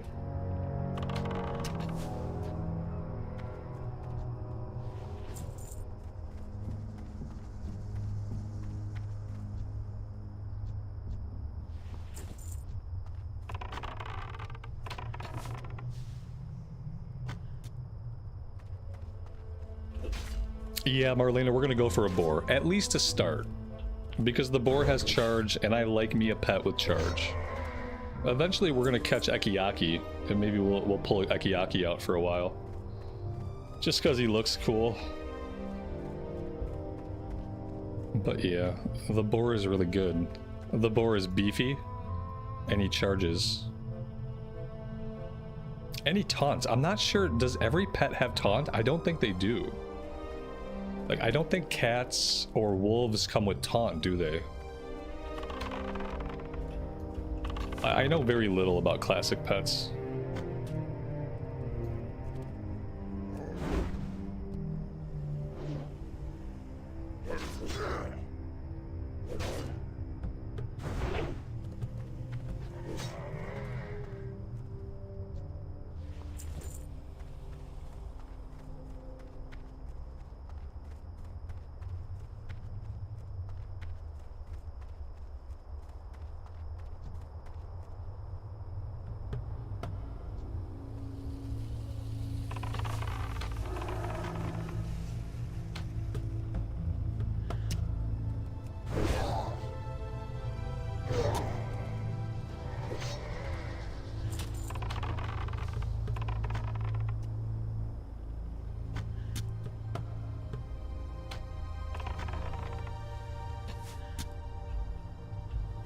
What spec are we doing? We're gonna do Beast Mastery. Mr. Santa, have a good rest of your evening time. Thanks for hanging out with us today, and we'll see you next time. Take care, buddy.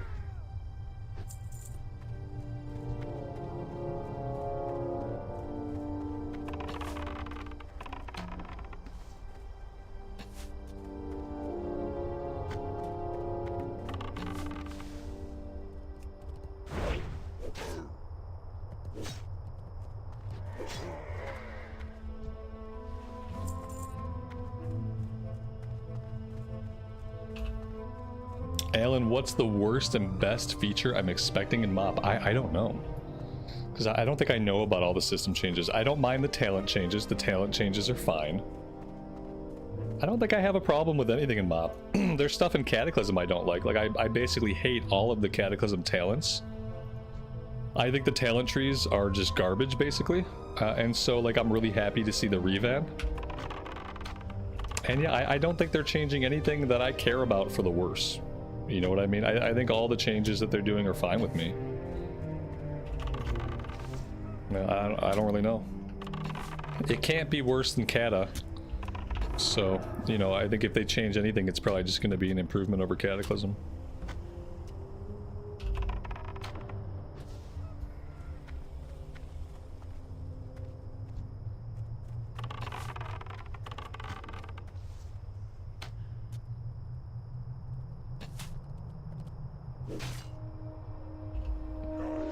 But yeah, I don't know. When I'm playing more MoP, then we'll know if if there's anything I don't like about it. So far from what I've read, I don't mind anything. They're not doing Raid Finder. I don't mind that. I know some people are not happy that they don't have LFR.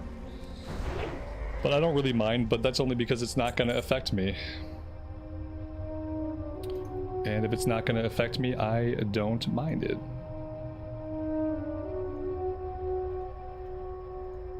Boop. There we go. Alright, let's burn the last of our attack plans over here. Oh, Perkwitch, I got lots of people that are obsessed with me. Yeah, I got so many people obsessed with me, like I'm on their mind all the time. Haters are gonna hate. I like it.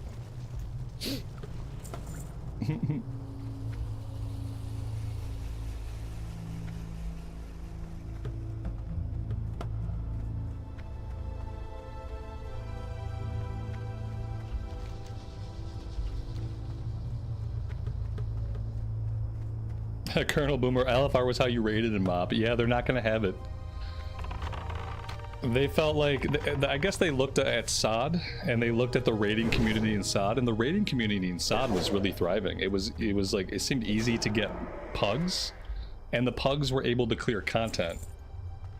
And I guess, you know, a big part of LFR is like, they wanted to make it accessible, but I guess they feel like at this point, the raids are pretty accessible to people as it is. And they decided to go a different way with it.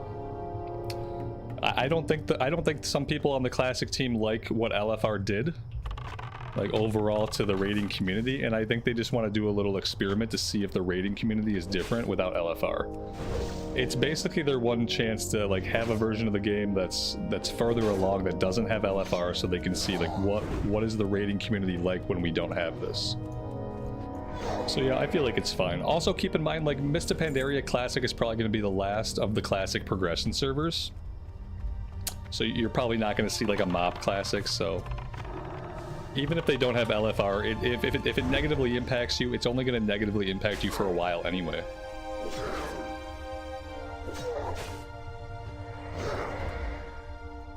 Dragon's Bane, that's funny.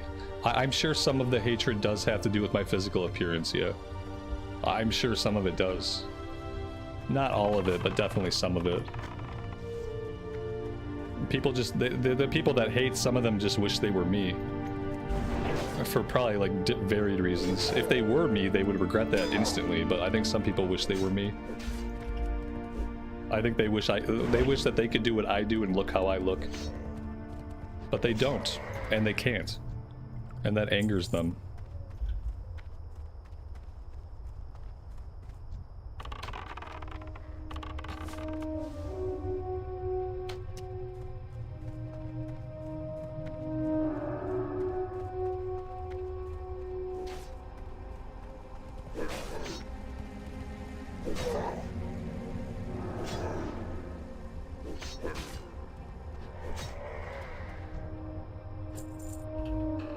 I don't remember any of the lore from MoP.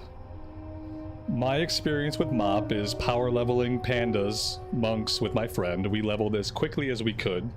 We got to endgame as quickly as we could, and then I burned out of the game.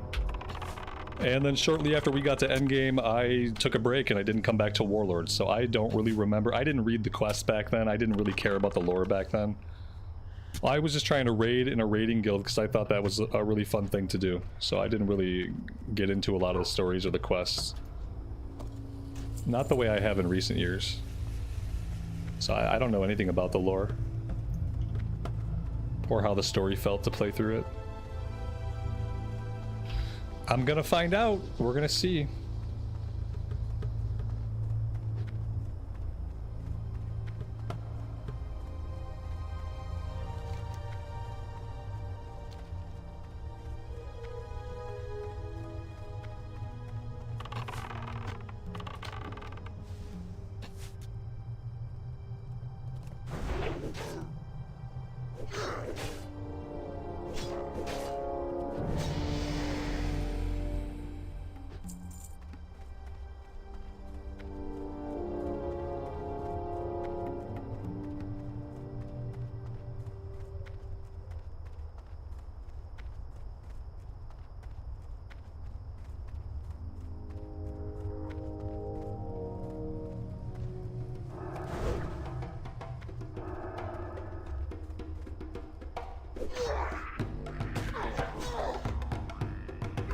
You know, and what they might do is, like, maybe the game doesn't launch with LFR, but maybe they'll put LFR in as the patches come out, especially once they're in the final patch of MoP. Like, what else is there to do?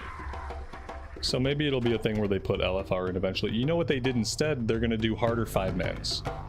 So basically their replacement to not having LFR is they're gonna have Celestial 5-mans, which are a step above Heroic.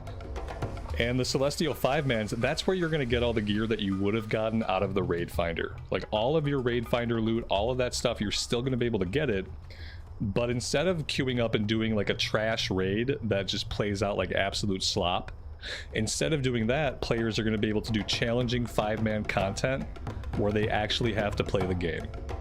And I think challenging 5-man content as a way to get that gear is going to be much better for players than a slop raid where nothing you do matters and it's just face roll until you get loot. And I think that's what they're doing. That's what they said. They said they're doing the 5-man dungeons. All of the LFR gear is going to be in the Celestial 5-mans. Just like the harder 5-mans in Wrath and in Kata, they're going to be queuable. So you just queue up for your harder 5-mans, get all your LFR loot, and then, you know, if you want to do real raids after that, you'll have all the LFR gear. You can get into a real raiding group. But I think they'd rather have challenging 5-man content for players to do than have a slop raid finder where people face roll content for loot. And I think that's good. I think that's going to be better for the game. You don't need LFR if you have harder 5-mans. If you have a progression path for people that are not going to raid, and you have a place where people who are not going to raid to get better gear, then that's fine. Then you don't need LFR. You just have to make sure every tier you have a harder 5-man dungeon variety for people to keep up with the gear. As long as you're willing to do that, then you don't need LFR. And in fact, the harder 5-man content is probably going to be better gameplay content than LFR ever was.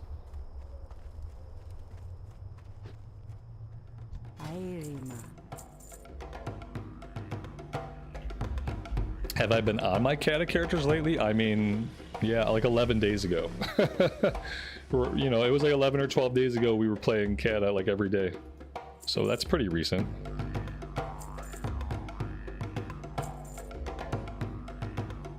If the graphics look different, check your render scaling. Sometimes render scaling gets messed up. If there's a patch or an update, your render scaling will get reset. And then also check and see if you have HD textures enabled or not. Those are the two big things I can think that might affect how your game looks, is like your render scaling got messed up in graphic options. Bye-bye now. Or something with the HD textures. Either they're on and you're not used to them being on, or you're used to them being on and they're off. Something like that could have happened. It's my only guess. Oh, I don't know if we're going to be able to tackle this stuff on the islands. Level 8, level 9, level 10. Level 10 up here. I think I have to zone hop, guys. I think I have to zone hop. I think it's time. Let's go back to Razer Hill. We'll train level 8, and then I think I have to take us over to Tirisfal Glades for a little bit. Because we need to be doing some lower level quests. What do you need? Night Elf Warrior didn't make it. Didn't make it where? I stopped playing him for one day to do something different. Night Elf Warrior is fine. Don't worry. It'll be okay. Well, if you look at the channel, I already have a stream scheduled on the Night Elf Warrior for tomorrow. So we'll be back on the Night Elf Warrior. No worries.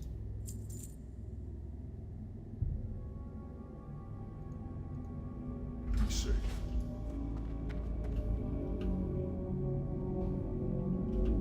It's Sunday, and I don't always stream on Sunday. So Sunday, I'm basically any day I'm gonna do whatever I want. But if I stream on Sundays, I'm gonna make an effort to do something different, because a lot of times I don't play on Sundays at all. So yeah, Sunday streams. If I stream on Sunday, you can basically always expect Sundays to be something completely different than what we were doing during the week. Sometimes it might mean a different version of the game. Sometimes it'll mean a different faction, a different character. Sundays, more than any other day, Sundays are going to be the day where I just do whatever tickles my fancy that day. And then, you know, with other things we might be a little bit more consistent, but I doubt it.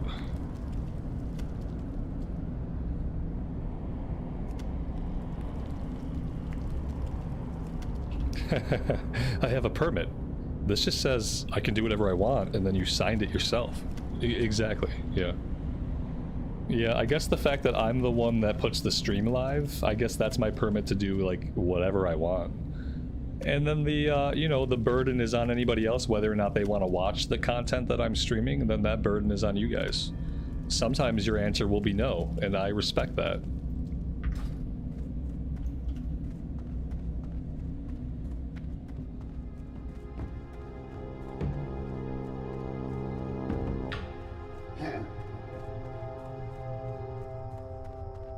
Blood and thunder go forth to victory.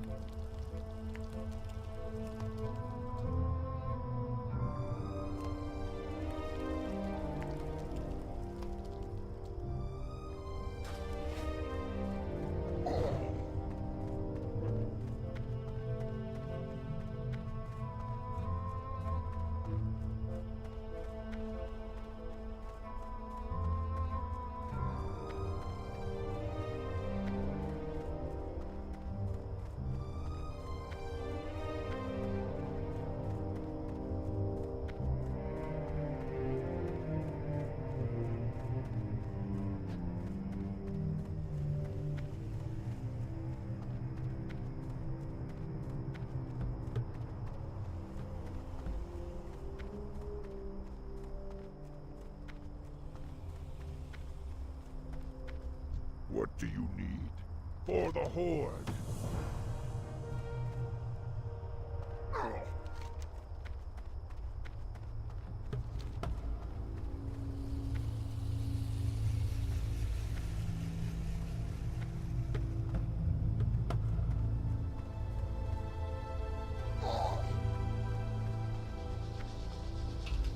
All right, to the Zeppelin Tower we go.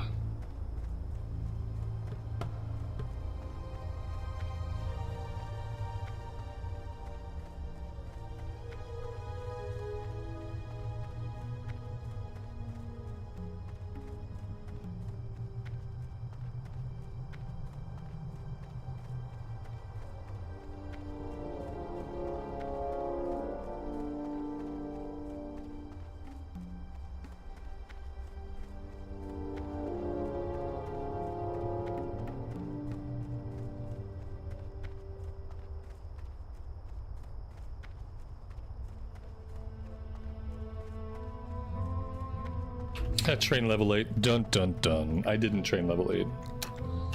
If there's multiple things to remember, you can be guaranteed that I will forget at least one of them. Concussive shot, parry, and raptor strike 2. We absolutely must have all of those things, chat. Oh, we have to have all those things. I'll just train in Orgrimmar. I'm sure we'll have to run all the way to the back of Orgrimmar to do that. And I'm sure that distance is probably more than just turning around and going back to Crossroads, but for the sake of it feeling like a coherent and meaningful journey, I will train in Orgrimmar. Obviously, we're not going to have trainers over in the Tirisfal Glades area, unfortunately. That would be too nice. We can't have nice things. That's why we need the emojis, yeah, because then I can just see a wall of emojis and you guys can get me early. Just get me early and often.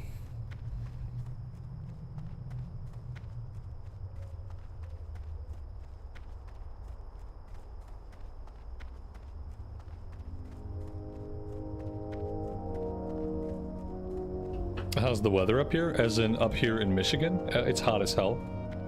It's gonna be 90 again today. Pretty freaking miserable.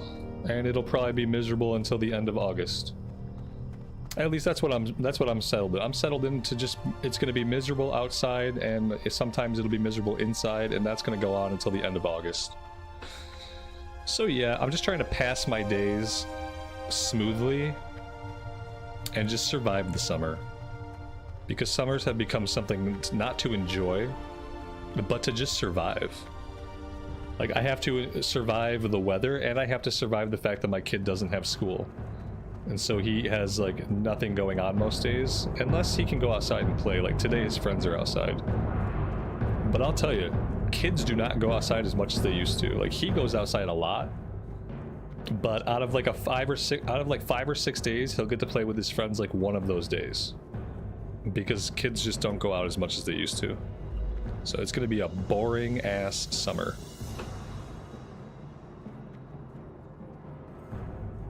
Yeah, that's what it is. It's 90 degrees and it's humid. So everything is hot. The sun is hot, the air is hot, the concrete is hot, the grass is hot. It's miserable. Yeah. I don't even know where our trainer is. Just like I said, they are going to be all the way at the back of Orgrimmar. Oh, and because, like, now when the kids do play outside now, my dog just barks at them nonstop. So on the off chance that my kid gets to go out and play, then it's just like free reign for the dog to bark all fucking day. So that's good too.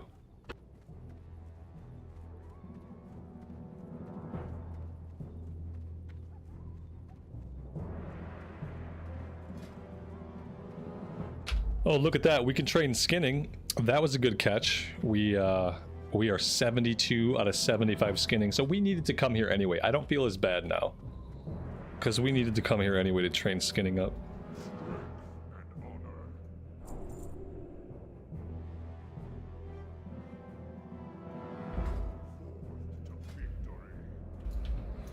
We got a ton of light armor kits we can make. Let's go ahead and make our light leather pieces first. And then we'll just make these armor kits until it goes green.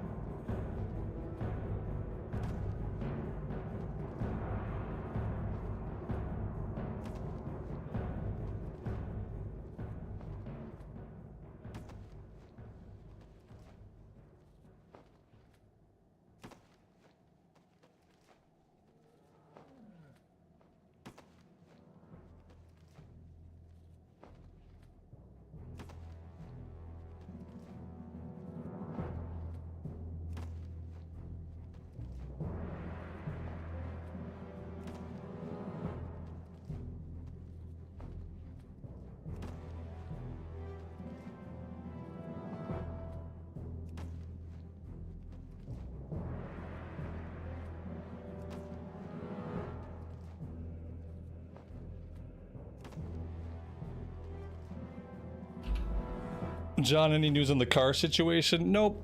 They're gonna look at it. They said they're gonna look at it early this week. So they had a few of the same exact car ahead of ours. So they're gonna look at it early in the week. So by Thursday or Friday, we should know whether it's like the engine defect that they think it is, or whether it's something else. But yeah, we won't know until the end of the week. So yeah, that's still going on.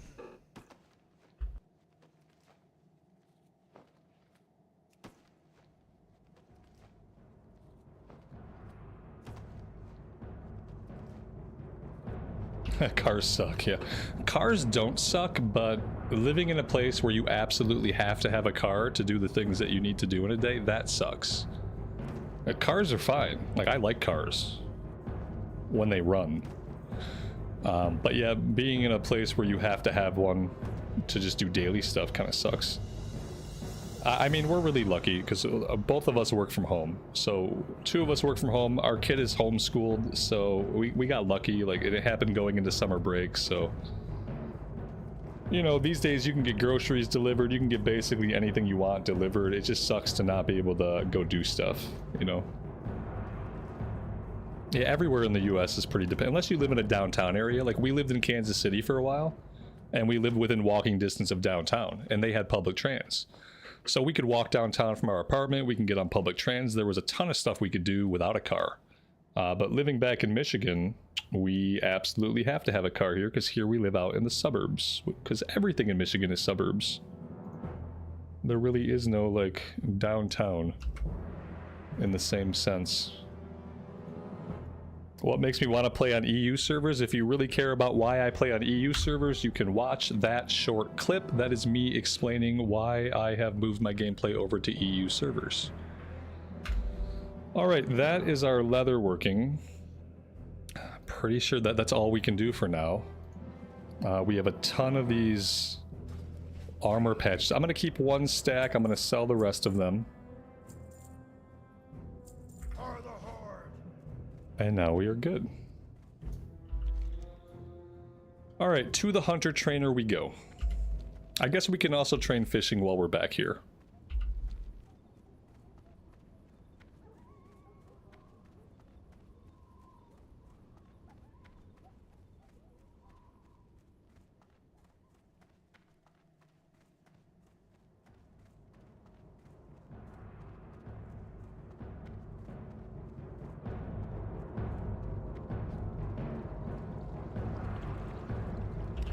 Mantar, good evening to you, buddy. Welcome to the stream. Hope you're doing well.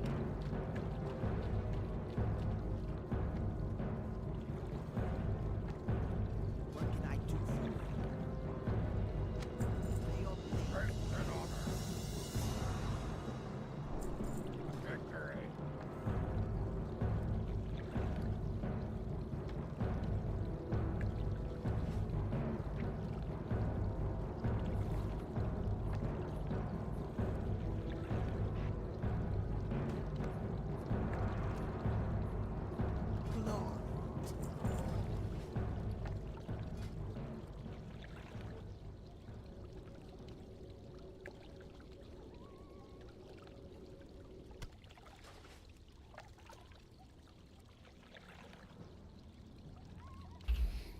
Frederick, yeah, that's a good idea. That's what we learned from this experience. We learned that having a backup car, even if it's a beater, is a good idea. We had a second car for a while.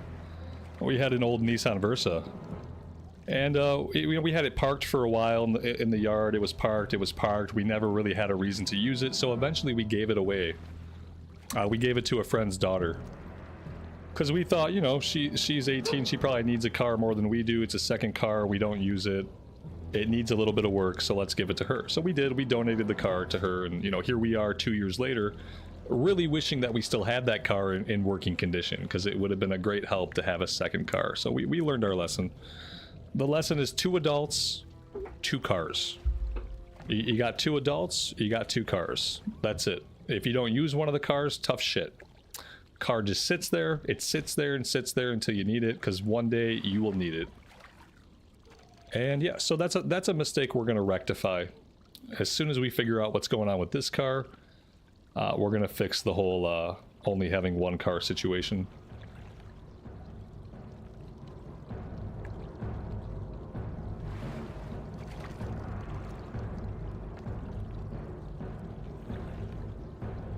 It sucks, but we live in America. In America, if you have 2 adults, you have to have 2 cars. It just can't work any other way, unless you live in a downtown center. So in Kansas City, we could have gotten away with 1 car, we could have gotten away with no cars. But living in the suburbs, out in the middle of just nowhere, you have to have 1 car per adult. It sucks, but, you know, it is what it is.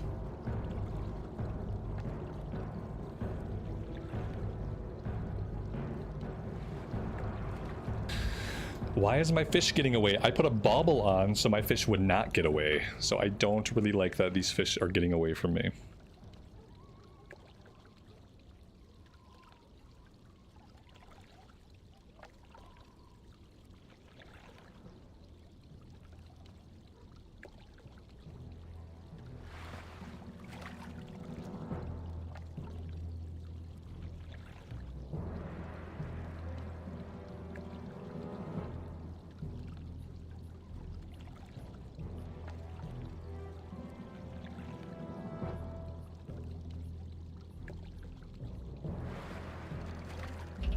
Ogremar is a slightly higher level than Duratar. Yeah, I thought the bauble would help me offset that. That's why I immediately grabbed the bauble. I thought that would help me, like, consistently catch some of the fish here. But apparently it's still going to be a struggle. Yeah, we should have done it by Senjin Village.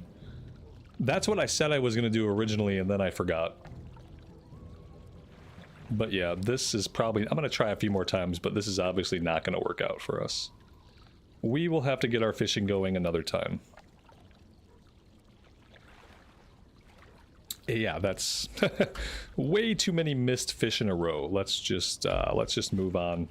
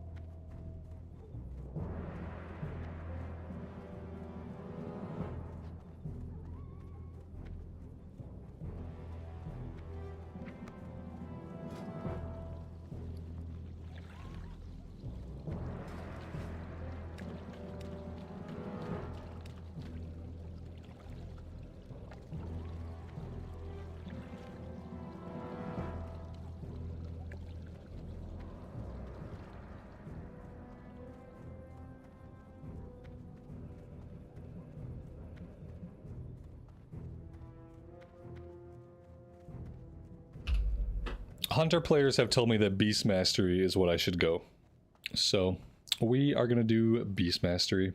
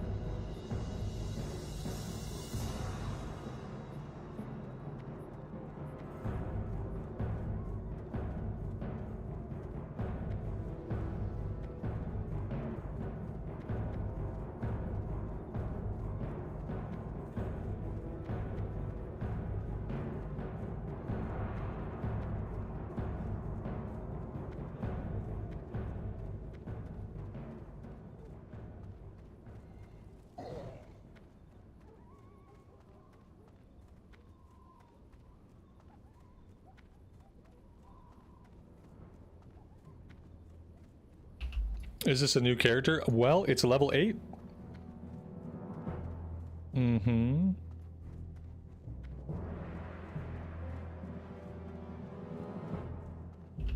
Shane, we're almost level 10. No, we're not. I know it seems like we are, but we're not. Welcome back, buddy. Yeah, it's an illusion. The proximity to level 10 is an illusion created by how numbers work, but we're actually still very far. It's tough. 8 to 10 on the Hunter is the worst. And then it gets awesome. But the next 2 levels, they're going to be a struggle. It's going to be a struggle. What's my favorite class? You know, overall I tend to play more warriors and more paladins than anything else. So probably either warrior or paladin. It's like my top, highest playtime.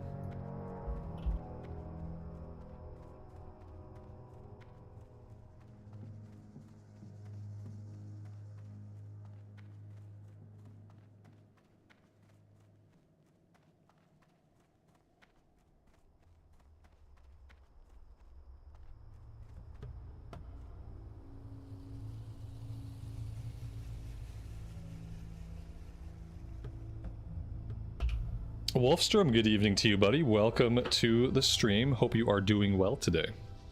Thanks for being here.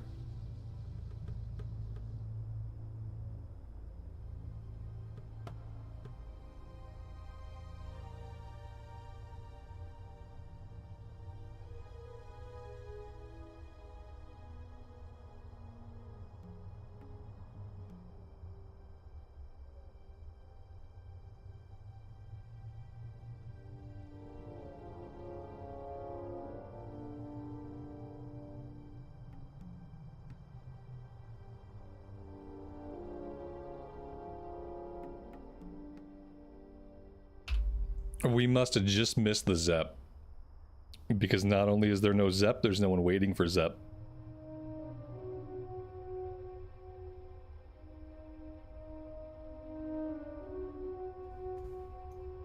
All the hunters said those lion wing things were bad, the griffins.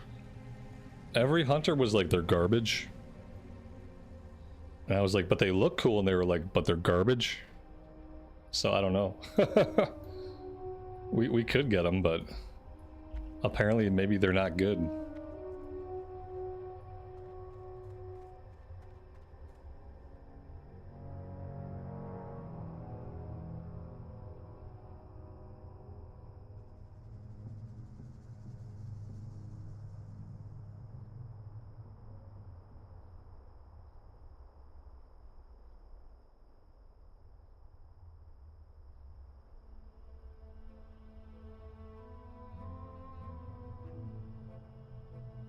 Yeah, the wyverns. Yeah, I think they're wyverns. The flying lion things with scorpion tails, okay. If that's a wyvern, then yes.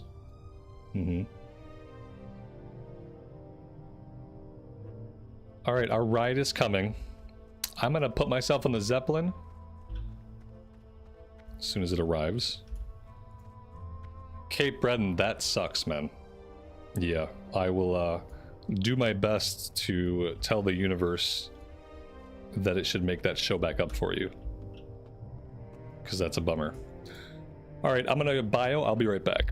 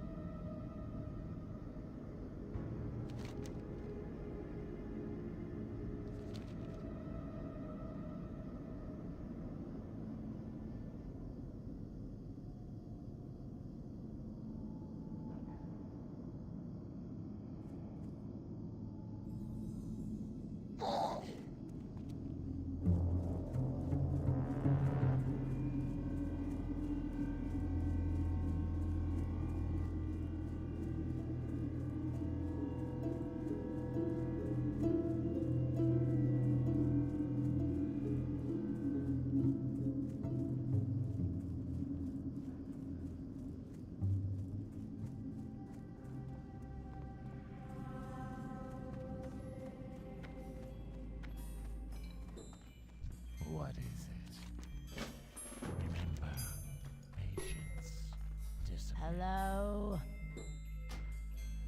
Goodbye.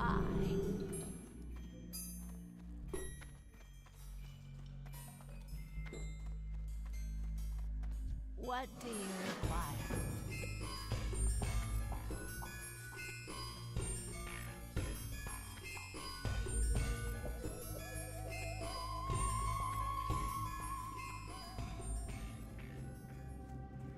And you are. Do not seek death. What is it? There we go. We can learn crispy bat wings. Beware the living. Did you miss anything? We did some zone hopping. That is probably about it. We're in Tearsfall Glades now.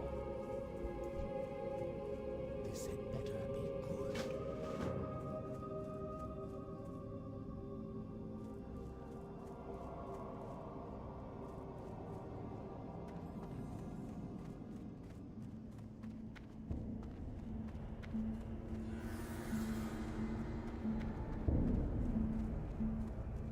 Hello.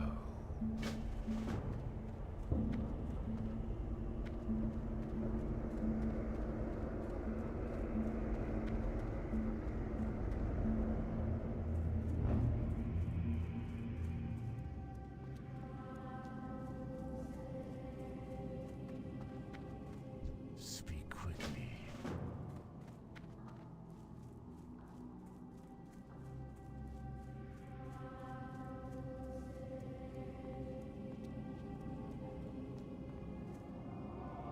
Speak quickly.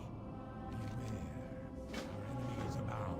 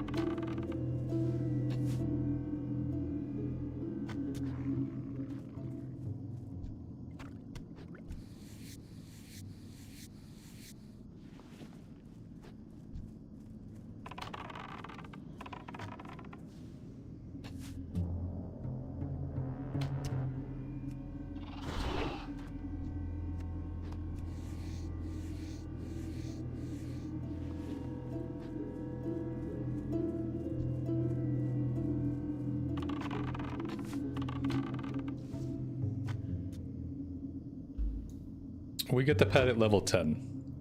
At level 10 we'll get a quest chain to do that'll get us into our pet training. But yeah, we're gonna get level 10 here, and then we'll go back to Duratar and do all that stuff.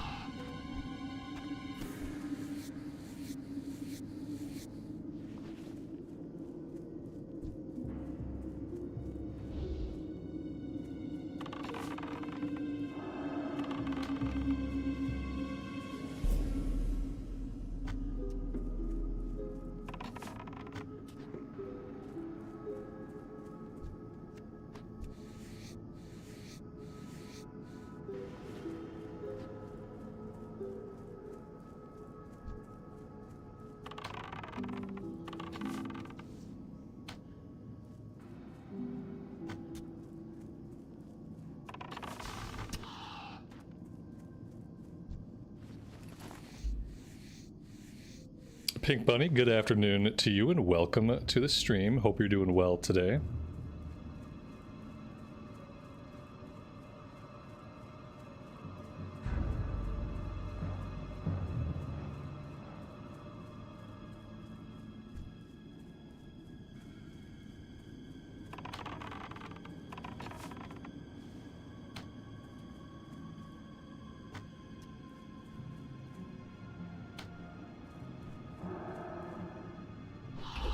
I could try to work concussive shot into some of the kiting. That might be cool. It might help us out a little bit.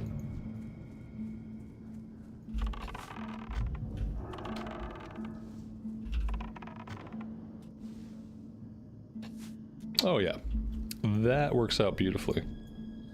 With concussive shot up, I might not even have to kite with the world buff right now.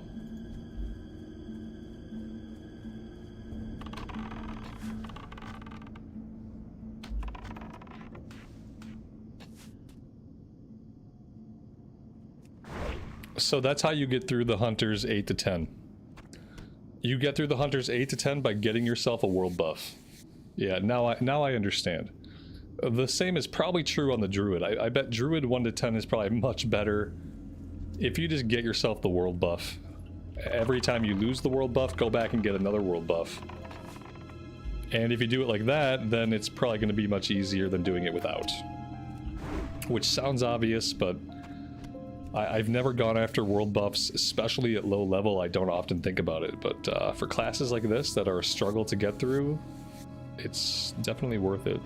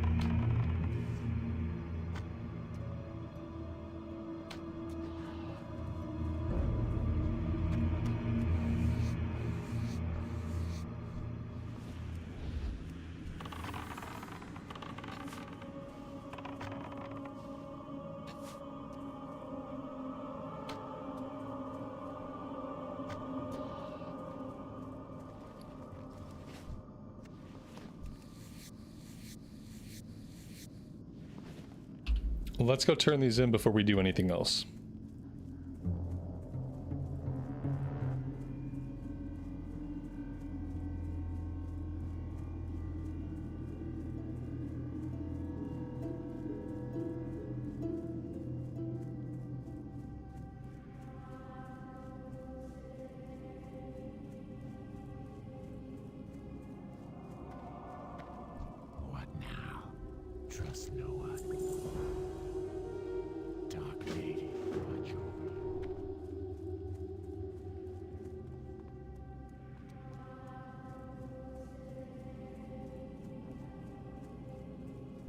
haven't got all day.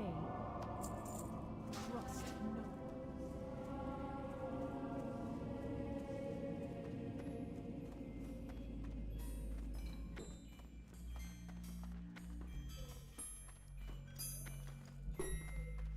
I'm listening. Embrace the shadow.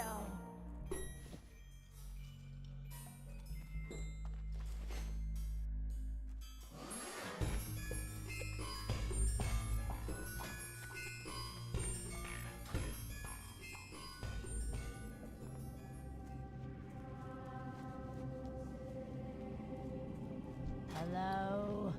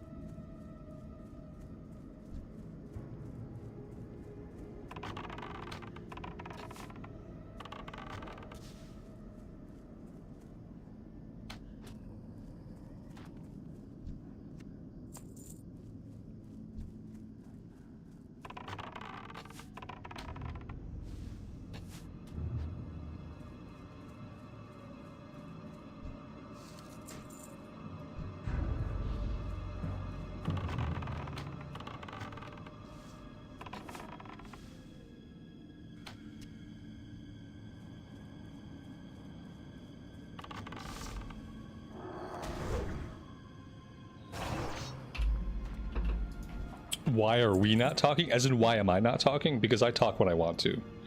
And what I do is if I don't have anything to say, I don't say anything.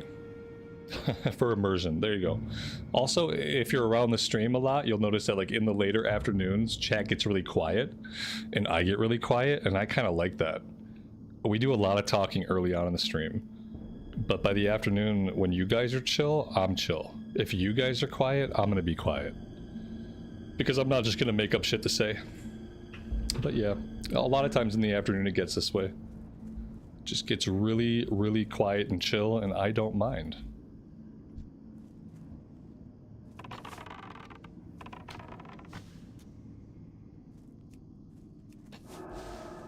It's especially chill compared to the ranting that we did earlier today. Anybody who was around for the ranting, they probably really appreciate this part of the stream where it's really chill and quiet. Because yeah, I typically rant for the first little bit. If there's something rant-worthy.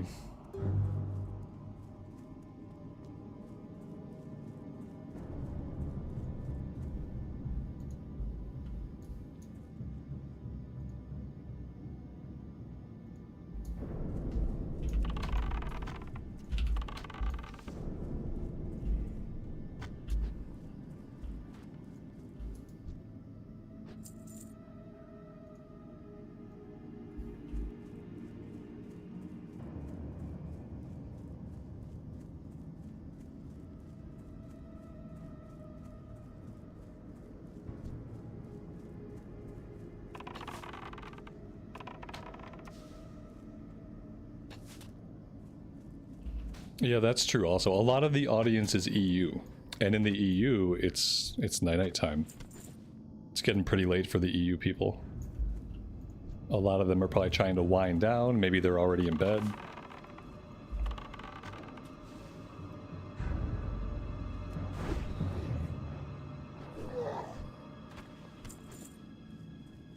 Alright, that's 7 out of 7. I think I'm going to go back and turn this one in too.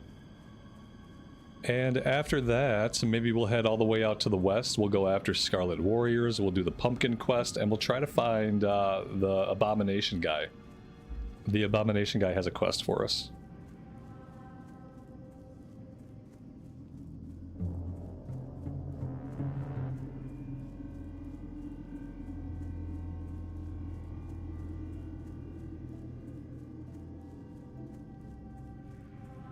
What is it? Farewell. Where the living?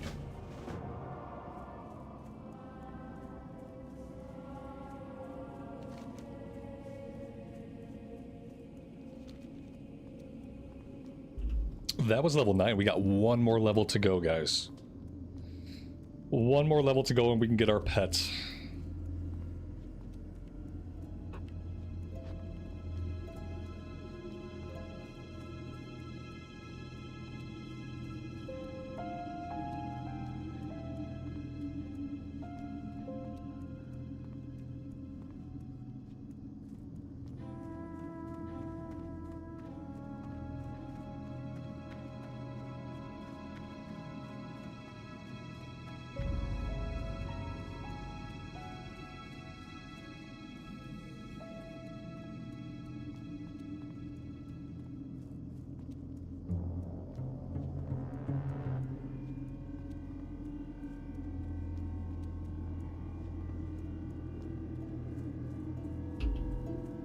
There he is. There's our big buddy. Slow down, dude.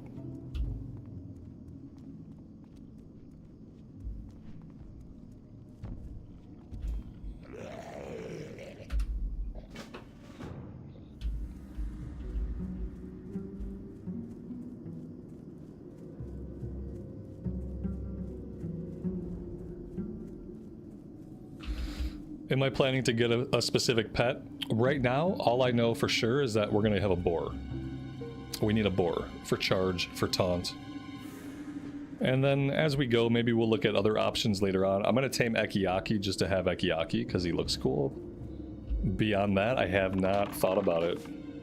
And I'm not a hunter player, so I don't really know where all the cool hunter pets are at. I'm sure people will tell me whenever I'm near like a cool hunter pet.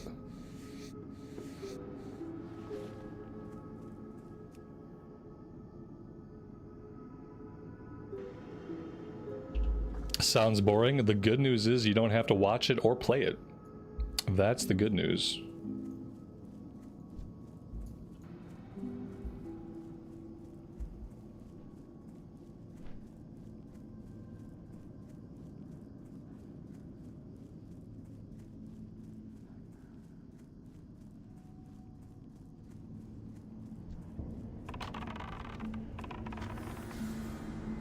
Oh, you were making a boar pun. Didn't land with me. There you go, Mantar got it right. Yeah, look at what Mantar did. That's what you had to do to have it be a joke. Good job, Mantar. Appreciate it, buddy. That's showing him. Showing him how to do a pun the right way and not just trigger me.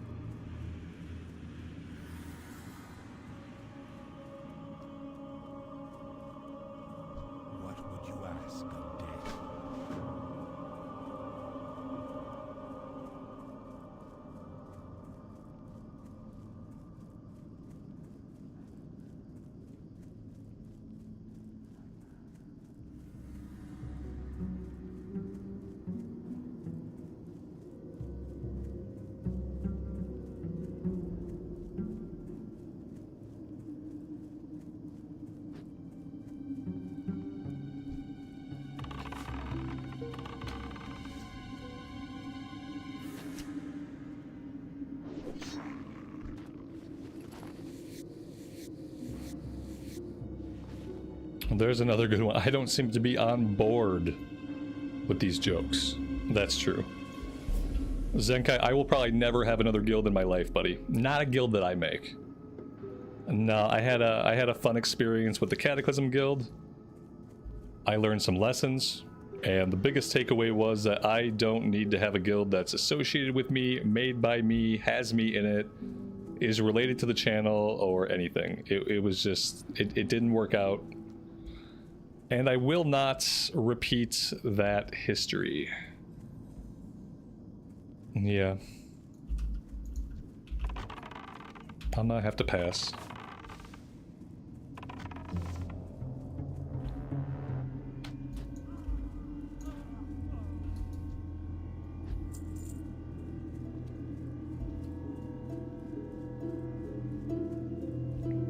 Yeah, I did. It wasn't really my guild. Well, it didn't. Yeah. Yeah, there was a guild. You know, there was a guild for a while, and then the guild, since I don't consistently play one version of the game and I hop around, the guild became its own thing, which is what I wanted for it. I always wanted for the guild to be its own thing where people in the community could enjoy the game, could play together, but it didn't really have to revolve around me. So it got to that point, and then it went one step further than that. And then, you know, there were some people, I think, in the community that weren't happy that I wasn't playing as much Cataclysm as they wanted me to. There were some really obvious signs that some of these people that were in charge of the guild didn't like me anymore on a personal level. And I started to pick up on the signs, and I was pretty close to having the guild disbanded. And then the folks that were running the guild decided to steal everything from the guild bank and go join a different guild. And they were people who had been around the channel for a long time who I thought were level-headed, normal people that I could trust. And what they taught me was that I will not trust people. And I definitely can't trust people to administrate a guild that has anything at all to do with me. So I will never have a guild that's in any way related to me. The only guilds I will be in is guilds that I can join as a member. I will just be in a guild, and I'll just be another member of the guild, and that's absolutely fine. And then when drama happens, I don't have to feel like I have any responsibility to it. Yeah. Yeah, it was just somebody who... I don't know what it was. I think I just disappointed the guy. Like, he wasn't happy that I wasn't playing the version of the game that he wanted to play. And he gave me a couple of signs. There were some obvious signs. Like, he would come into chat sometimes and he would say something kind of snarky and out of character. And it happened a few times, and I thought, I need to do something about this guy. And I need to do something about the guild. And I kept putting it off. I kept putting it off. And I put it off too long. And then the dude just decided he was going to take his leadership team, take everything out of the guild bank that he thought belonged to him, and he's going to merge with a different guild. So yeah. After that, I was done. I am just going to, if I'm in a guild, it's going to be as a member of a guild, and I'm not going to have any kind of other role in it.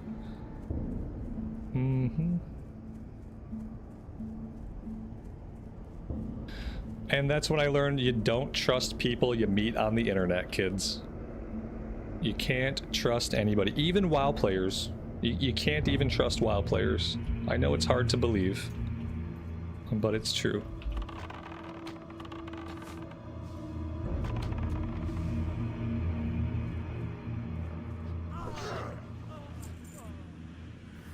That's true, and hardcore people die, yeah. And then they're not in the guild. Yeah, that's true. Like I said, I had the opportunity to take care of it. I was pretty close to doing a Discord post to the officers asking them to disband the guild or change the guild name or like make sure it just wasn't associated with me anymore. And I just waited too long on it. So I won't go down that road again.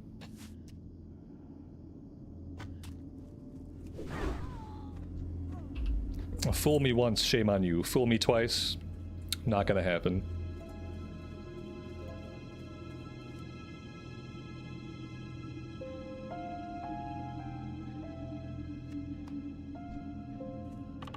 Yeah, it was our old friend Alex, and a couple other people. Our old buddy Alex.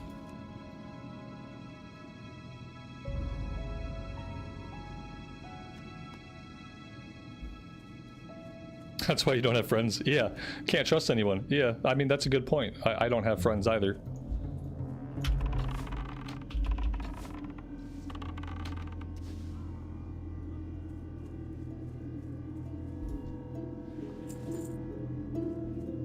Yeah, what I learned is this. Someone, especially someone that you meet on the internet, they will be friendly to you and they'll be your friend until something diverges. There was a point of divergence, past which point this person no longer considered themselves my friend.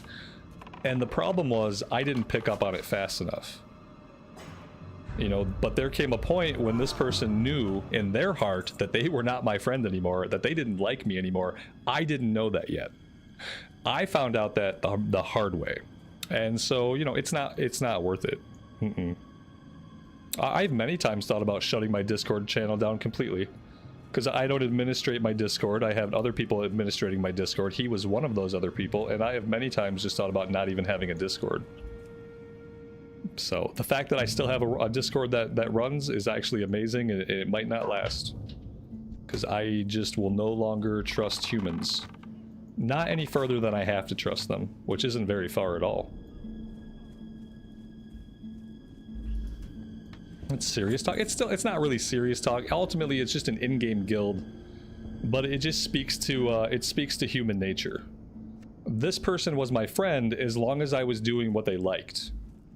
And as soon as I stopped doing what they liked for too long, they stopped being my friend. And they started to develop this very negative relationship with me that was only happening in their own head. In their own head, they were growing this negativity towards me. And the way it manifested was by fucking over people in the guild and just stealing everything out of the guild bank one day and going off to join a different guild. Like, that's how the hatred at me manifested. It manifested in a way that it negatively affected other people. And that's why I won't do it again.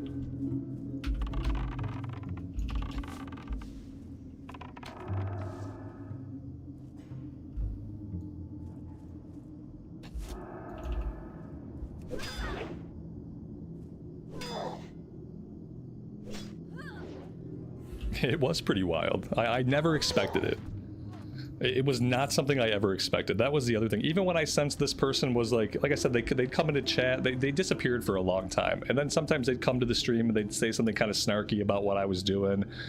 And I would say, that's weird coming from them.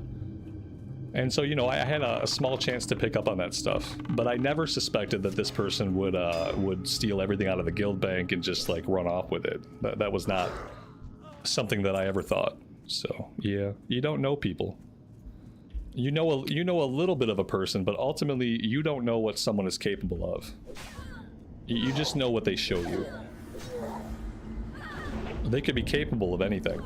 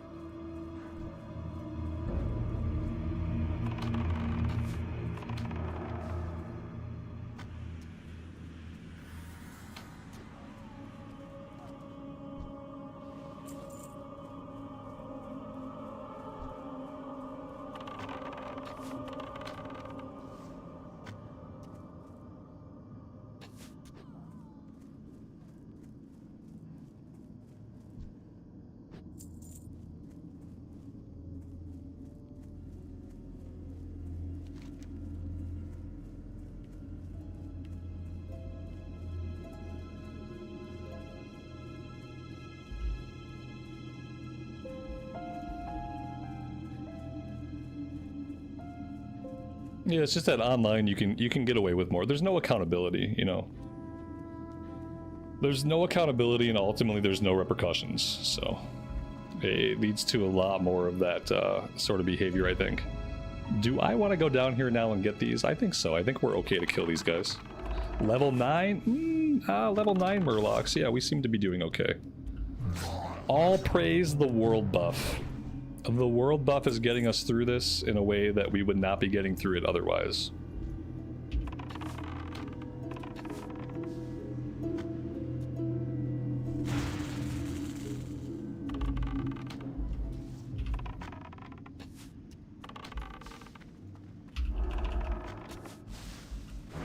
Very nice.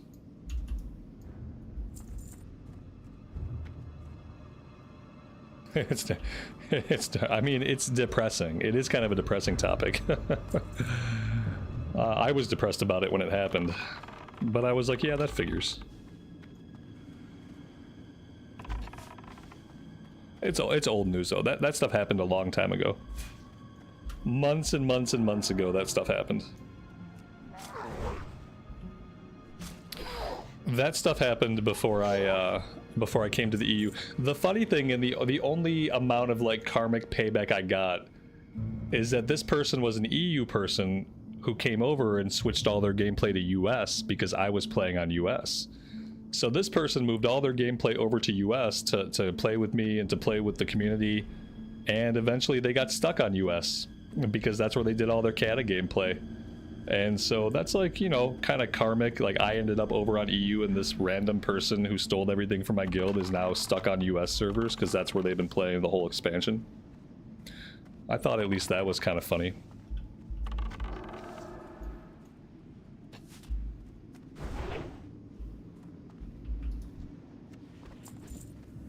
Exactly, Shane. Yeah, I'll never do it again. Yeah.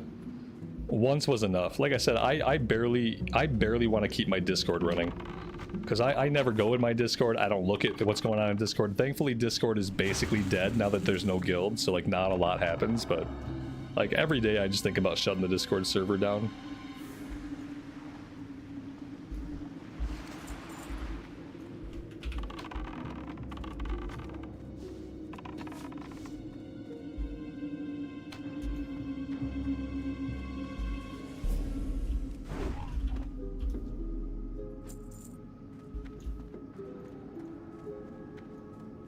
Did I have a Discord? I do have a Discord. Yeah, there's a Discord right now. Yeah, there is a Discord, but like I said, I don't Discord. And it was mainly a place for the Cataclysm Guild to plan stuff and to chat with each other. But obviously when I'm not around playing Daddy, that stuff gets out of hand. And I think all kinds of drama happened with that guild that I wasn't aware of. Eventually, like, half of the people in the guild did not even know who I was or that I existed in any way. They were just people that were recruited in the game for the guild and did not come from the community at all. Like, that became a problem. Then I started to notice the guild was full of people that were not part of the community. And so that was like, you know, tip number one that things were not going well, is like now the guild is full of these people who have nothing to do with the channel, who have never hung out with a stream or anything.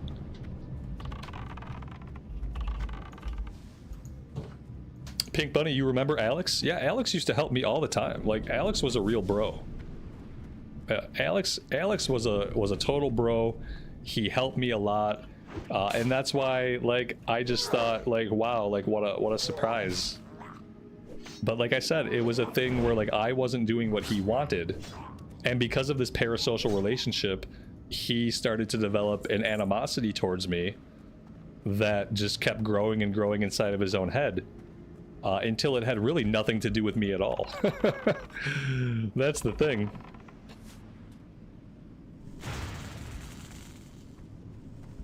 Amber, it sounds like your ex. I mean, some people, you just find out things about people eventually. You find, sometimes the things you find out about people are not very good. But especially when someone's in a position where they don't have to face real repercussions, where there's really no consequence for what they'll do, then you really find out, like, what someone's like. When they're in a situation where they don't have to worry about any repercussions, then they're gonna do what they would really do. Do I think the orc women are attractive? Yeah. If I didn't think the orc female was attractive, I wouldn't play it. Yeah. If I thought it was ugly, I wouldn't play it. Absolutely. Yeah, she looks like she lifts. I like that.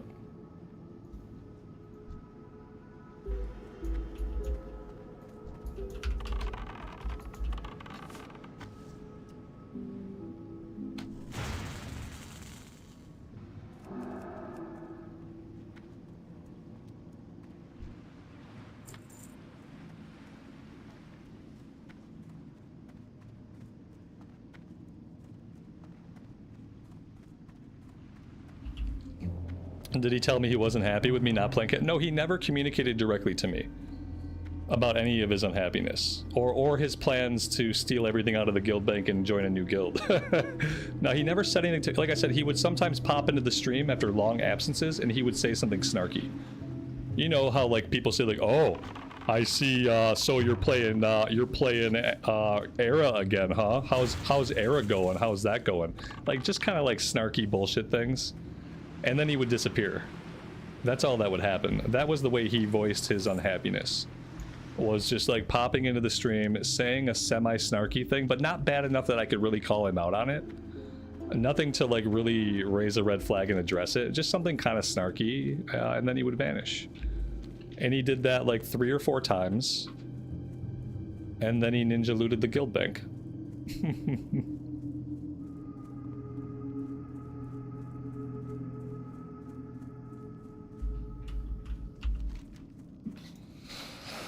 We need one more gloomweed on the way back to town.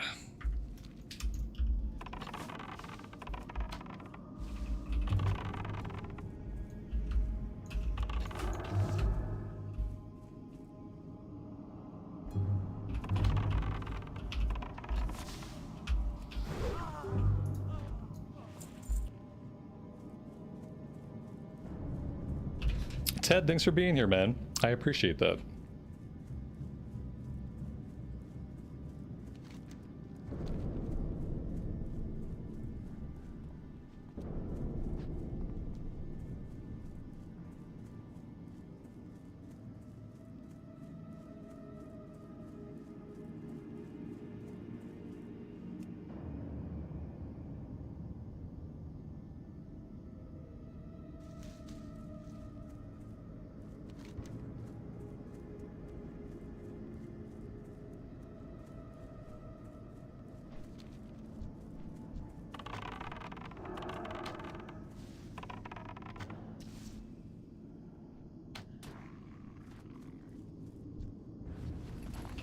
Yeah, I'm over it now. It was just really baffling. And ultimately, like, it didn't negatively impact me, it just negatively impacted the people that were in the guild.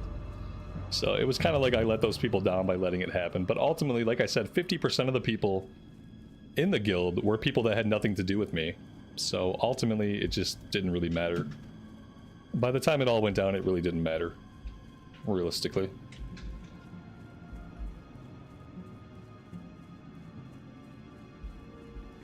Just taught me never to trust again. Yep, just shattered the remnants of my trust in humanity, that's all. No big deal, that was already breaking anyway.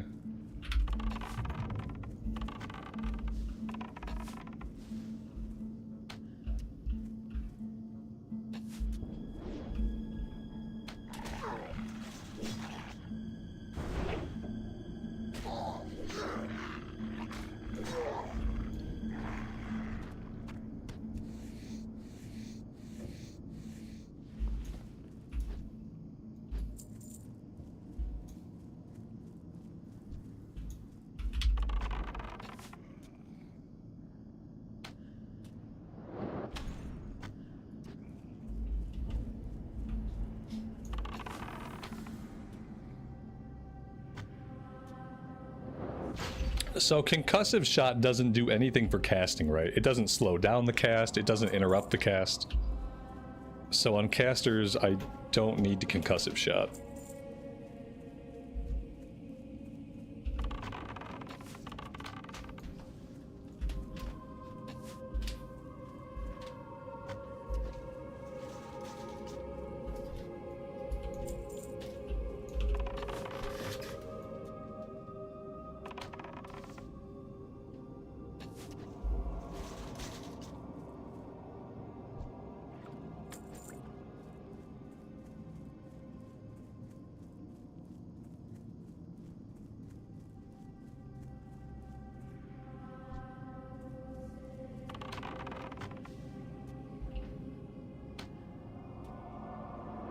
Oh, there's a talent that it can proc a stun. Oh, okay. So does silencing shot just not exist in Classic Era? Is there no silencing shot?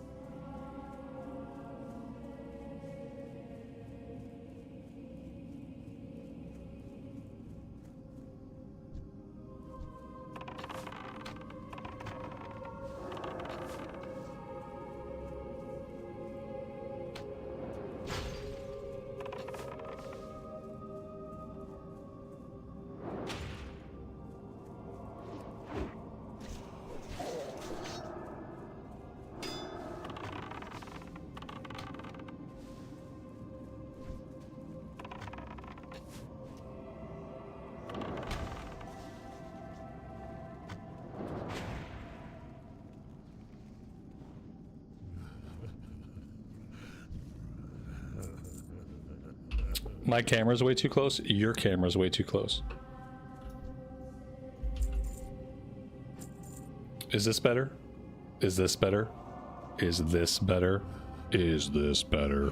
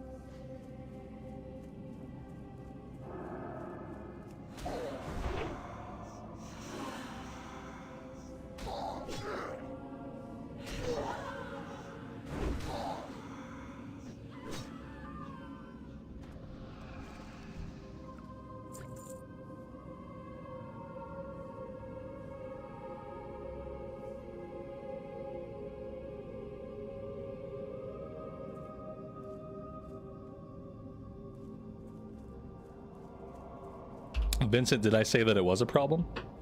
Or are you just trying to cause problems, man?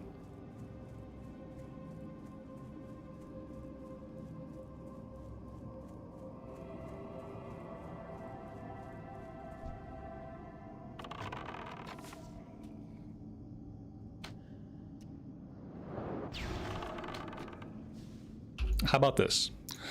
I will play the game how I want, and you play the game how you want. And then, if you don't like how I play the game, the great thing is you don't have to watch. And also, I would assume that maybe you have better things to do than voicing your unwanted opinion in a chat online. Maybe you just have better things to do with your time. Maybe you don't. I don't know, but I'm gonna play how I want, and you can play how you want. Fair enough?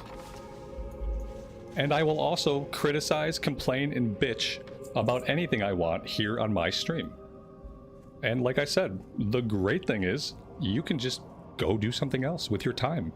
I'm assuming your time might be valuable to you.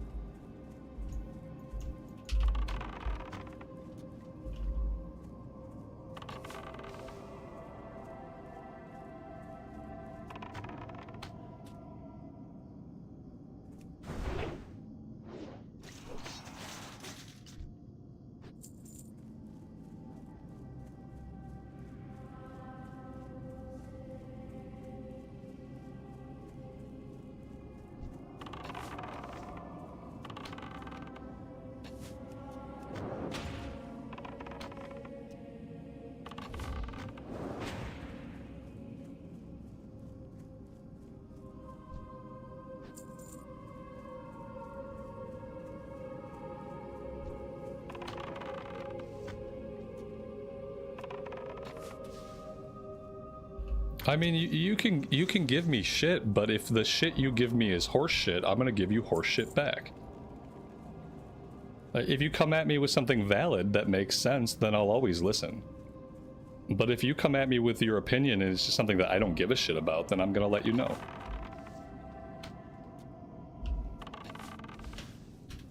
Almond boneless chicken, yummy, delicious. That sounds really fucking good. I'd rather have roasted chicken than roasted assholes. So.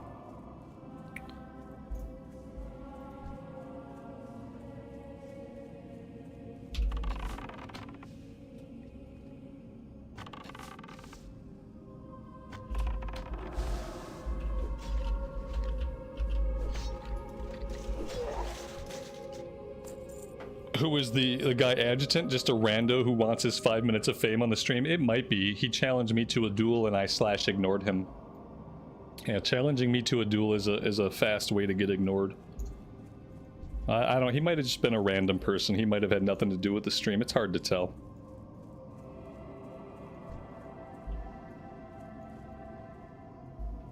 It's hard to tell. We are looking for a couple more name guys. This name guy right here, that's one of them. That was pretty lucky to see him just wandering by.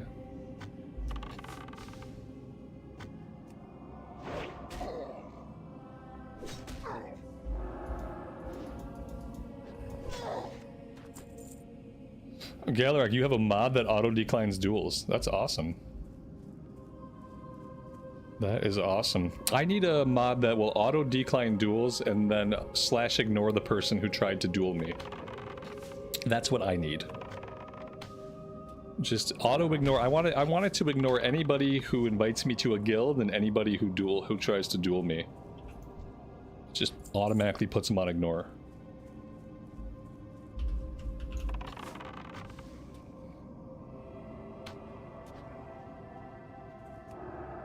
There's probably a macro for it. Probably. We can probably macro it. Okay, who am I looking for now? Gregor. We're looking for, I think Gregor is another ghoul.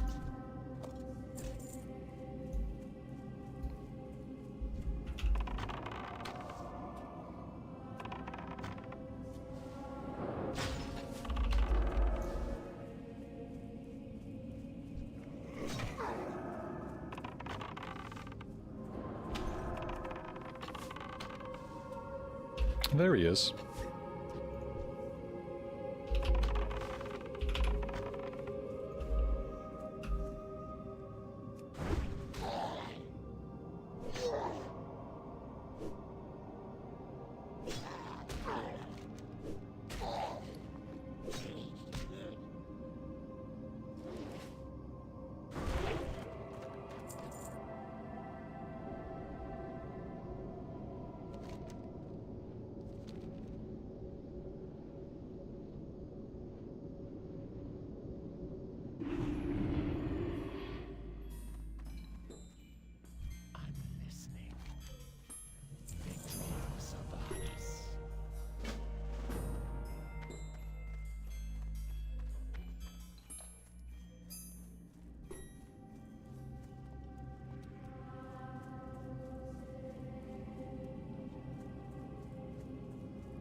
Be quick about your business.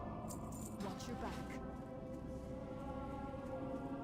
I am forsaken.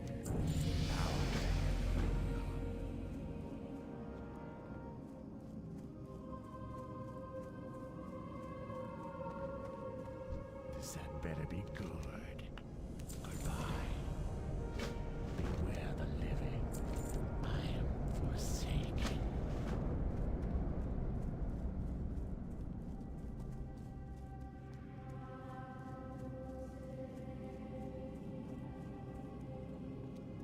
What now? Embrace the shadow.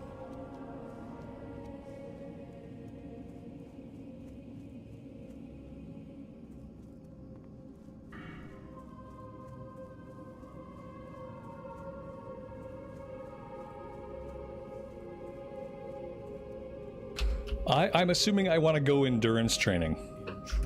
Would that be a good assumption that I want? This seems good too. While Aspect of the Hawk is active, all normal ranged attacks have a 1% chance of increasing range attack speed by 30% for 12 seconds.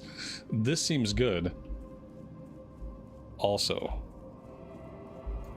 So I feel like I could go either way. You always begin with the Aspect buff? They both work. Yeah, I'm not sure what I'll do. I feel like I kind of want to prioritize my power, like early on. I feel like I want to prioritize my power, so I might do this.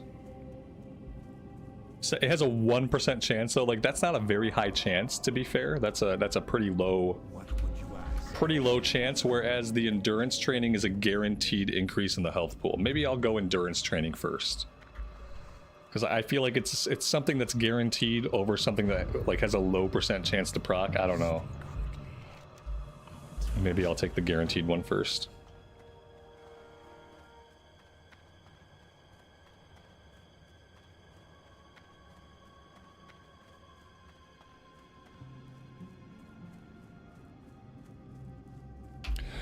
Alright, guys, I'm excited to get the pet, but unfortunately I am out of time for today. I have dinner waiting for me, and I skipped lunch. I did not eat lunch, so I am really, really hungry. So I do have to go. Tomorrow we are going to play the Warrior. We'll be back on the Warrior tomorrow, but we're going to alternate this character in throughout the week. I'm not going to commit to doing every other day. I'm not going to commit to doing a schedule, but I'm having more fun on this character than I was having on the Mage. So we will get this character into the rotation, even if that means we play him on the weekends for right now. We will be back to the Hunter. So yeah, thank you guys for being here and hanging out with me. I really do appreciate all the support. Have a great rest of your afternoon or evening time. And as always, take care of yourselves, take care of each other, and we will see you back here again very soon. Bye for now.